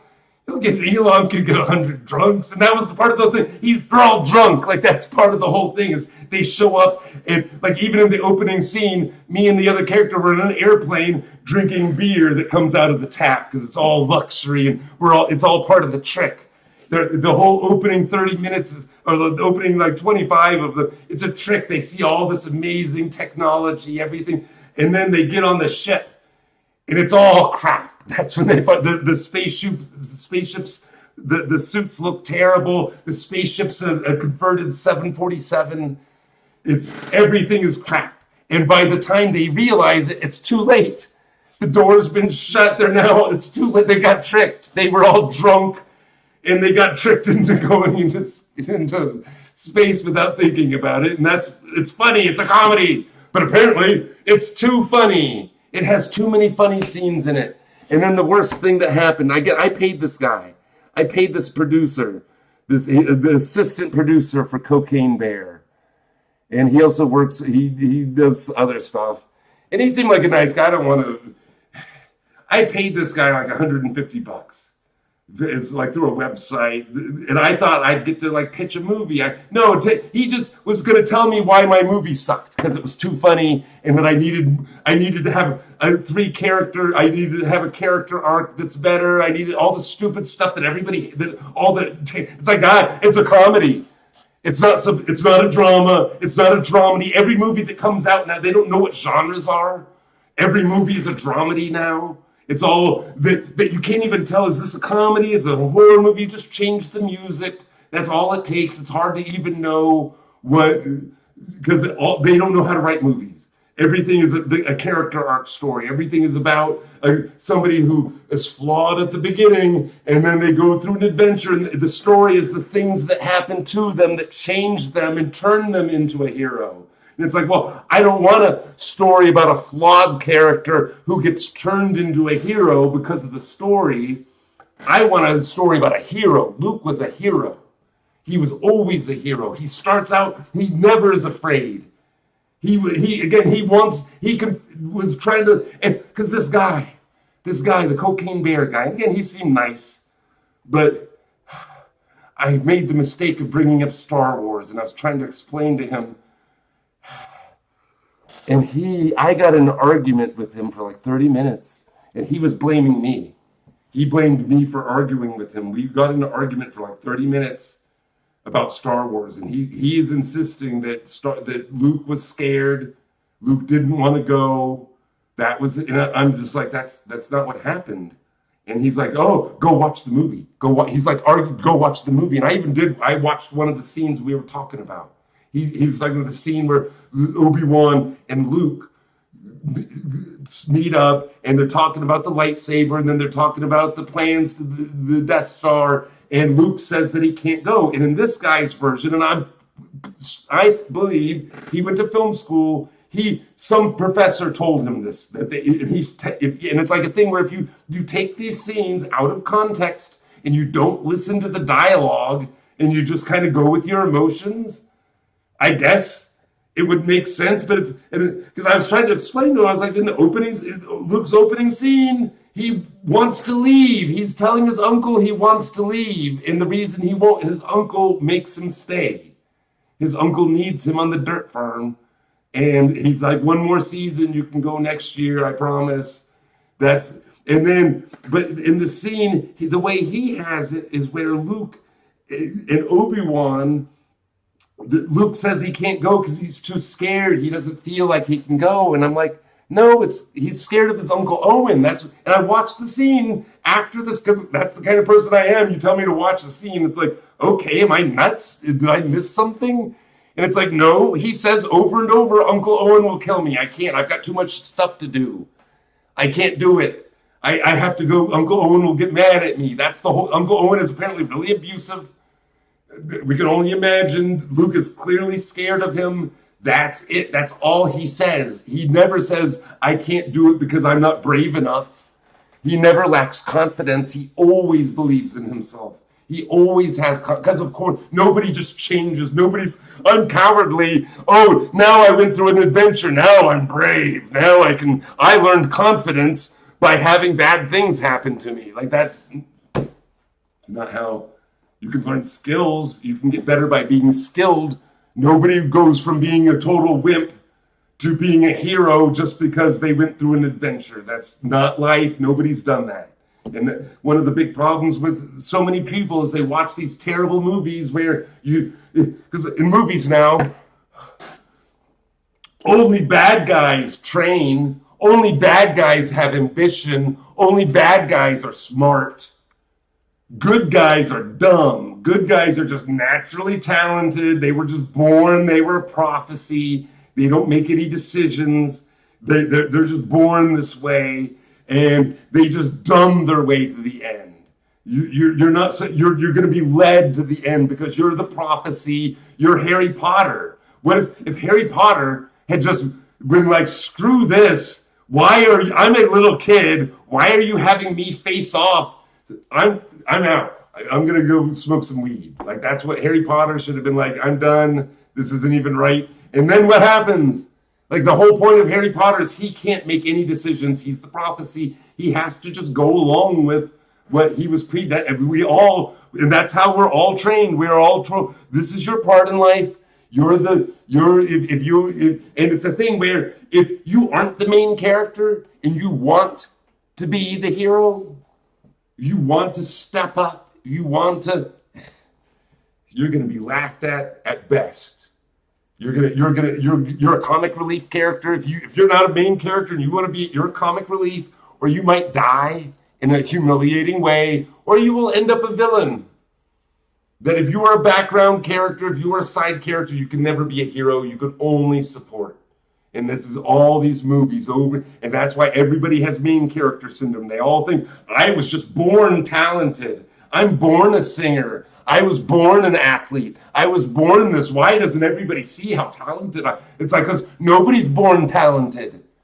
You had to learn it. Like even Mozart, people worship Mozart. Like, hey, dummies. Mozart's dad was a composer who forced him to start playing piano at a child's age. He didn't just sit down at a piano. He was abused.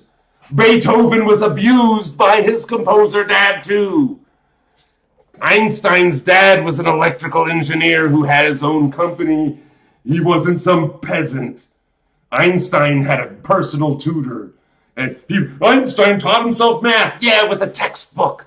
Anybody can teach themselves math with a textbook. I did it. I actually found when I was in college, it was actually often better to ignore the professor and just read the damn book. That's what the books are for. Like people think that there's something magical about education. You sit in the classroom, the teacher talks, and I just learned. No, read the damn book. It's all there. You don't even need to listen to the teacher unless they're smart. Like I had some professors where you want to go to class because they're actually smart, and you're going to get smarter by listening to them. In fact, one time I had a physics teacher. I love physics. I had a physics teacher. It was a non-mathematical physics class, which all physics should be. Great class. One day I went to San Marcos, and through the middle of San Marcos, there's a train.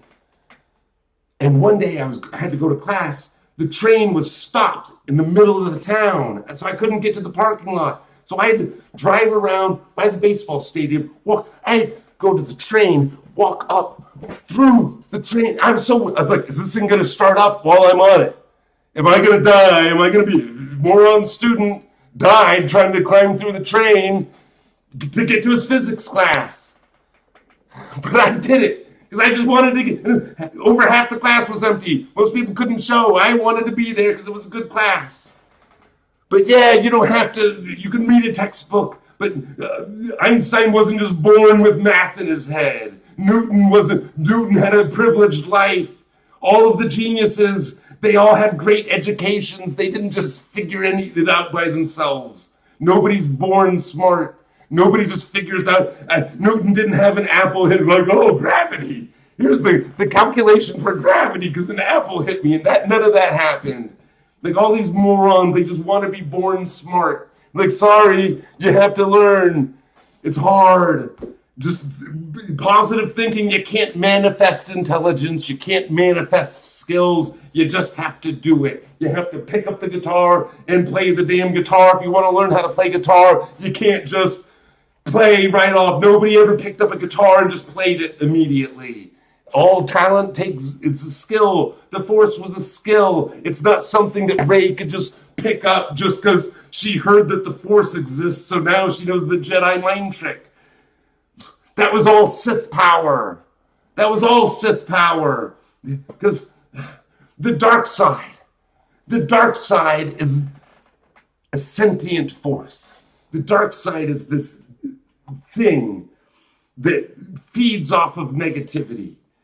And that's what Yoda was about. Yoda brought Luke to negativity. Luke was a fluke. Luke wasn't supposed to happen. Luke was not the prophecy. That's all a lie. The idea that, see, all of the Anakin stuff needed to happen so that we could have 20 years of darkness, and then Luke could bring back with a new hope. And see, it's all a cycle of, and it's like, no, dummies, in your original version, the Republic lasted for 1,000 years. And this is the dumbest thing. The Republic lasted for 1,000 years. The Empire lasted for like 22 years, 23 years.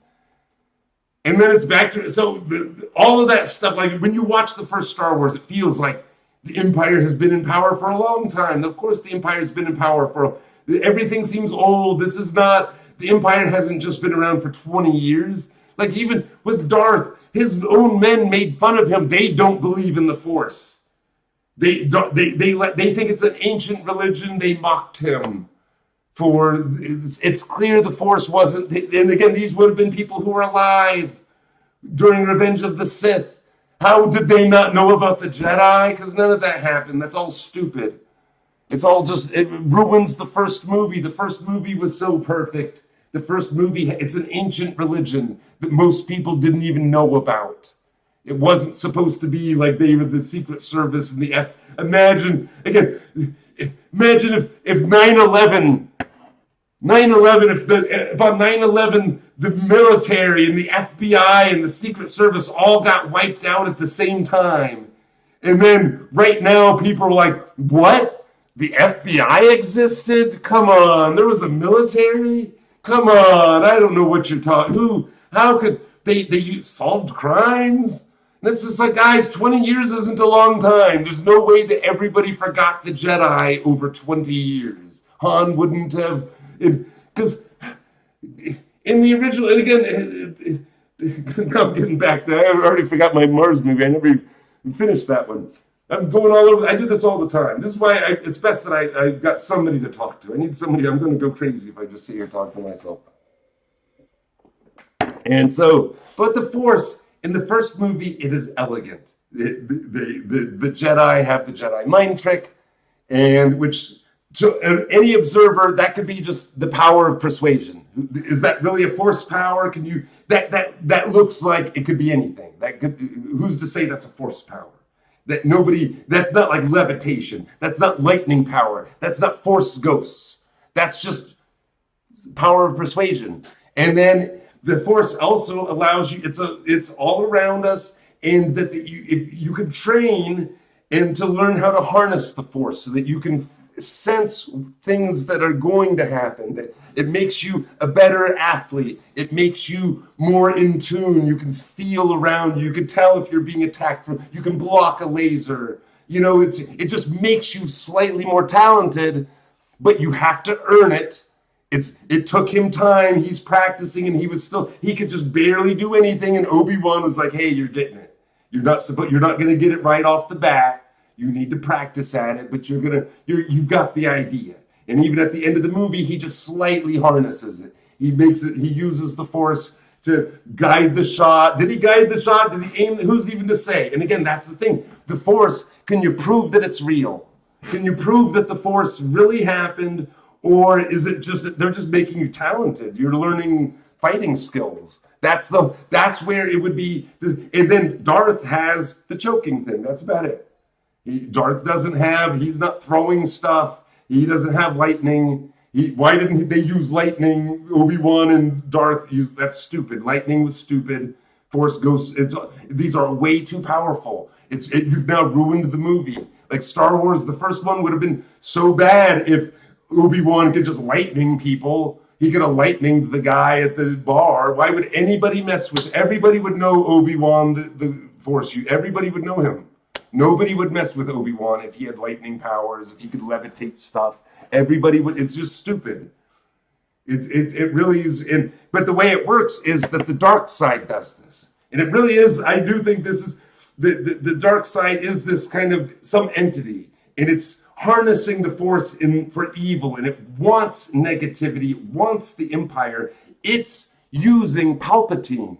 Palpatine isn't. What does Palpatine get out of this? He apparently spends the next 20 years in his Imperial throne room just staring out into space. Like, he doesn't play video games. He doesn't have women. What is Palpatine? This being an emperor just means being in a big room staring out the window.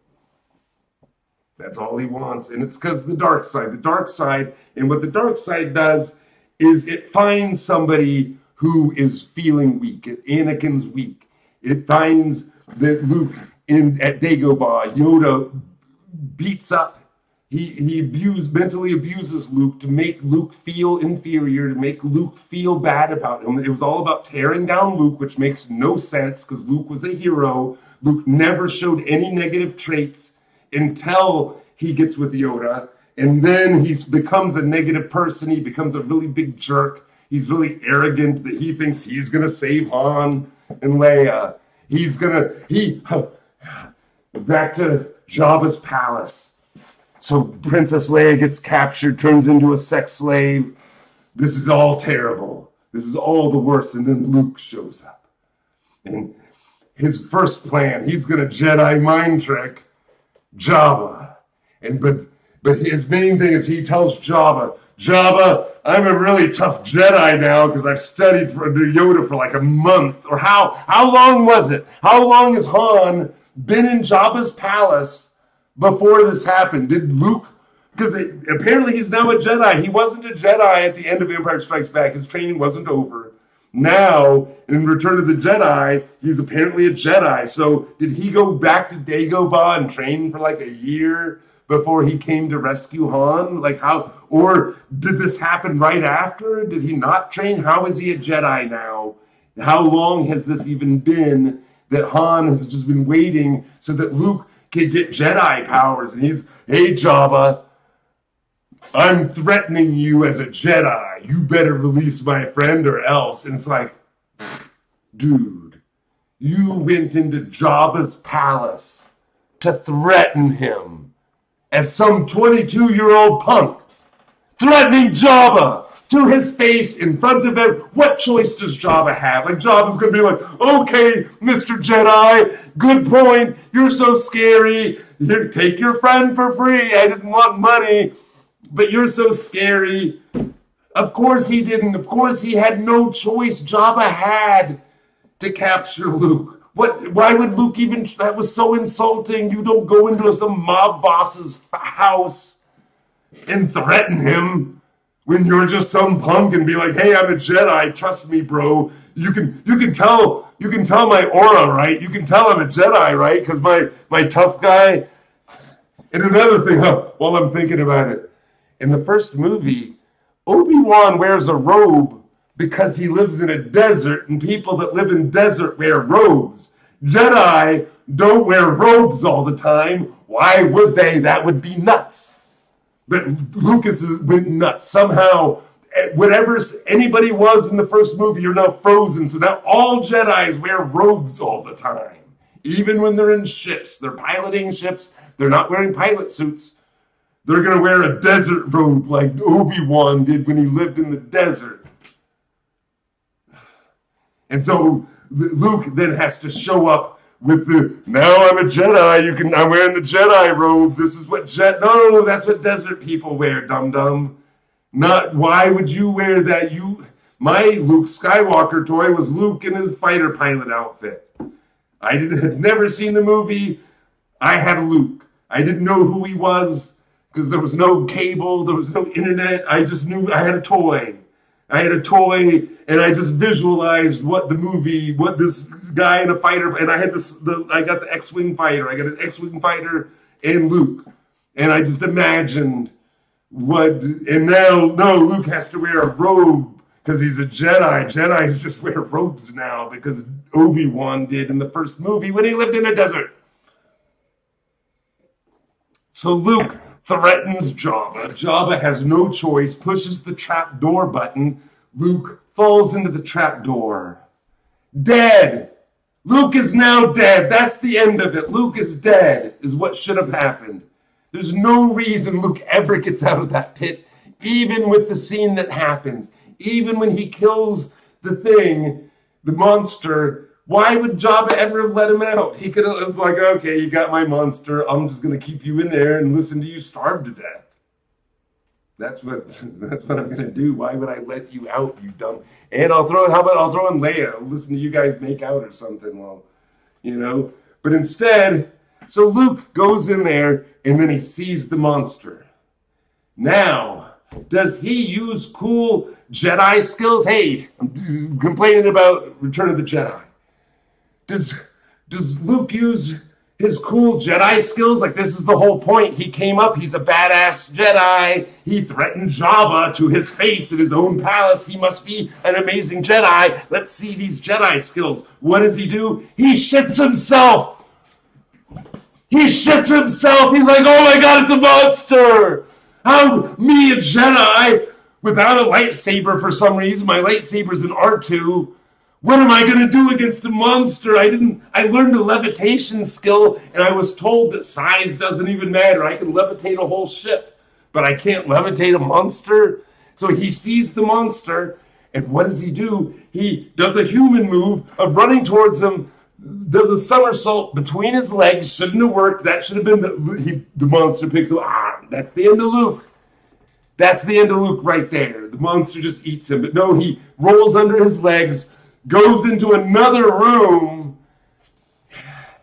and then when the monster comes to get him, he just hits the button, the gate comes down and kills the monster. No Jedi skills. What the hell Jedi is he? Why did he threaten Jabba? Why does he think, what makes him a Jedi when he just did a James Bond move? That's James Bond stuff. That wasn't Jedi stuff. I want to see a Jedi move. Show me some force push. That's all he had to do. Force lightning. No, he somersaults and uses a door. And then the guy that owns the monster's like, oh, my monster. I don't even want to know that relationship. I don't want to know. Like, that was a bizarre, why does this monster have an owner that's, my monster. This is my life. I live in this pit with this monster in Jabba's palace. All I do is wait for some moron to show up for Jabba to hit the trap door. This is my whole life. I live in the trap door Jabba room at Jabba's palace with the monster. And now I'm upset. What am I going to do? I got to raise a new monster. And so Jabba's like, you got my monster. I guess I better let you out and put you in another James Bond trap, because they're just wanting to do James Bond at this point. And that's when, luckily for Luke and all of them, Jabba's like, hey, all right, now I'm going to dump you into a Sarlacc. And a Sarlacc is going to eat you up for 1,000 years. And it's like, how does Luke live for 1,000 years? How does anybody, I'm pretty sure you die pretty quick. What's the 1,000-year death of? This is a stupid kids movie. This is a stupid kids. The first movie is smart. Everything's smart. There's all the smart scenes in it. There's nothing dumb. They don't, when they need to they're in the Death Star, they don't come up with some ruse. What if we just go straight to Darth Vader himself and be like, hey, Darth Vader, I'm a badass Jedi too. Let our ship go. No, they had to sneak around. The Obi-Wan had to sneak around to turn off the tractor beam. And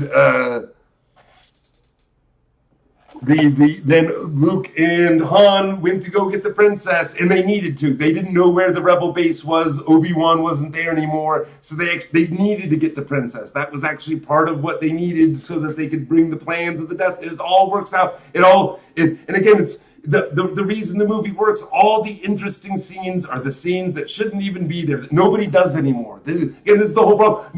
They do this thing where they don't want problems. They solve the problems in movies these days by just giving characters another power. Like in all the Disney sequels, they have it where when Rey's in trouble, just give Rey a power. Just, okay, here's another power. Okay, here you go. And it's like, what's the point? Why should I care if she's not getting those powers. That's the dark side. The way the dark side works is that it sees you. It knows you're in a weak spot. You need power. You're Luke because you've been beaten down by Yoda. He's been putting you down, telling you how shitty you are, telling you shouldn't doubt yourself. Why aren't you better at this, Luke? You're trying to be good. You don't need to try. There is no try. There is only do. Do or do not. There is no try. How dare you try and fail, Luke? Oh, you failed at something? That's because you're negative inside. That's what they taught generations. We now have 3 generations of people being taught that negativity is bad, self-doubt is bad, fear is... It's like everybody has fear. That's a human emotion. Everybody has fear. Fear doesn't lead to the dark side. Self-doubt is a great thing. If Lucas had self-doubt, he wouldn't have made these shitty movies. He wouldn't have ruined generations of people with his messed up morality. As if you can just switch from good to evil whenever you feel like it. It's just your feelings. Now I'm good, now I'm evil. That's all it takes. It's like, no, your good and evil morality is not about how you feel on the inside. It's about how you treat people. If you treat people well, you're a good person. And it doesn't matter how negative you are. It doesn't matter how fearful. It doesn't matter how much self-doubt. If you treat people well. And if you treat people bad because you blow up planets and you kill little kids, you kill the sand people because you were mad at some of them for killing your mom, you're a bad person. That's it. Anakin's a bad person. He does bad things. It doesn't matter. You can have all the good feelings inside. If you have good feelings inside while doing evil things, you're even worse. That makes you a worse person. It's worse to feel good about being evil. And it's not positivity or negativity. It's treat people well. Be nice to people. That's the secret. Be nice to people, do the right thing, and then you'll feel good. You'll feel better. Luke was all about optimism and positivity, and then he gets beat down, and so the dark side shows up, and the dark side will give you instant powers, and you'll think that they are your powers. You don't know it's the dark side. You just feel instantly. You didn't try to lift the ship. You just did it. How did you do it? How did Yoda do it? You don't. There is no try. You either do or you don't, because it's the dark side that's giving you the power. It's the dark side that is, it's its power, and it knows what you want. It's feeding you, and it wants you to have easy power. It wants you to think that it's easy. It wants you to think, oh, I don't even need to train. I can just instantly be good. Because then what happens is you only have the powers when you're doing what the dark side wants. When you're feeding the negativity, when you're making the galaxy worse, when you're killing people, when you're destroying the Republic, that makes the dark, and that it's letting you be powerful. But if you do anything that it doesn't like, you have no power. You instantly, because you never actually learned how to use the Force. You never learned how to, because the Force doesn't let you levitate stuff. It doesn't have lightning. It doesn't have Force ghosts. It doesn't have all these amazing powers that Obi-Wan could have destroyed everybody with. That's dark side. That's all this evil, and that's what made Anakin become evil. That's why Yoda, and why was Yoda, he felt like, why weren't they powerful anymore in the prequels? That's the whole thing, is they were lying about it. The fact that, why are our powers weak? And their powers are weak. It's because they had already gone to the dark side. They had already been corrupted, and they didn't understand we used to be powerful. Where are our powers now? And that is why in the Disney sequels, that's why Luke got so upset. That's why Luke became dark. Like, everybody's like, why did Luke become bitter? And it shouldn't have happened. That was dumb. Like, I don't like any of this, but this is what happened. Is Luke? It's because they made Luke too powerful. Because they made Luke a jerk. Because they made him arrogant, where he thinks he could just save Han. He thinks he could just go into the dark Death Star and talk to his daddy and talk him into, and at that point, this is all, the dark side was done with Palpatine. That's why it allowed all of that to happen. The dark side didn't want Palpatine. It saw the future. It saw, I've got Luke now. Luke is corrupted. Luke is on my side. And that's why later on, now in the prequels, why is he bitter? Because he has no power anymore. Because he had gone to the dark side and didn't realize it. He had led people, and even now at that point in the movies, he still doesn't know what happened. He doesn't know, why am I not and everybody sees him still as the hero from the first 3 movies, but deep down he knows it's fake. He knows he's not that guy. He doesn't know what went wrong. He doesn't know where he went off the path, because he went off the path on Dagobah. He went off the path when he went to the dark side, when he went negativity. He goes into the little weird hallucination room, because George Lucas was on hallucinogens, I'm sure. And he has his weird dream where he fights Darth Vader, and then the mask comes off, and that's me. My face in Darth Vader? That's because you're being tricked by the dark side. He was just being tricked. He was being led astray into thinking, and this is now we have generations of people who have been led astray, that they think they're just supposed to be talented. And why am I not talented? Why am I not? Why is it? And even then, I say that myself, except I actually am talented. I should be famous. This doesn't make any sense. Just that I never get out. That's my main. I'm stuck at home all the time. I really need to get out more. I need to meet people. That's my thing.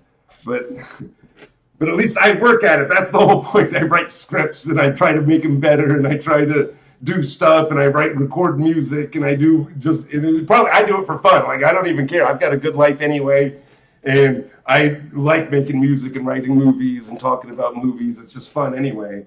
And hold on, I'm going to put my music on real quick. I need one more beer. Don't even drink anymore, but I'm drinking tonight. Oh, that's all I'm going to play.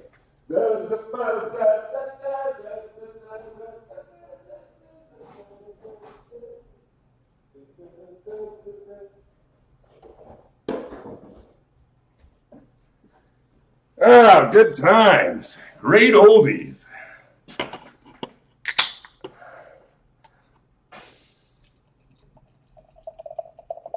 Oh my God. I need to turn off. I got my iPad going over. It's actually bugging me.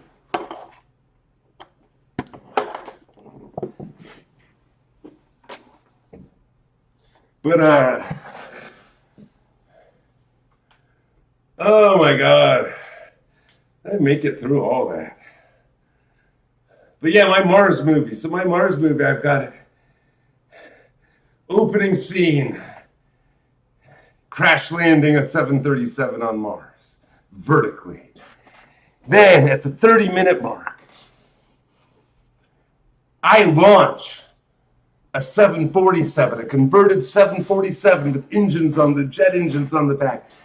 The launch is horizontal. And then I have this scene where, and I think this is the right way to get into space. They're actually working on this.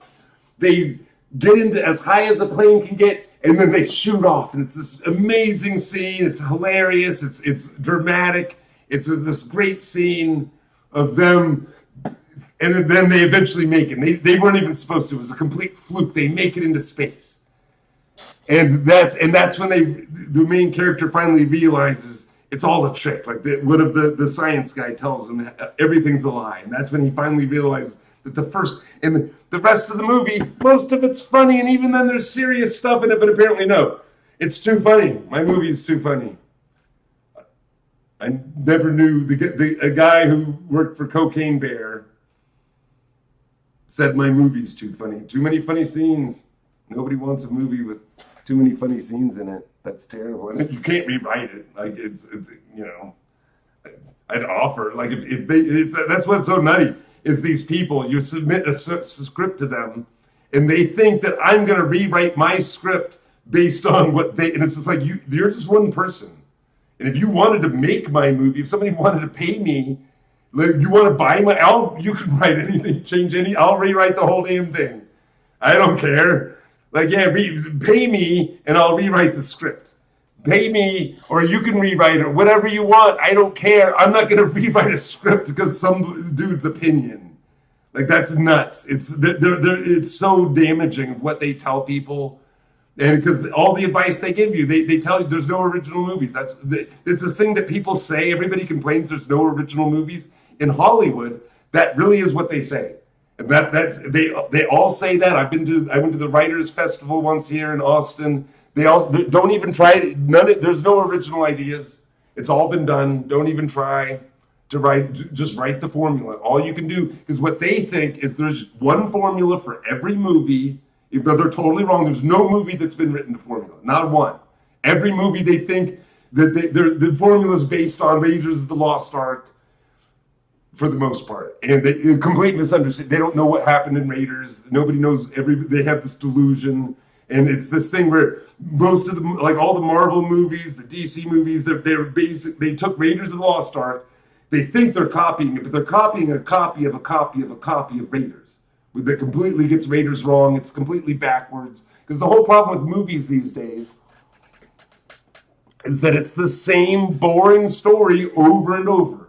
And so they try to make it interesting. It's like, oh, it's superheroes this time. Oh, it's Iron Man. It's Iron Man doing the same dumb story that where, oh, there's a bad guy and he wants the thing and the good guys have to get the thing first. And the good guys do get the thing, but it turns out the bad guy needed the good guys to get the thing first. So then the bad guy can take it from them. And now the bad guy has even more power than he had. But who knows what their power limits are? Who's the Snap guy? What were his power limits? He seemed pretty damn powerful even without any of the rings. Without an Ultron, the Age of Ultron that lasted for like a month or something. Age of Ultron, he seemed really damn, he had the whole internet. He controlled it. He could have just launched every nuke. He could have blown up everything. He could have done. No, he needed a suit. He first needed a slightly better suit before he could finish his takeover.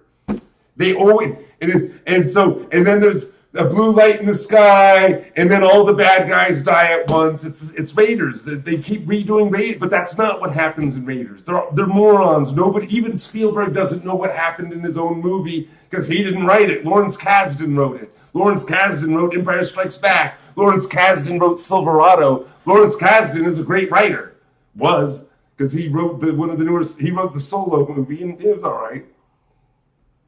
I saw Lawrence Kasdan at the Writers' Festival here, and he was interesting. Even as an old guy, it was interesting listening to him talk. And yeah, he wrote Raiders. Spielberg didn't. Spielberg's a director. He comes up with story ideas, and then he hires somebody to write the movies because he can't write movies. Whereas I write movies too. I'm a director and I write movies because I taught myself how to write movies. Because I realized nobody's going to write your movies. There's so many people out there, they want somebody, write your own damn movie. Nobody's going to write your movie. I learned that, I figured that out finally 15 years ago. Nobody's going to write your movies. Longer than, 17 years ago I started writing my own movies. Because nobody's going to write your movie for you. And it's a thing but in Raider, because the whole thing is all these movies are boring. It's the same dumb, boring story, and they try to make it interesting with magic. Harry Potter, magic, even Lord of the Rings, that kind of predate magic. We need magic for the same day. It's all magic. Whereas in Raiders of the Lost Ark, the whole point of it is there's only magic at the very end of the movie. And the whole premise of it is, the premise of the movie is ridiculous. Like all these other movies, it's this boring, same movie. The Raiders, the premise is that Adolf Hitler and the Nazis want to get the Lost Ark of the Covenant as a super weapon, which is kind of a real thing. They were nuts. And they thought the religious artifacts could be actual magic. And so this is kind of true. It's based on some truth. Is that they wanted it as a super weapon, and the only person who could stop them was an archaeologist, an archaeology professor named Indiana Jones. And the government goes directly to him and says, Indiana, you and you alone need to go take on the Nazis. We're not going to send anybody with you. We could send a whole troop.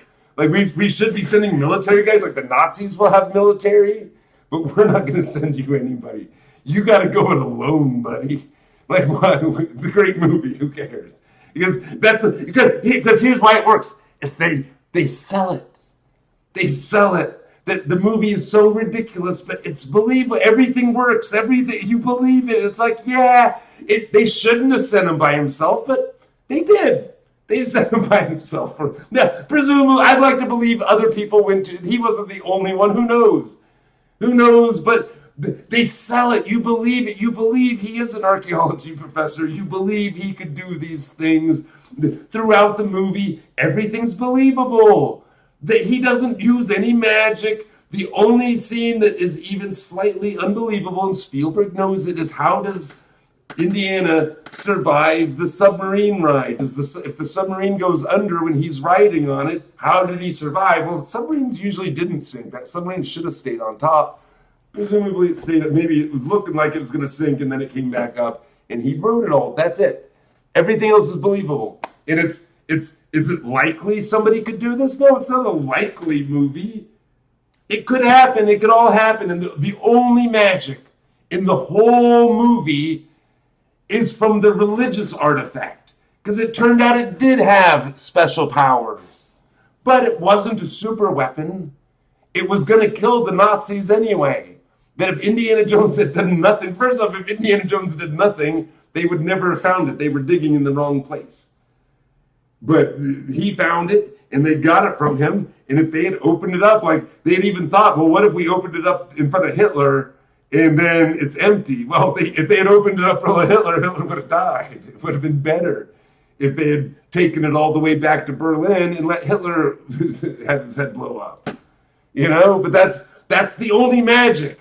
Indiana doesn't use any magic. It's a believable, and what everybody gets wrong is they all think it's a MacGuffin. It's a magic MacGuffin that all these movies, the Snap Guy's rings, the MacGuffin, the Ultron wanted. They all want MacGuffins. The Batman versus Superman, Lex Luthor needed a MacGuffin. They all need, but the Lost Ark of the Covenant was not a MacGuffin.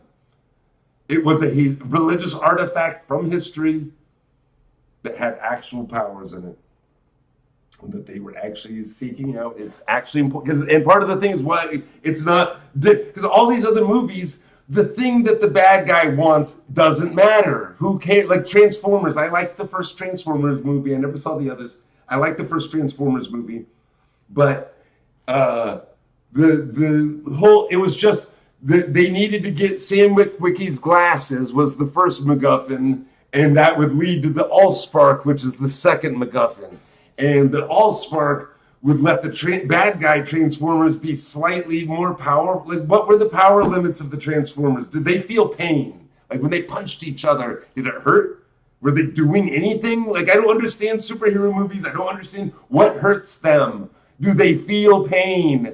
What are the limits? Why do they save their better attacks? Like, it's like a video game where the bad guy starts with the easy, and it's like, no, start with your best attack. If you got one great attack that always works, go with your best attack. Like they had a movie, what was it? The Scarlet Witch movie that was supposed to be, what's his name's movie? It was supposed to be, who's the super overly powered guy? Doctor Strange. It's supposed to be a Doctor Strange. It's supposed to be a Doctor Strange movie. It was clearly a Scarlet Witch movie. But in the movie, they have it where Doctor Strange has to use a different power every time.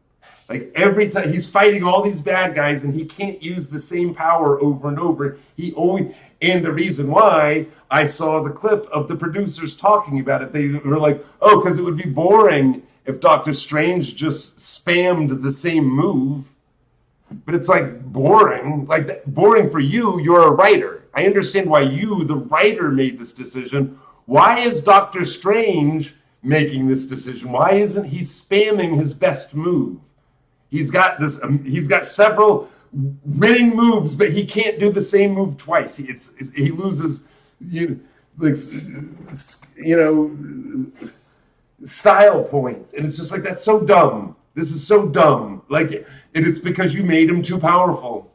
Maybe if he has moves that are just too powerful, and you don't like him using, don't give him the moves. Don't let Doctor Strange is too powerful. You can't. He's too powerful. He wins every time. What's the point? Why should I care about anything he does when he's intentionally not using his best moves? Because it would be boring if he used his best moves over and over. You can't do that. And that's so dumb. Indiana Jones, he's a human. That's why it works. It's all believable. Everything makes Luke, that was believable. Every decision Luke makes, every decision Obi-Wan makes, every decision Princess Leia, they all make the right decision over and over. In Force Awakens, they all make the wrong decision. The movie opens up and you can't even follow the movie. If you just watch the movie, you can't know what the hell's going on. That's what they do on purpose. The movie starts and it's all crazy, and all the movies are like that now. They don't want you to know what's happening, because if you could understand what's happening in the movie, you'd be like, wait, this is stupid. Why is everybody doing the wrong? No, that's why I'm the only one that notices, because you have to actually, you can't turn off your brain. You have to actually watch the damn movie. Yeah, you can't just listen to the dialogue. You have to remember the story the whole time. You're like, wait, what? Because the movie starts off where they're looking for the map to the planet where Luke Skywalker is. And it's like, what? Luke Skywalker's on a planet somewhere by choice? Is he a prisoner? And it turns out by choice. He's just on a planet. The bad guys are about to wipe out the Republic. They've got a super Death Star that can blow up 5 planets at the same time. Now, there's one thing we know about Luke from all 3 of the second, first, and third movie. That when you tell Luke that there's a Death Star that needs to blow up, he's going to blow up that Death Star. That's what Luke does. He blows up Death Stars. You tell him there's a Death Star, except he doesn't blow up the third one. I take it back. Han blows up the third one. So he only blows up the first. But still, that's because he had been on the dark side. He was inside the Death Star at that time. But now, in Force Awakens, there's a super Death Star. He doesn't care. You have to find him. He's on a planet that's unfindable, according to Rian Johnson. Unfindable. It's an unfindable planet. And so Luke is just on this unfindable, and it's like, well, if he's on this unfindable planet, why do you want him? Like, what is he for? If he's got skills, if he can help you, like, if he's not a prisoner, he went to this planet and he hid the map. He hid part of the map inside R2-D2. And it's just like, guys, this is a video game. This is a video game plot. This is not, these are all just fetch quests like this. The Disney sequels, it was fetch quests. Because JJ just played video games and he thinks fetch quests are a thing in movies. And so there's a map. The bad guys want the map to Luke's. And one of the dumb things about the movie is the part of the map is inside R2-D2. So if the bad guys get the map, they can't do anything with it. It's useless to them. So the whole movie's useless. The whole main story of, oh no, what if the bad guys find Luke Skywalker on the planet, and then what? So they're going to kill Luke Skywalker? Is that the idea? Well, who cares? He's retired. He's not doing anything. Han Solo is now back to smuggling for some reason. That makes no sense. Han Solo should have been like a drunk in a bar. Han Solo should have been that guy still bragging about, remember that time I blew up the second Death Star? That should have been Han. Why would he be smuggling? He's famous. He was a famous war hero who blew up the Death Star and saved Luke Skywalker. Why would he be some punk-ass smuggler? And it's because J.J. Abrams was just redoing the first movie again. He didn't know what the hell he was doing. And so Luke is just on some planet, and Han is a smuggler, and the Republic's about to fall, and the bad guys, again, if the worst case scenario is the map gets, nobody ever finds Luke. That's what should have happened. The movie ends like over and over. It should have been the bad guys either get the map or the map gets destroyed, and then nobody finds Luke. It's the end of the movie. And it's like, and I was so upset about this. I went to this movie thinking I was seeing a Luke Skywalker movie. That's what I went there for. I was thinking, oh, good, I want to see what Luke's up to. This is a sequel. This is a sequel to the other movies, and people, the nerds, all say this is good. If the Star Wars nerds like, the Star Wars nerds don't like it now. They bought into the hype. But at the time, all the nerds said it was a good movie, and I was like, if the Star Wars nerds like it, maybe it'll be good. I'll give this one a chance. They like the prequels. They're idiots, but they all know it sucks now. And yeah, I went there thinking that Luke Skywalker's only in it for the last 5 seconds of the damn movie, and I was just like, and Han dies. Apparently I'm the moron. Every time I see somebody talk about this movie on YouTube, they all act like it was obvious Han was going to die. I didn't see it. I didn't see it coming. It made no sense. there was no reason whatsoever that Han dies. Han wasn't part of the bad guys. He doesn't die, the good guys, he doesn't die because the bad guys feared him. He dies because his son is a psycho. That's it. His son went in for a hug and then kills his dad. And I promise you, if I had a son, I don't have a son, my daughter came in right now and, hey, Dad, and went in for a hug and lightsabered me, I'd be like, okay, done. You got me. I deserved that. You got me. I must have been a bad dad if you felt like lightsabering me in a hugs. I don't think that'll happen. My daughter visits. I don't think I'm going to get lightsabered. But it's so dumb, and so they want they need to find the map, and it's just like, guys, in the original Star Wars, the map isn't a MacGuffin. It's an actual map. It's not a map at all. The blueprints to the Death Star are an important part of the story. And this is what they all get wrong. A MacGuffin, a proper MacGuffin, doesn't matter. The best MacGuffin in any movie is from Pulp Fiction. It's the briefcase. The briefcase in Pulp Fiction is a MacGuffin because it doesn't matter what's inside. We never find out. It's not a super weapon. It's not going to make Marcellus more powerful. We don't even know what's inside. It's not important. It's just something that they wanted. That's what a MacGuffin is. It's a plot device. They want it. It's not important. It doesn't help you become powerful. It's just, maybe it's money. Maybe it's gold. Maybe it's the Declaration of Independence. Maybe it's Marcellus's soul. Who knows what's inside? It doesn't matter what's inside. It's a MacGuffin. That's what a MacGuffin is. Whereas now they have it, and writers all now think MacGuffins are clever. That's why they put it in and they do it intentionally. They're all laughing at you. All the movies that with the MacGuffins, the rings with the snap, all the Allspark, they're laughing at us. They think we're idiots. Why? Because they know that the MacGuffin doesn't matter. They talk, but it's like, yeah, we don't care about the MacGuffin either. Because it's just it doesn't matter what it is. We don't know what the Allspark is. The snap guy is overpowered anyway. Who cares? It doesn't matter. These are clearly plot devices. But why do you keep talking about it? You're not supposed. The whole point of a MacGuffin is you're not supposed to. It doesn't matter what it is.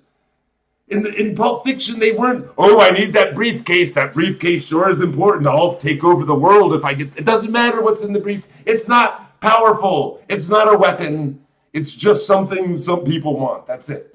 They want it. It doesn't matter. And these movies, they pretend that it's important. Oh, we need to get the thing. The MacGuffin's so important. If we don't get the MacGuffin, oh no, the MacGuffin. Who cares? It's the same damn movie over and over. But the Lost Ark of the Covenant isn't a MacGuffin. The plans to the Death Star definitely aren't a MacGuffin. They are important. Because in Raiders of the Lost Ark, the Lost Ark of the Covenant matters. It changes the story. If you change what that is, what they're going for, it changes what the movie is. If it was the Holy Grail instead of the Lost Ark of the Covenant, it's a different movie. They have to go someplace else. They're going to have different adventures. It's going to end with somebody drinking the Holy Grail. It's going to be the Holy Grail movie because that wasn't a MacGuffin either. Because it changes the story. If the device, if the plot thing changes the story, if it affects this, then it's not a MacGuffin.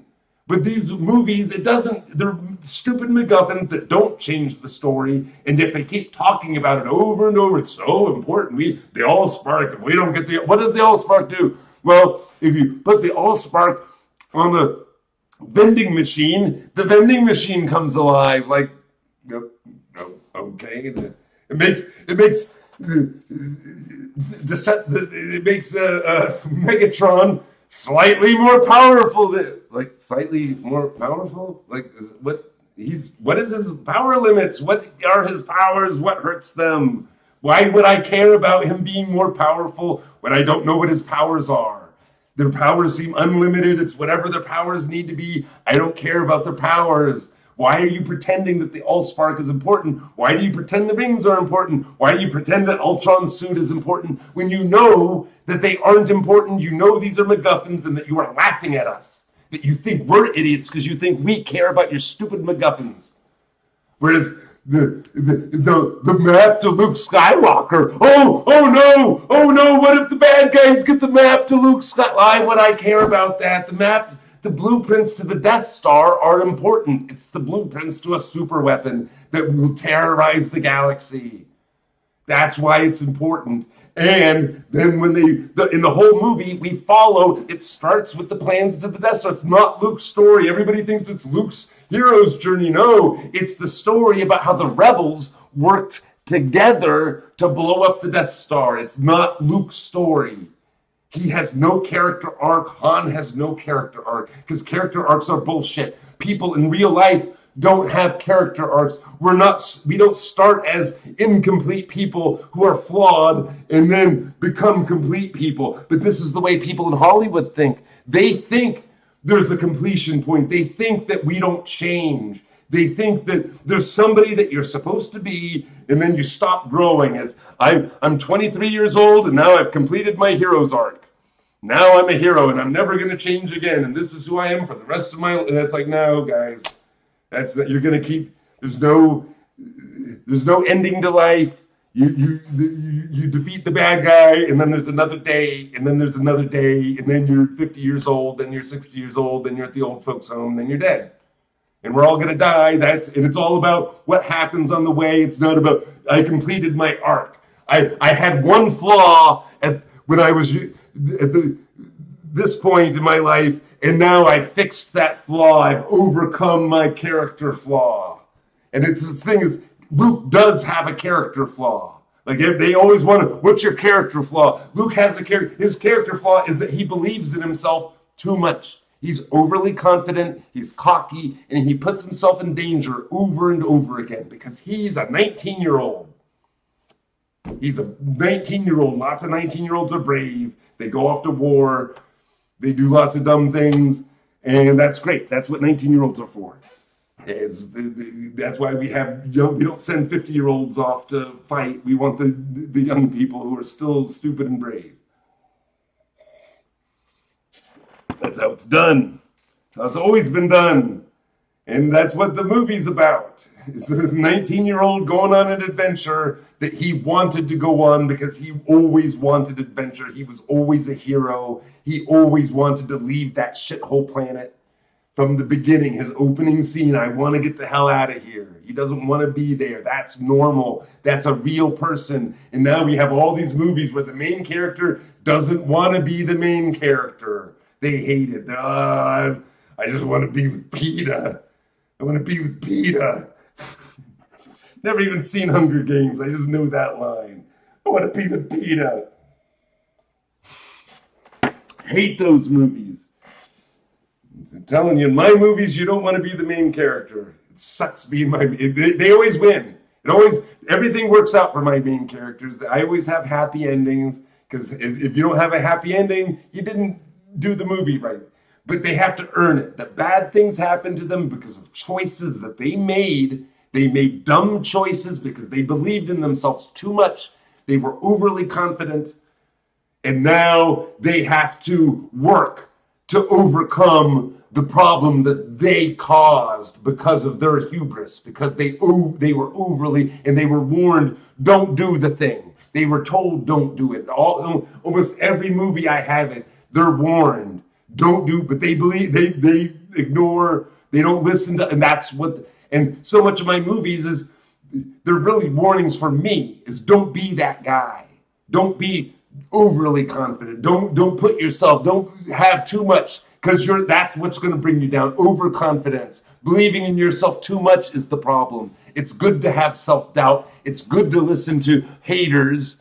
If somebody's warning you, telling you your thing's a bad idea, maybe they're not a hater. Maybe they're your friend telling you the truth. That's what everybody needs, is they need, your haters are going to be the one, if you have a flaw, if you're doing something wrong, if you're making a mistake, your haters are going to be the first people to point it out. Your friends might not. Your friends might, oh yeah, go believe in yourself.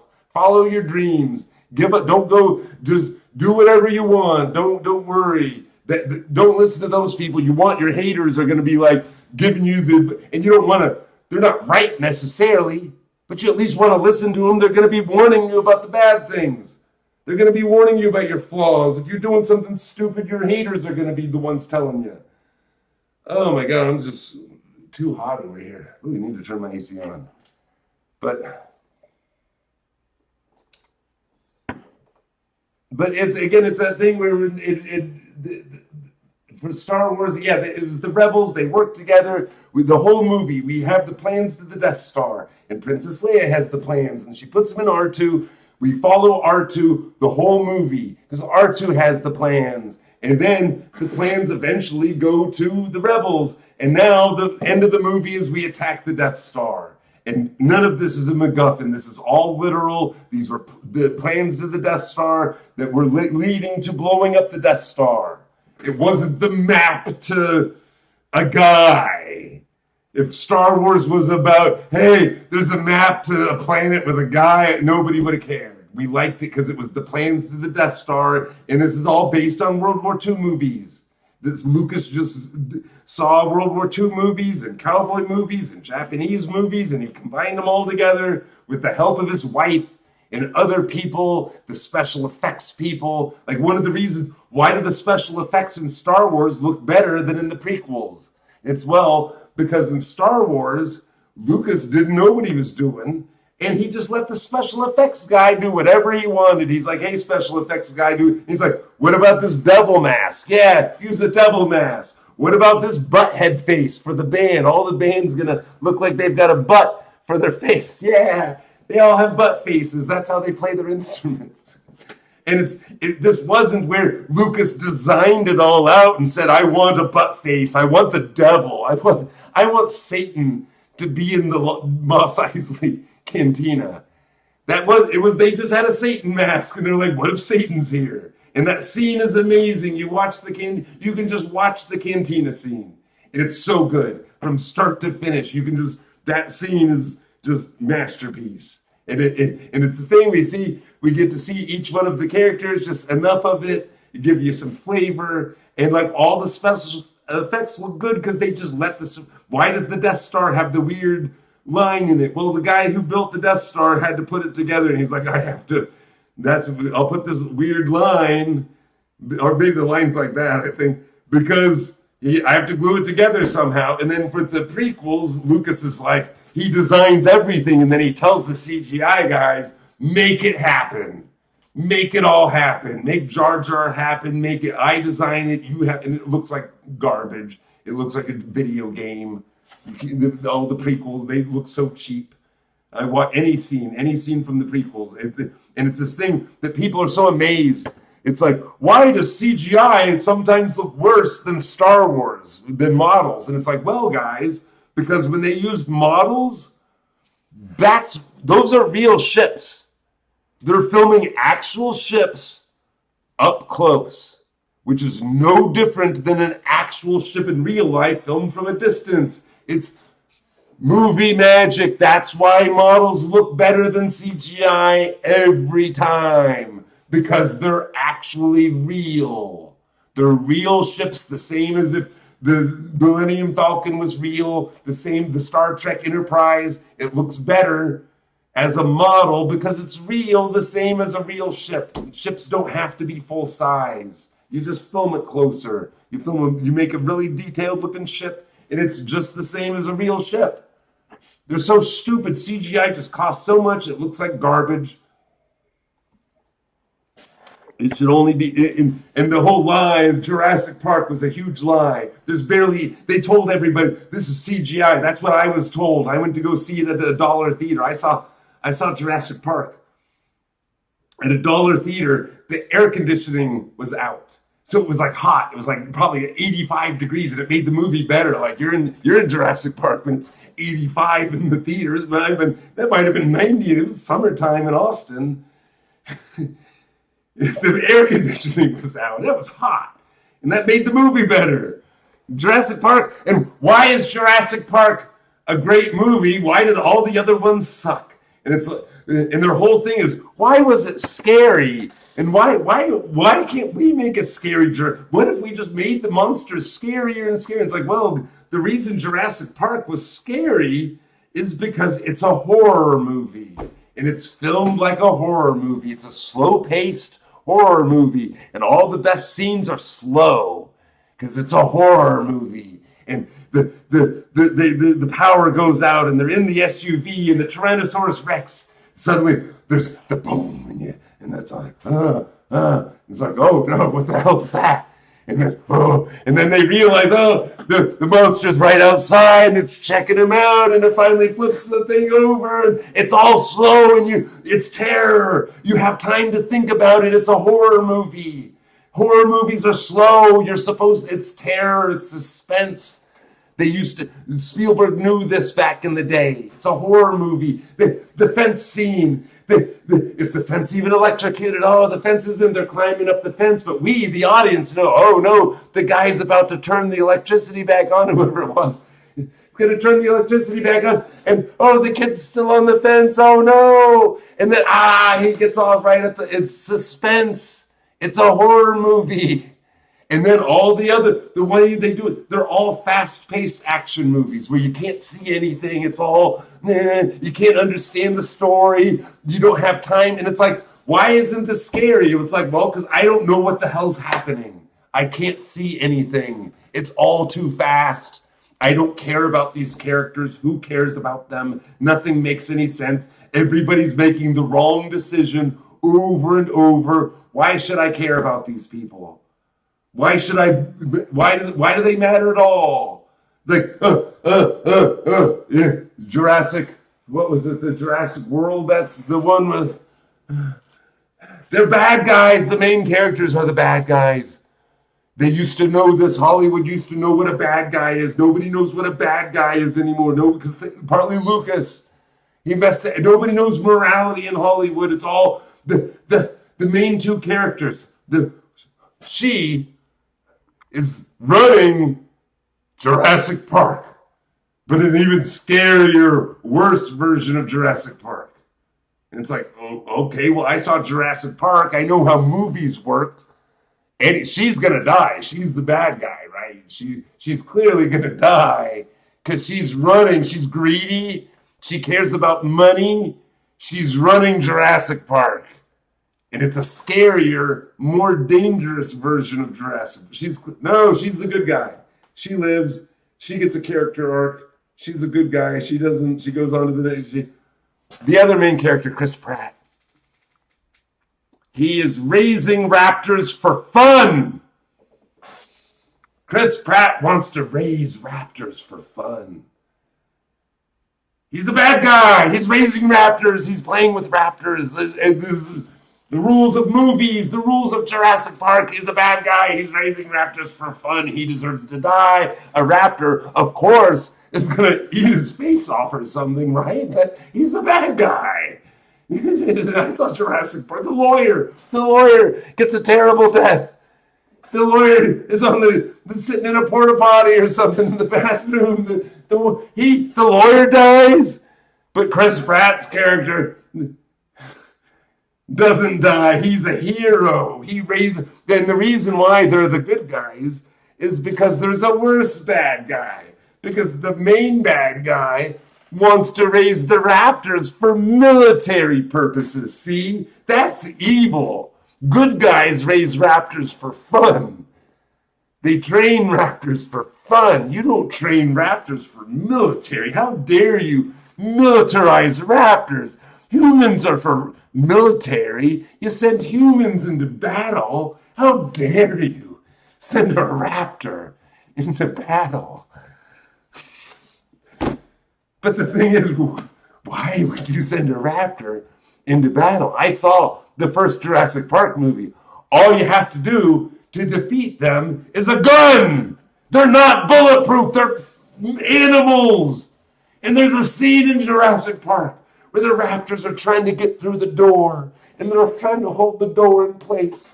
And the gun's on the ground, and they need to grab the gun, but they can't grab the gun because they have to hold the door. That's suspense. That's terror. That's a horror movie.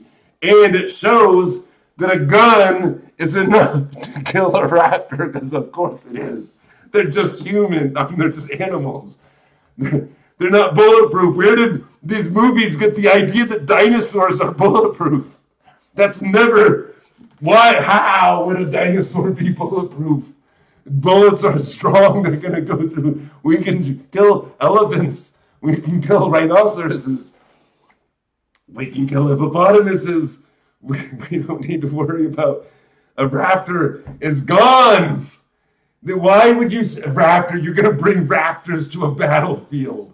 Like you're going to send raptors. We're going to send raptors to Afghanistan to send them into the caves of Bora Bora to get Bin Laden.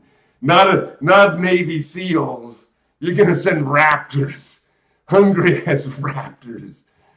And it's just like, this is so dumb. Okay, you're right. The guy who wants raptors for military purposes, dead, obviously. Yeah. And the guy that raises raptors for fun also dies. And the woman who runs Jurassic Park for greed, an eviler, more dangerous, because the whole way that Jurassic World and Jurassic Park, it makes sense. Jurassic Park, it makes sense. It's a good movie. It's why did the dinosaurs go free?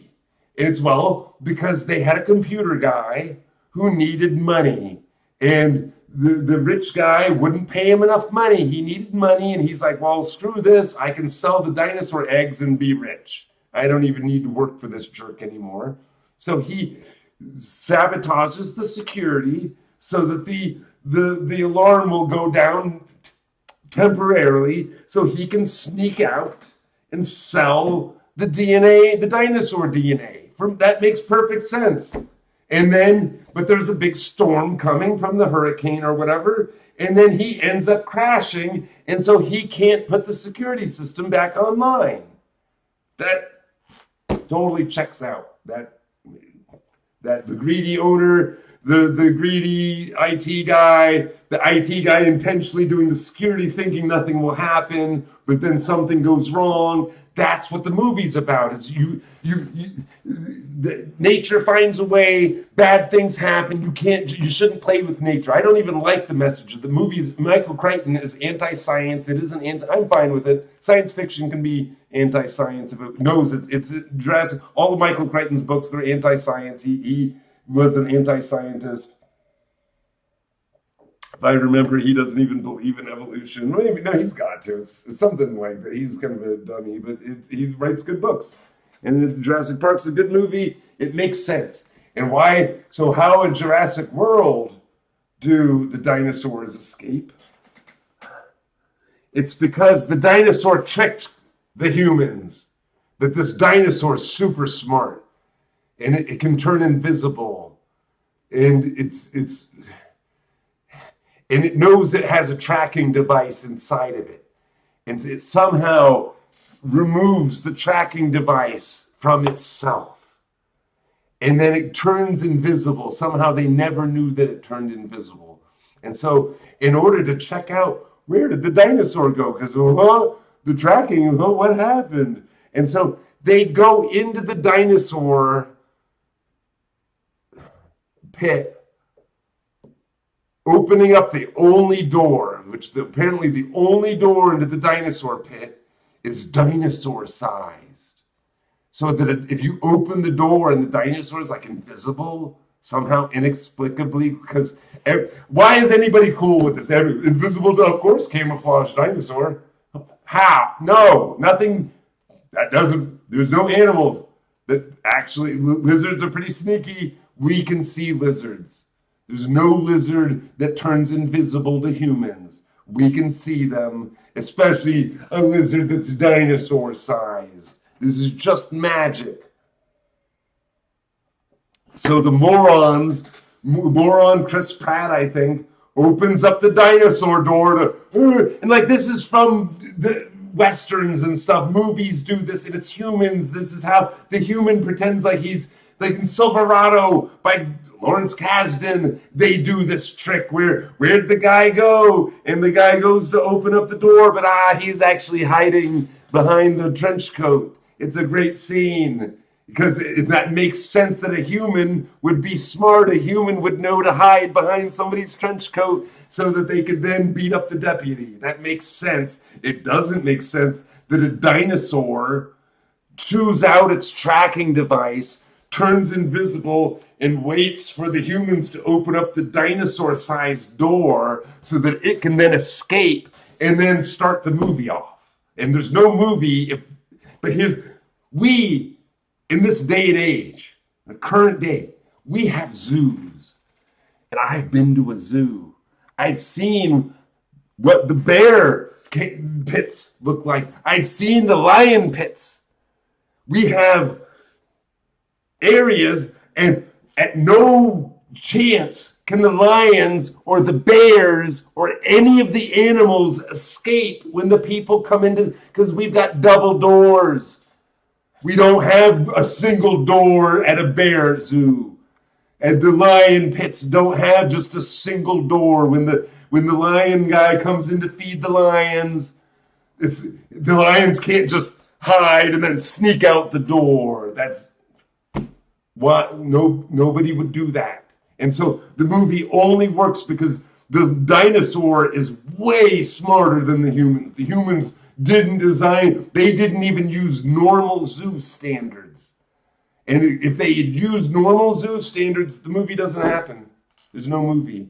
And what's so annoying about this, that can be easily fixed. You could come up with an infinite number of ways that dinosaur escapes. Why did they pick the dumbest? Because they think we're idiots. They don't care. They think, and they're right. Most people, they don't pay attention. They shut off their brains. And if I tell people about this stuff, they're like, what? You actually care what happened in the movie? I just shut off my, well, why do you even watch then? What's the point if anything can happen? If anything can happen. What, like in Die Hard. Die Hard's a great movie. All the Die Hard sequel, all the Die Hard ripoffs, nobody does Die Hard correctly. There's one great Die Hard movie. It's amazing. And even the second Die Hard movie didn't, because the second Die Hard movie is actually based on an unrelated book. The Die Hard was based on a book. It was a big hit. And so they just bought a different book and said, what if John McClane's in this story? Well, that's stupid. It doesn't work. The whole movie doesn't work. Because in Die Hard, I don't know if anybody's seen, in Die Hard 2, they have it where it's Die Hard at an airport. And for some reason, the airport cops hate him. And that they know he's a cop. They know he's a New York cop. They know he's the famous John McClane who single-handedly defeated a terrorist group at Nakatomi Plaza. He knows that. The head cop knows that. He knows all, and that only makes him angrier. He hates John McClane. And it's like, dudes, cops all like other cops. Cops all respect other cops. And if there was some famous cop who famously defeated a terrorist group single-handedly, and you knew who they were, you're not going to be rude to them. You're not going to insult them. You're not going to get into a battle with them. And if they come to you and say, hey, there's, that dangerous guy that's coming to the airport, that everything on Christmas Eve and that this is really bad, I think that I saw a gunman. There's some, and the cop would have been like, "Okay, let's bid on this. We've got to fix this now." And then John McClane's like, "Okay, well, I did my part. I warned you." And that should have been the whole movie. The cops should have but no, they had to have it where the cops are dicks in the movie. The cops hate him. And it's like, why? Well, that's what happened in the first movie. Well, in the first movie, they didn't know who he was. That's the whole point. It's like nobody seems to understand that John McClane doesn't have a character arc. His whole story explains why is he the main character. And he's the main character because he is a New York cop visiting his wife in Los Angeles, his estranged wife who left him with the kids because she put her career ahead of their marriage. And he's not happy about that. But this is all part of the story of this is what's setting up the plot, is that's why he's in the wrong town. He needs to be a cop, because if he's not a cop, why is he so good at fighting bad guys? Can he do cop stuff? If he's a cop, why don't the local police know who he is? Well, he's a New York cop who's visiting his wife in Los Angeles because she got a job there to work for the Japanese. Because that was a big thing in the 80s, is the Japanese were going to take over, and this is all part of the story, is feminism and the Japanese, and he's this New York bitter, angry white guy, and this is all part of the thing. And then he shows up, and he gets in a fight with his wife that he meets, and they start bringing up the thing, and she doesn't want to hear it. And she then goes off to the party, and then he realizes he blew it. That's not what he wanted. He was hoping he could talk, and he's a little grouchy. And so he's staying behind in the room because he had just gotten in a fight with her. And he wants to cool off. He wants to relax. He has his shoes off because the guy on the plane told him to take his shoes off, that's a better way to relax. And that explains the movie. That's all part of the setup. It's not part of his story. He doesn't have a character arc. At the end of the movie, he doesn't get back with his wife. There's no reason to believe. This isn't a movie. All the movies now are all these movies about the main character. They're all metaphor movies. Everything's a metaphor now. It's all about how all the people in Hollywood are divorced and their kids hate them. And they all think, well, what if I was a hero? Then my wife won't hate me anymore. My ex-wife won't hate me. My kids won't hate me. And it's like, sorry, guys.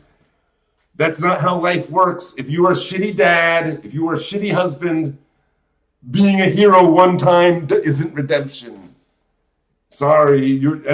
I'm sick of it. I'm sick of every dad. They're all shitty dads. They're all deadbeat dads. Tom Cruise in War of the Worlds. Deadbeat dad. Like, his kids hate him. No, sorry. I look at Tom Cruise. Maybe Tom Cruise in real life, maybe his kids hate him. I doubt it. But movie Tom Cruise, his kids would love him. And I don't care how shitty of a dad he is. People love their shitty dads when they look like Tom Cruise, and Tom Cruise would be the deadbeat dad who shows up. Hey kids, I'm going to take you to the amusement park one time, and that's what, and the kids would love that. And they'd hate the mom. That's what happens in real life. They hate the mom because the mom is the rule person, and the deadbeat dad shows up, and he's the fun dad for a weekend, and then he dumps the kids off because he never cared. That's real life. And that's not what I did. I did it the other way. I took care of my kids. Now they don't even visit me, but that's all right. They've got their lives. And so, deadbeat dads, and I'm sick of it. Or in the movie, San Jacinto. It wasn't San Jacinto. San Andreas. San Andreas with The Rock. It's an earthquake disaster movie. And in the movie, The Rock plays a guy who looks like and acts like The Rock. And he is an emergency helicopter pilot. And I'm sorry. There's no world that his kids would hate him. He looks like a superhero. He acts like The Rock. And he's an emergency helicopter pilot. His kids would worship him no matter how bad of a dad he is. He could never visit them. He could forget every birthday, and they will worship him because he looks like The Rock. He has the personality of The Rock, and he's an emergency. And instead, no, he's a deadbeat dad who has to spend the whole movie winning back the love of his helpless wife and kids who do nothing he steals the helicopter. It's not his helicopter. He has a job. He steals the helicopter of the city or whatever, just so he could save his ex-wife and kids for redemption. And like, no, it needs to be, he's the stepdad. He's the new stepdad who needs to prove himself to the kids, not the deadbeat dad. That would be great. He's the stepdad, and the jerk is the ex-husband. not the new boy. Why would a woman dump The Rock to be with a jerk that is ugly? Some regular guy. No woman's dumping The Rock for some regular guy. I'm not even into The Rock, but if you married The Rock the first time, you're not going to marry some jerk who doesn't look like The Rock. That's not human nature. Nobody goes from, oh, I was married to The Rock, but he was a deadbeat. Now I'm with a jerk who's an obvious jerk, who's rude. Make The Rock the stepdad. Why can't they make stepdads? I was a stepdad. I am a stepdad. There's nothing. Stepdads can be good people. We're the good guys. The ex-husbands are the bad guys. Why every movie the ex-husband's the good guys? Screw you. Screw you. Stepdads are step up. The idea that stepdads are always the jerks, and it's like, hey, Hollywood, it's because you were the jerk. You were the deadbeat dad, and yeah, you probably don't like the stepdad because the kids love him. The wife loves him because you were a bad dad. You were a bad husband, and you're not getting redemption with your movie. You need to make a movie where the stepdad's the good guy, and I do have that. I have a great movie. It's basically, it was my family just put into the movie. And that's actually the script that's done the best. That's what I actually did well with that script. I think they could sense that was my story kind of put into but it wasn't really. And even then it was just because I wanted to have a different movie where it's not deadbeats. I wanted to have a movie where the stepdad is a good guy and that the kids like him. Why would women all marry bad stepdads? Every stepfather's bad. Every second husband's bad. Screw you. That upsets me so much. And it's one thing, you can have some deadbeat dads. Why is every dad a deadbeat? Why can't, they're never just good dads? Why not just a good dad? Why does it have to be a deadbeat dad every movie? John McClane wasn't a deadbeat dad. His wife took the kids because she wanted her career. She wanted to go to Los Angeles. And that's just part of the story. It's not part, he doesn't get redemption. It's not a movie. And like, that's the problem. All the bad Die Hard ripoffs that they all do is they all have it where the main character starts off and he is a failed FBI agent, or he's a failed Secret Service agent, or he's a failed military, disgraced.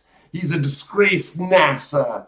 He's something, and maybe it's because they did something wrong, or maybe they were set up, or maybe their ex-wife or their wife died and they became alcoholics. But whatever it is, then the movie starts with them being disgraced, and it's just and then when they're told that they need to help, they don't want to help. They're like, oh no, I don't want redemption. I'm failed. And maybe I'm even failed because I got set up, but I don't care.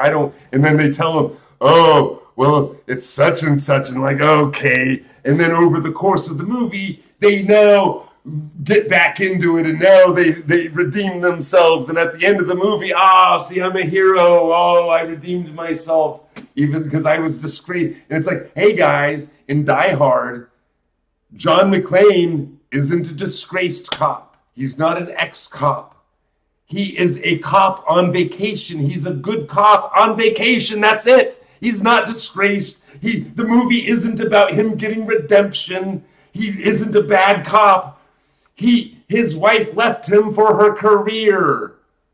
She got a good job at not working for Nakatomi in Los Angeles, and he's a New York cop. A New York cop can't just quit and become a Los Angeles cop. And he's bitter about this. He doesn't want to. He's old-fashioned, and he wants to stay in New York. He's a New York cop, and he wants her to come back. And she doesn't want to come back because it's the 80s. And women were... And she's a great character. She's not a damsel in distress. She's smart, and she's resourceful, and she is brave, and she makes good decisions throughout the movie. And at the end of the movie... the jerk reporter comes up and she punches him in the face, knocking him out. Because that's what women could do in the 80s. It was okay for women to be smart and strong. It's not a movie where either feminism good or bad. It's what is it? It's This is the problem. He's not happy. She wants her career. This isn't even part of their story. This is just set up for why is he in the wrong town? Why did the cops not know who he is? Because if he was a Los Angeles cop, they'd know who he is. When he called in, he'd be like, hey, ask Sergeant so-and-so. And they'd be like, oh, it's John McClane. We've got the great John McClane inside this building. That's awesome. That's the best guy we'd want. He's psycho, but he'll get the job done. Like, that's what it would be if they knew. The whole point is they don't know who he is. Because he's not a Los Angeles cop, and it's the 80s. They can't just call New York. He can't say who he is. He can't say, I'm John McClane, check me out. Because he doesn't want the bad guys to know who he is. He wants to keep his identity secret from them, so he can't tell the cops. Some of the black cop figures it out. He thinks, this guy's a cop. But the whole thing is where the others don't know. The FBI they don't know maybe he's a psycho. Maybe he's a cop, but maybe he's a psycho. Maybe he's one of the terrorists. Maybe he's a nobody. That's all part of the fun. Is he's trapped in the building and nobody can help him. It's a suspense. It's not an action movie. All the other movies, it's a suspense movie that has action in it. He's constantly running away. He's hiding. He doesn't confront them because he's one guy against a bunch of them. One guy can't take on a bunch of people. He never tries. He's always hiding. He's running away. That makes sense. He's being clever. He's doing his job. It's a suspense thing. As he's sneaking around and he's running away from them. Nowadays, they all run towards danger. They want to be the hero. Everybody, because they know they're bulletproof. They know they're never. John McClane wasn't bulletproof. He gets hurt. And that's what movies should have. Movies, if your main character doesn't get hurt, why would I care? Oh, they're invincible. Why should I care? Like they're running towards. Indiana Jones doesn't run towards danger. He runs away from danger. Smart people, real characters run away from danger. You don't run toward, that's boring. I don't want to see, because this is where I started even getting this of, why I first thought of it is what would ruin Die Hard. And actually, it would be actually a good idea. What if John McClane had Superman skills? What if, and this is actually, I really should do this, write it as a movie, is Superman in a Die Hard situation, where he is on vacation as Clark Kent, and he's trapped in the building, and he can't let them know he's Superman. So he has to defeat the bad guys as Clark Kent, and of course he's got Superman powers, but he can't let them see that he has Superman powers. And it's at least, because otherwise it's a thing where if Superman, if John McClane was bulletproof, who cares? If he didn't worry about his death, if he was like a normal character where he runs towards danger, he runs towards bullets, he doesn't care. He'll take on 5 John Wick. John Wick comes in. John Wick wouldn't last 5 seconds in my movie. In any of my movies, John Wick is dead. Nobody does that. You don't walk in and one shot everybody. You're dead. You might kill one guy, you might kill 2, maybe 5. I don't think one guy could take on 5 guys, John Wick style. Screw that, you're dead. John Wick is not a ghost. He's not bulletproof. He's dead. Why would I've never seen those movies. That's so dumb. I don't want to see any movie where a guy just, I can just shoot everybody. This is a comedy. John Wicks are all dumb comedy about this superpowered guy who's basically, you killed my dog, so I'm just gonna massacre everybody. You got the wrong guy. And it's like, this is dumb. This is dumb. Like the first Rambo movie. The first Rambo movie is great.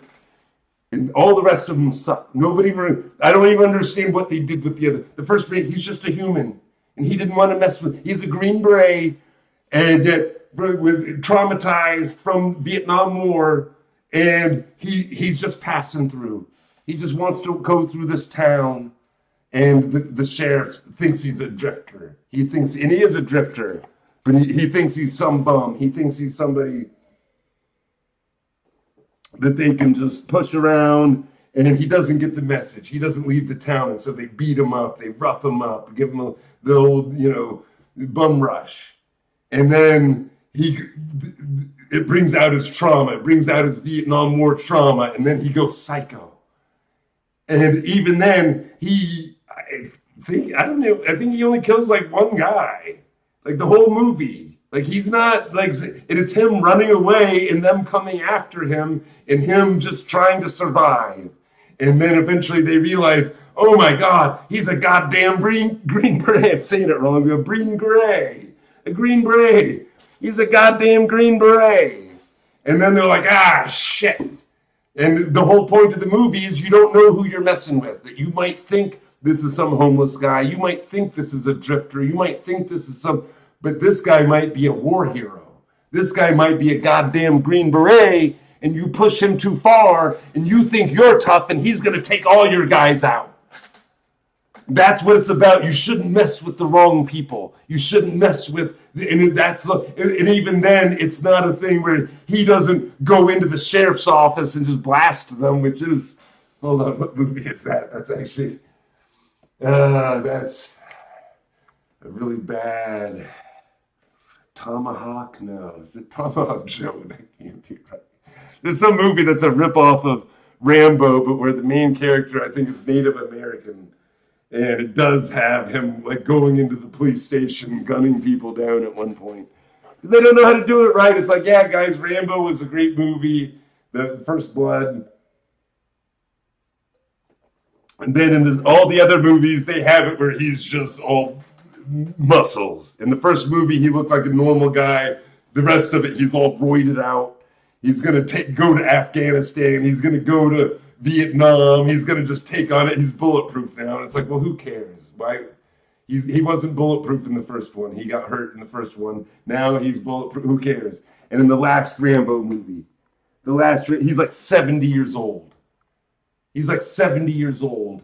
And he takes on a Mexican drug cartel by himself, takes them all out. Like, stupid. This is so stupid. Like, no. Like, he wasn't this killing machine in the first movie. He was just a normal human. Indiana Jones is a normal human. Luke Skywalker was just a normal guy. And they just can't do that anymore. They refuse to make a movie about a regular guy who becomes a hero. It has to be, no, you were born, chosen to be a hero. You were flawed at first.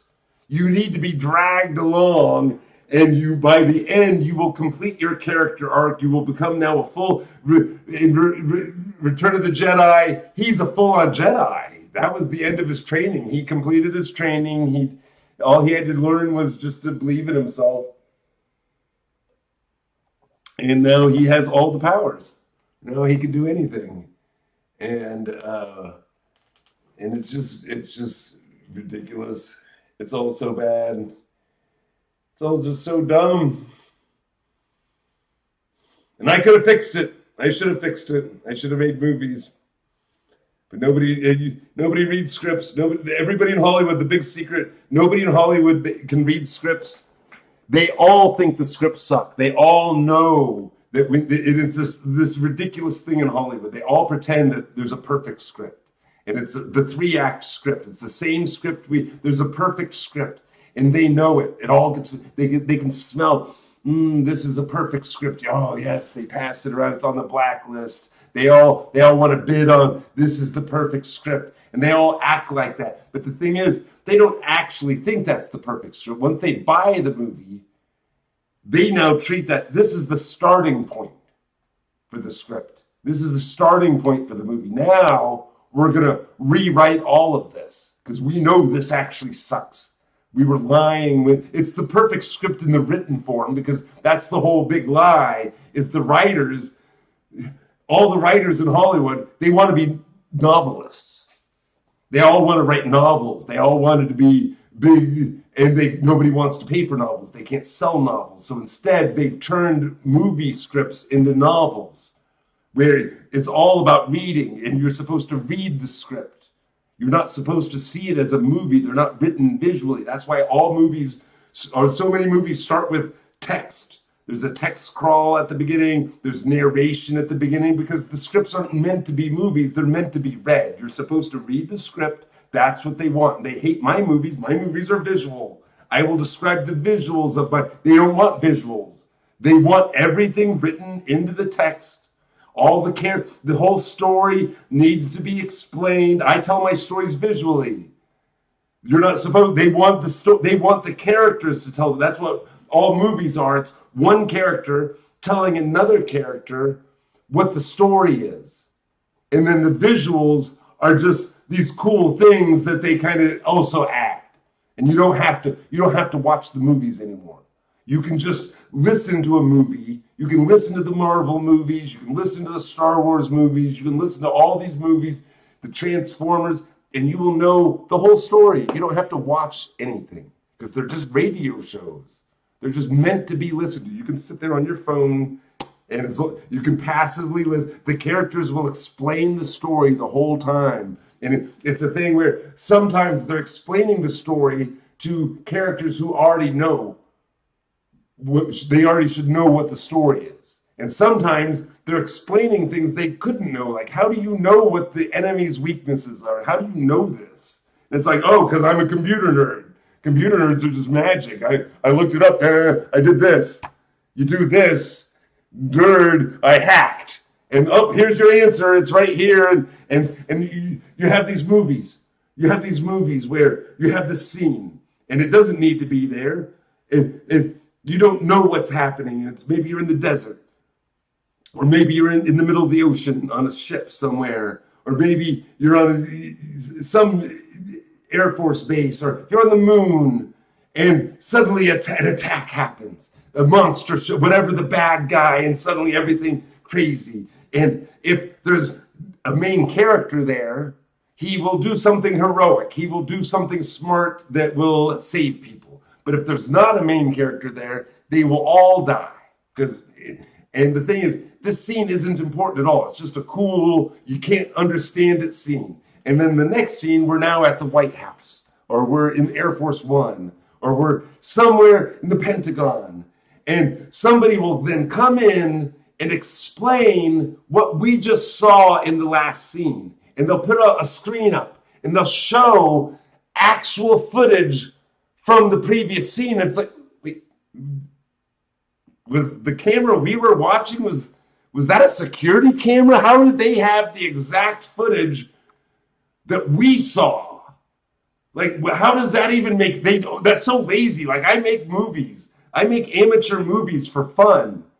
I know how camera angles work. I could show you my movie. I have the security camera footage in one of my movies. It's where a security camera would be. It's not the actual scene. I showed the scene earlier in the movie, and then you see it from the security. And that was hard. I filmed the whole movie myself. I had to place all the cameras everywhere. I don't have anybody to film with. And yet I took the effort to put a camera so that I could have the footage from the right angle, because that matters. Why would the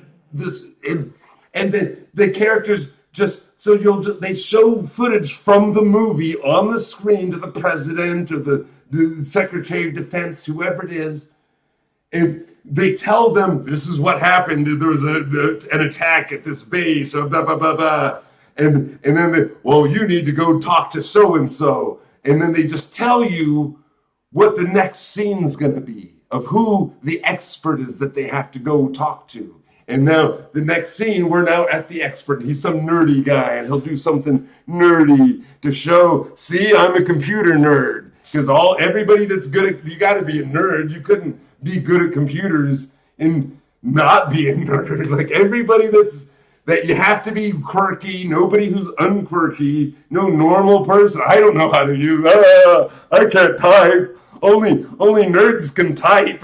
And you just go like this. This is what typing is.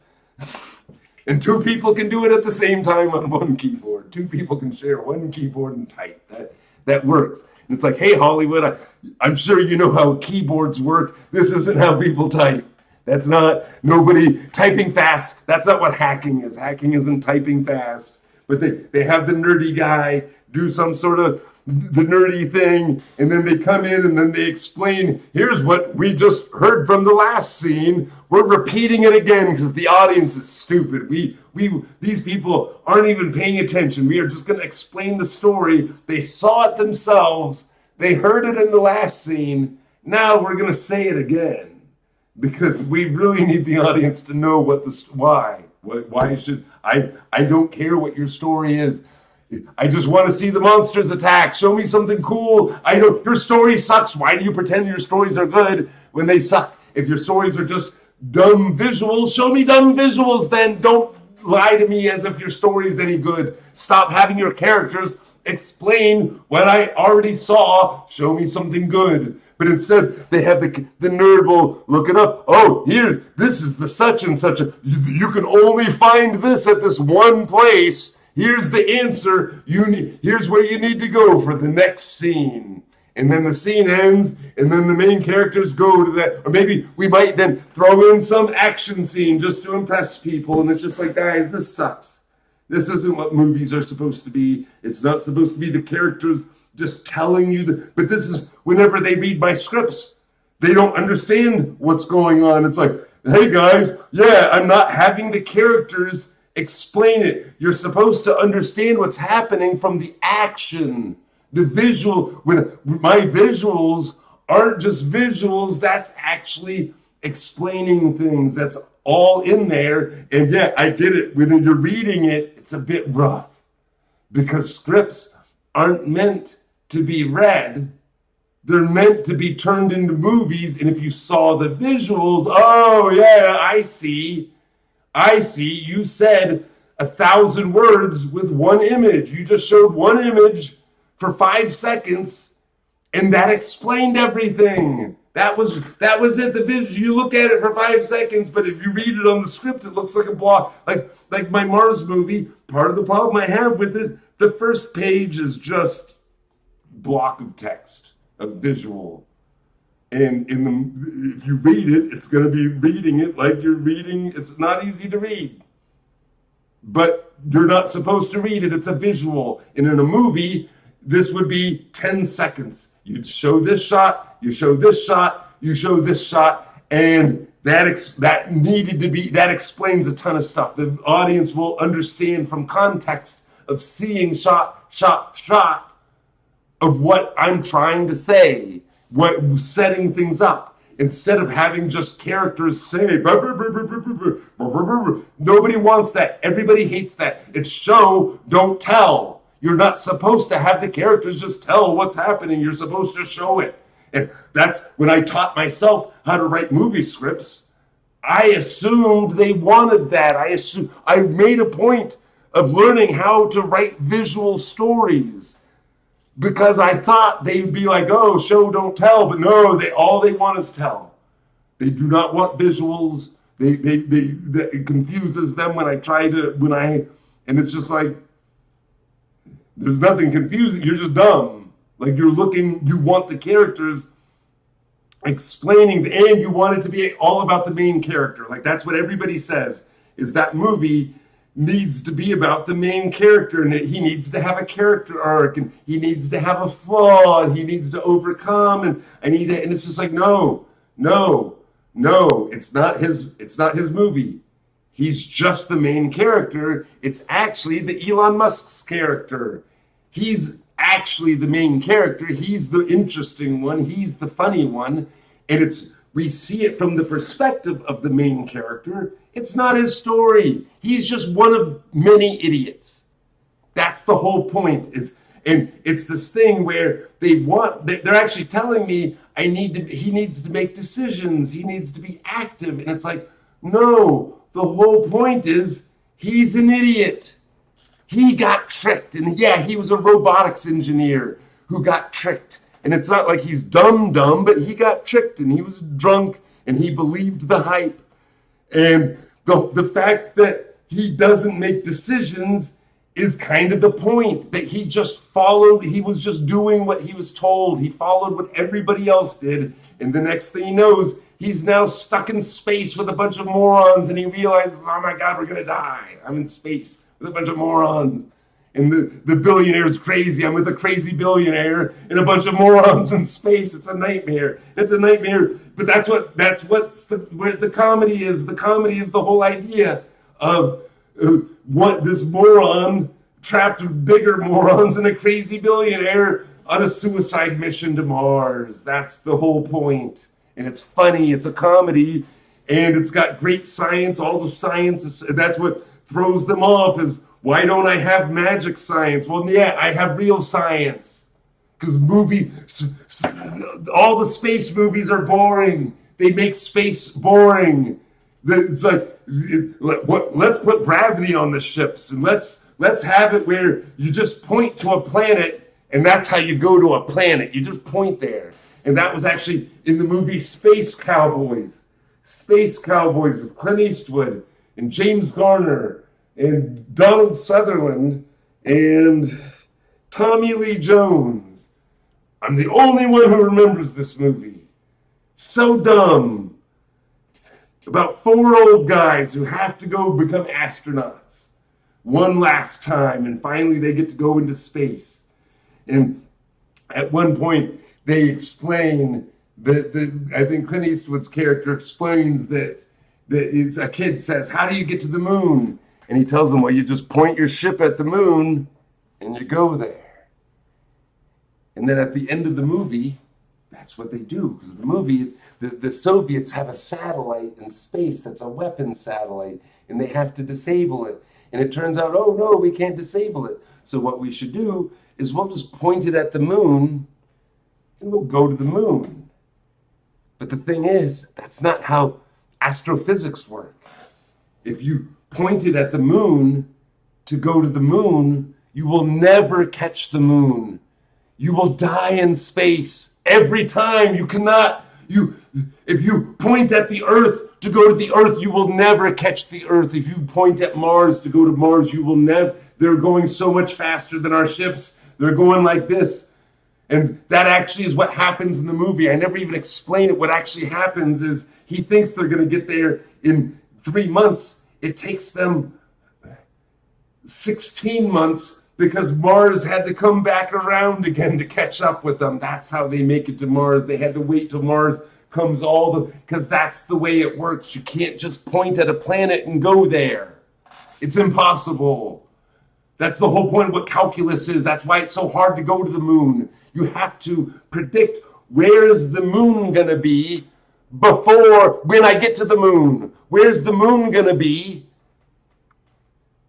6 weeks from now? Where's Mars going to be 8 months from now? It's like, well, wait, how do you know when you're going to arrive to the moon, when you're going to arrive to Mars, if it's not even there yet? And it's like, yeah, that's what makes it hard. That's calculus. Maybe it's trig. I don't know. It's really hard. You need computers.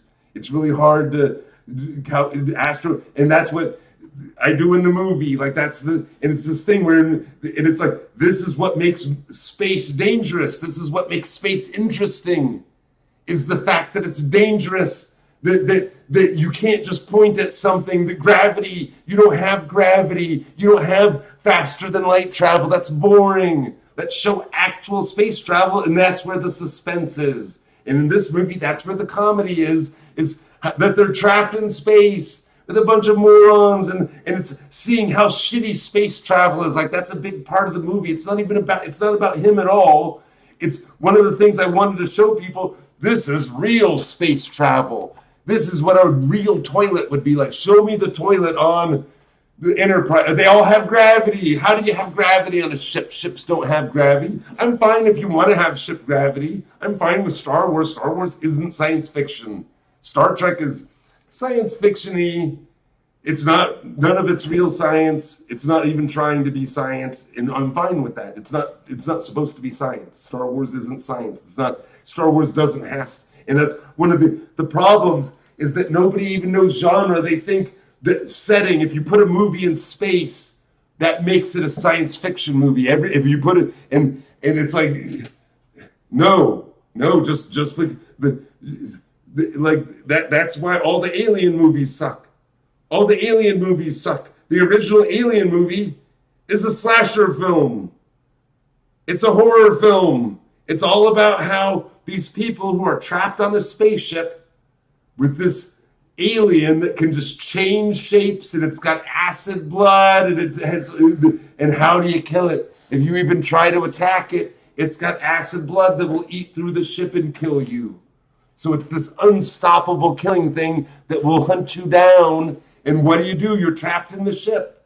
It's not science fiction, it's a slasher film. And all of the science fiction just explains, why is the killer scary?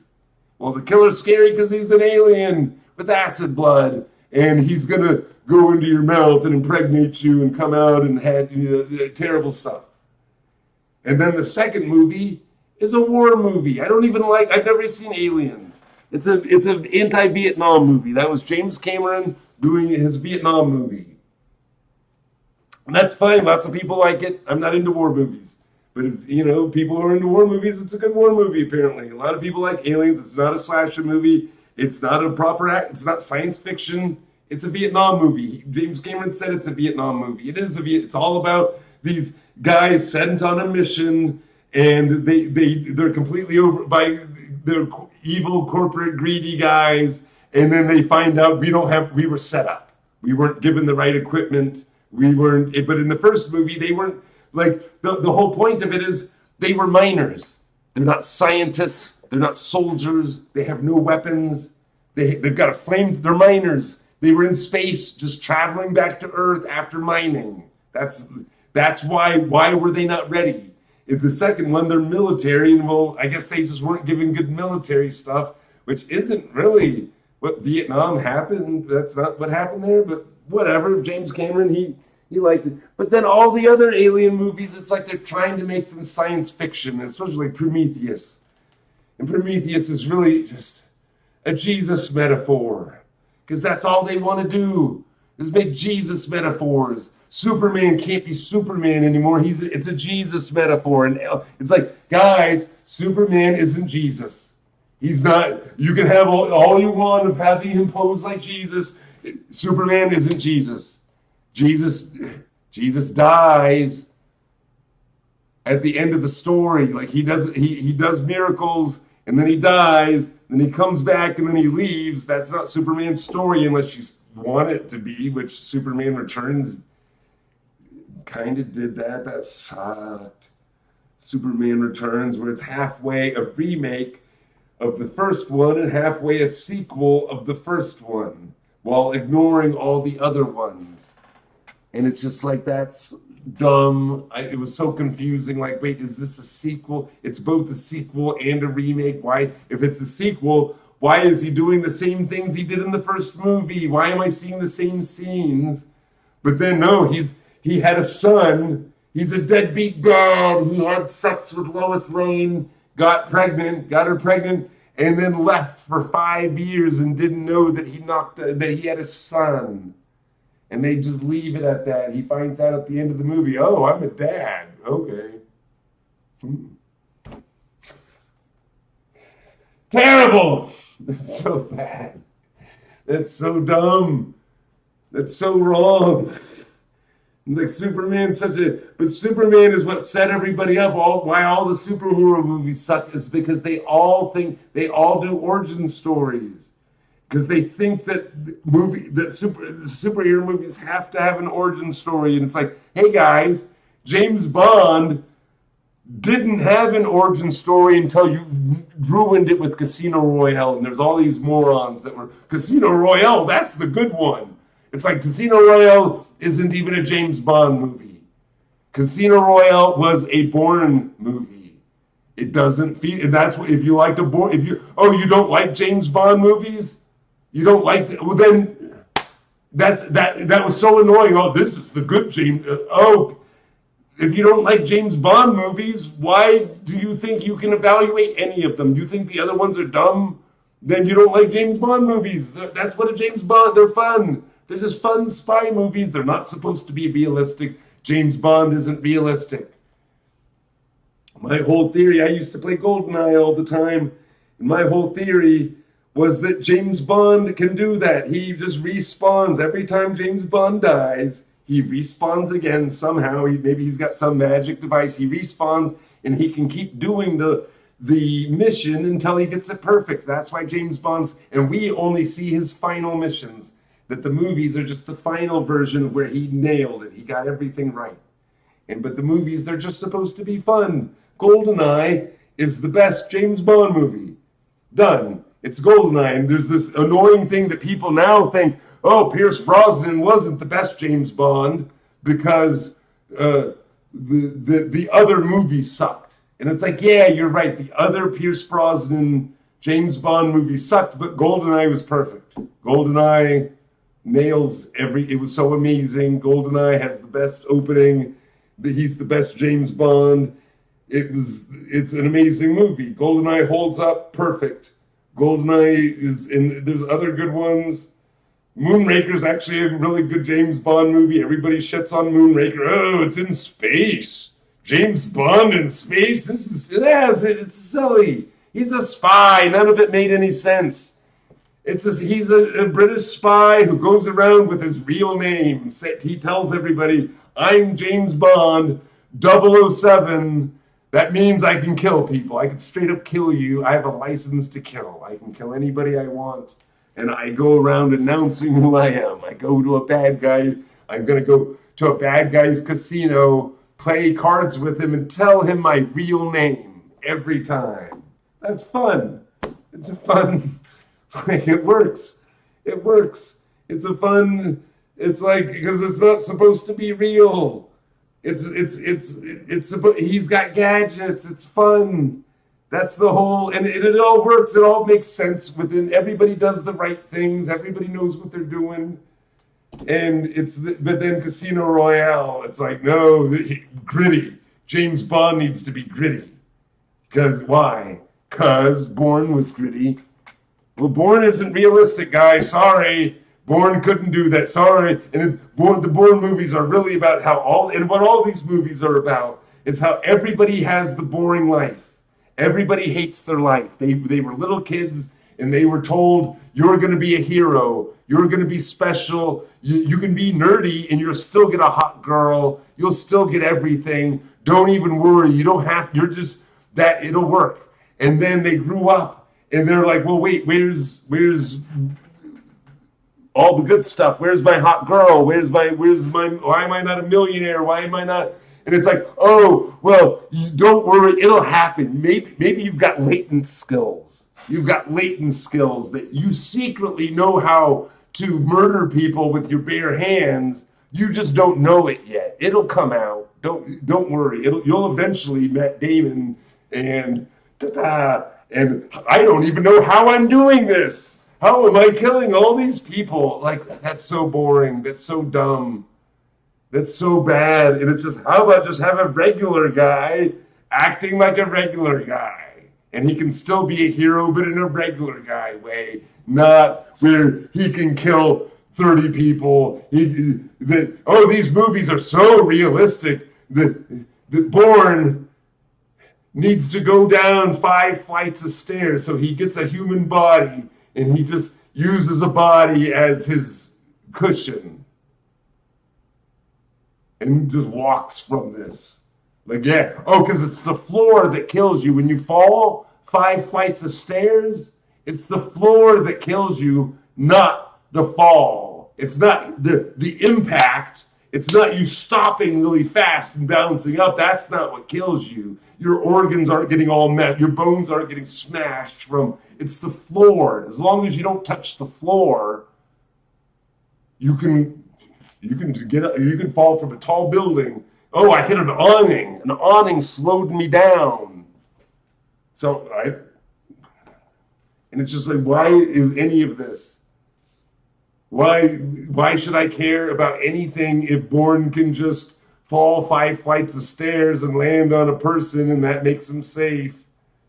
If John Wick can just shoot everybody one shot. The Robin Hood movie from 2018. The only one that remembers this dumb movie. I saw it at the theater. So dumb. He one-shots everybody with arrows. And he knows he can one-shot. Because he'll go into a room and he'll one-shot already moved. And it's like, well, nobody dies instantly. How do you know you can, if you, and he doesn't die instantly, then you're dead. And he does it the whole movie. He knows he's going to one-shot you. He one-shots everybody. And it's like, you can't one-shot people. Even with a gun, you can't know that you one-shot somebody. It's not a video game. When somebody gets hit in the head, they don't have and they disappear. If they have a gun, they can still, even if you you can't one-shot people with a gun. You can't guarantee you one-shot somebody. Like maybe you one-shot them. You can't shoot somebody and then move your gun. You shoot somebody. Hitmen don't do just one shot. You're just pop, pop, pop. You don't one-shot anybody if you can help it. You can't count on a one shot. You can't pop, pop, pop, as if when they have guns and they can kill you. They're one-shotting people with arrows. Why would that was so dumb. You can one-shot people with arrows, and that's the whole, like, look what a badass. And it starts off the movie. He's already talented at bow and arrow, and then Jamie Foxx's character teaches him how to one-shot. Like, that's so ridiculous. And that's just a thing. As if it's just a thing. So dumb. I think I'm done for. I think this is the end for now. I think I might clip some of this. I might actually make a clip out of. That was all pretty good. I don't know how much I even want to rant that ever again. That was too much. Too much to rant at once. Oh my God, what is it? 1:25. 1:25 in the morning. That was a good little rant. That was a great little rant. Anyway, I'm gonna finish this up now. So, toodles to the noodles.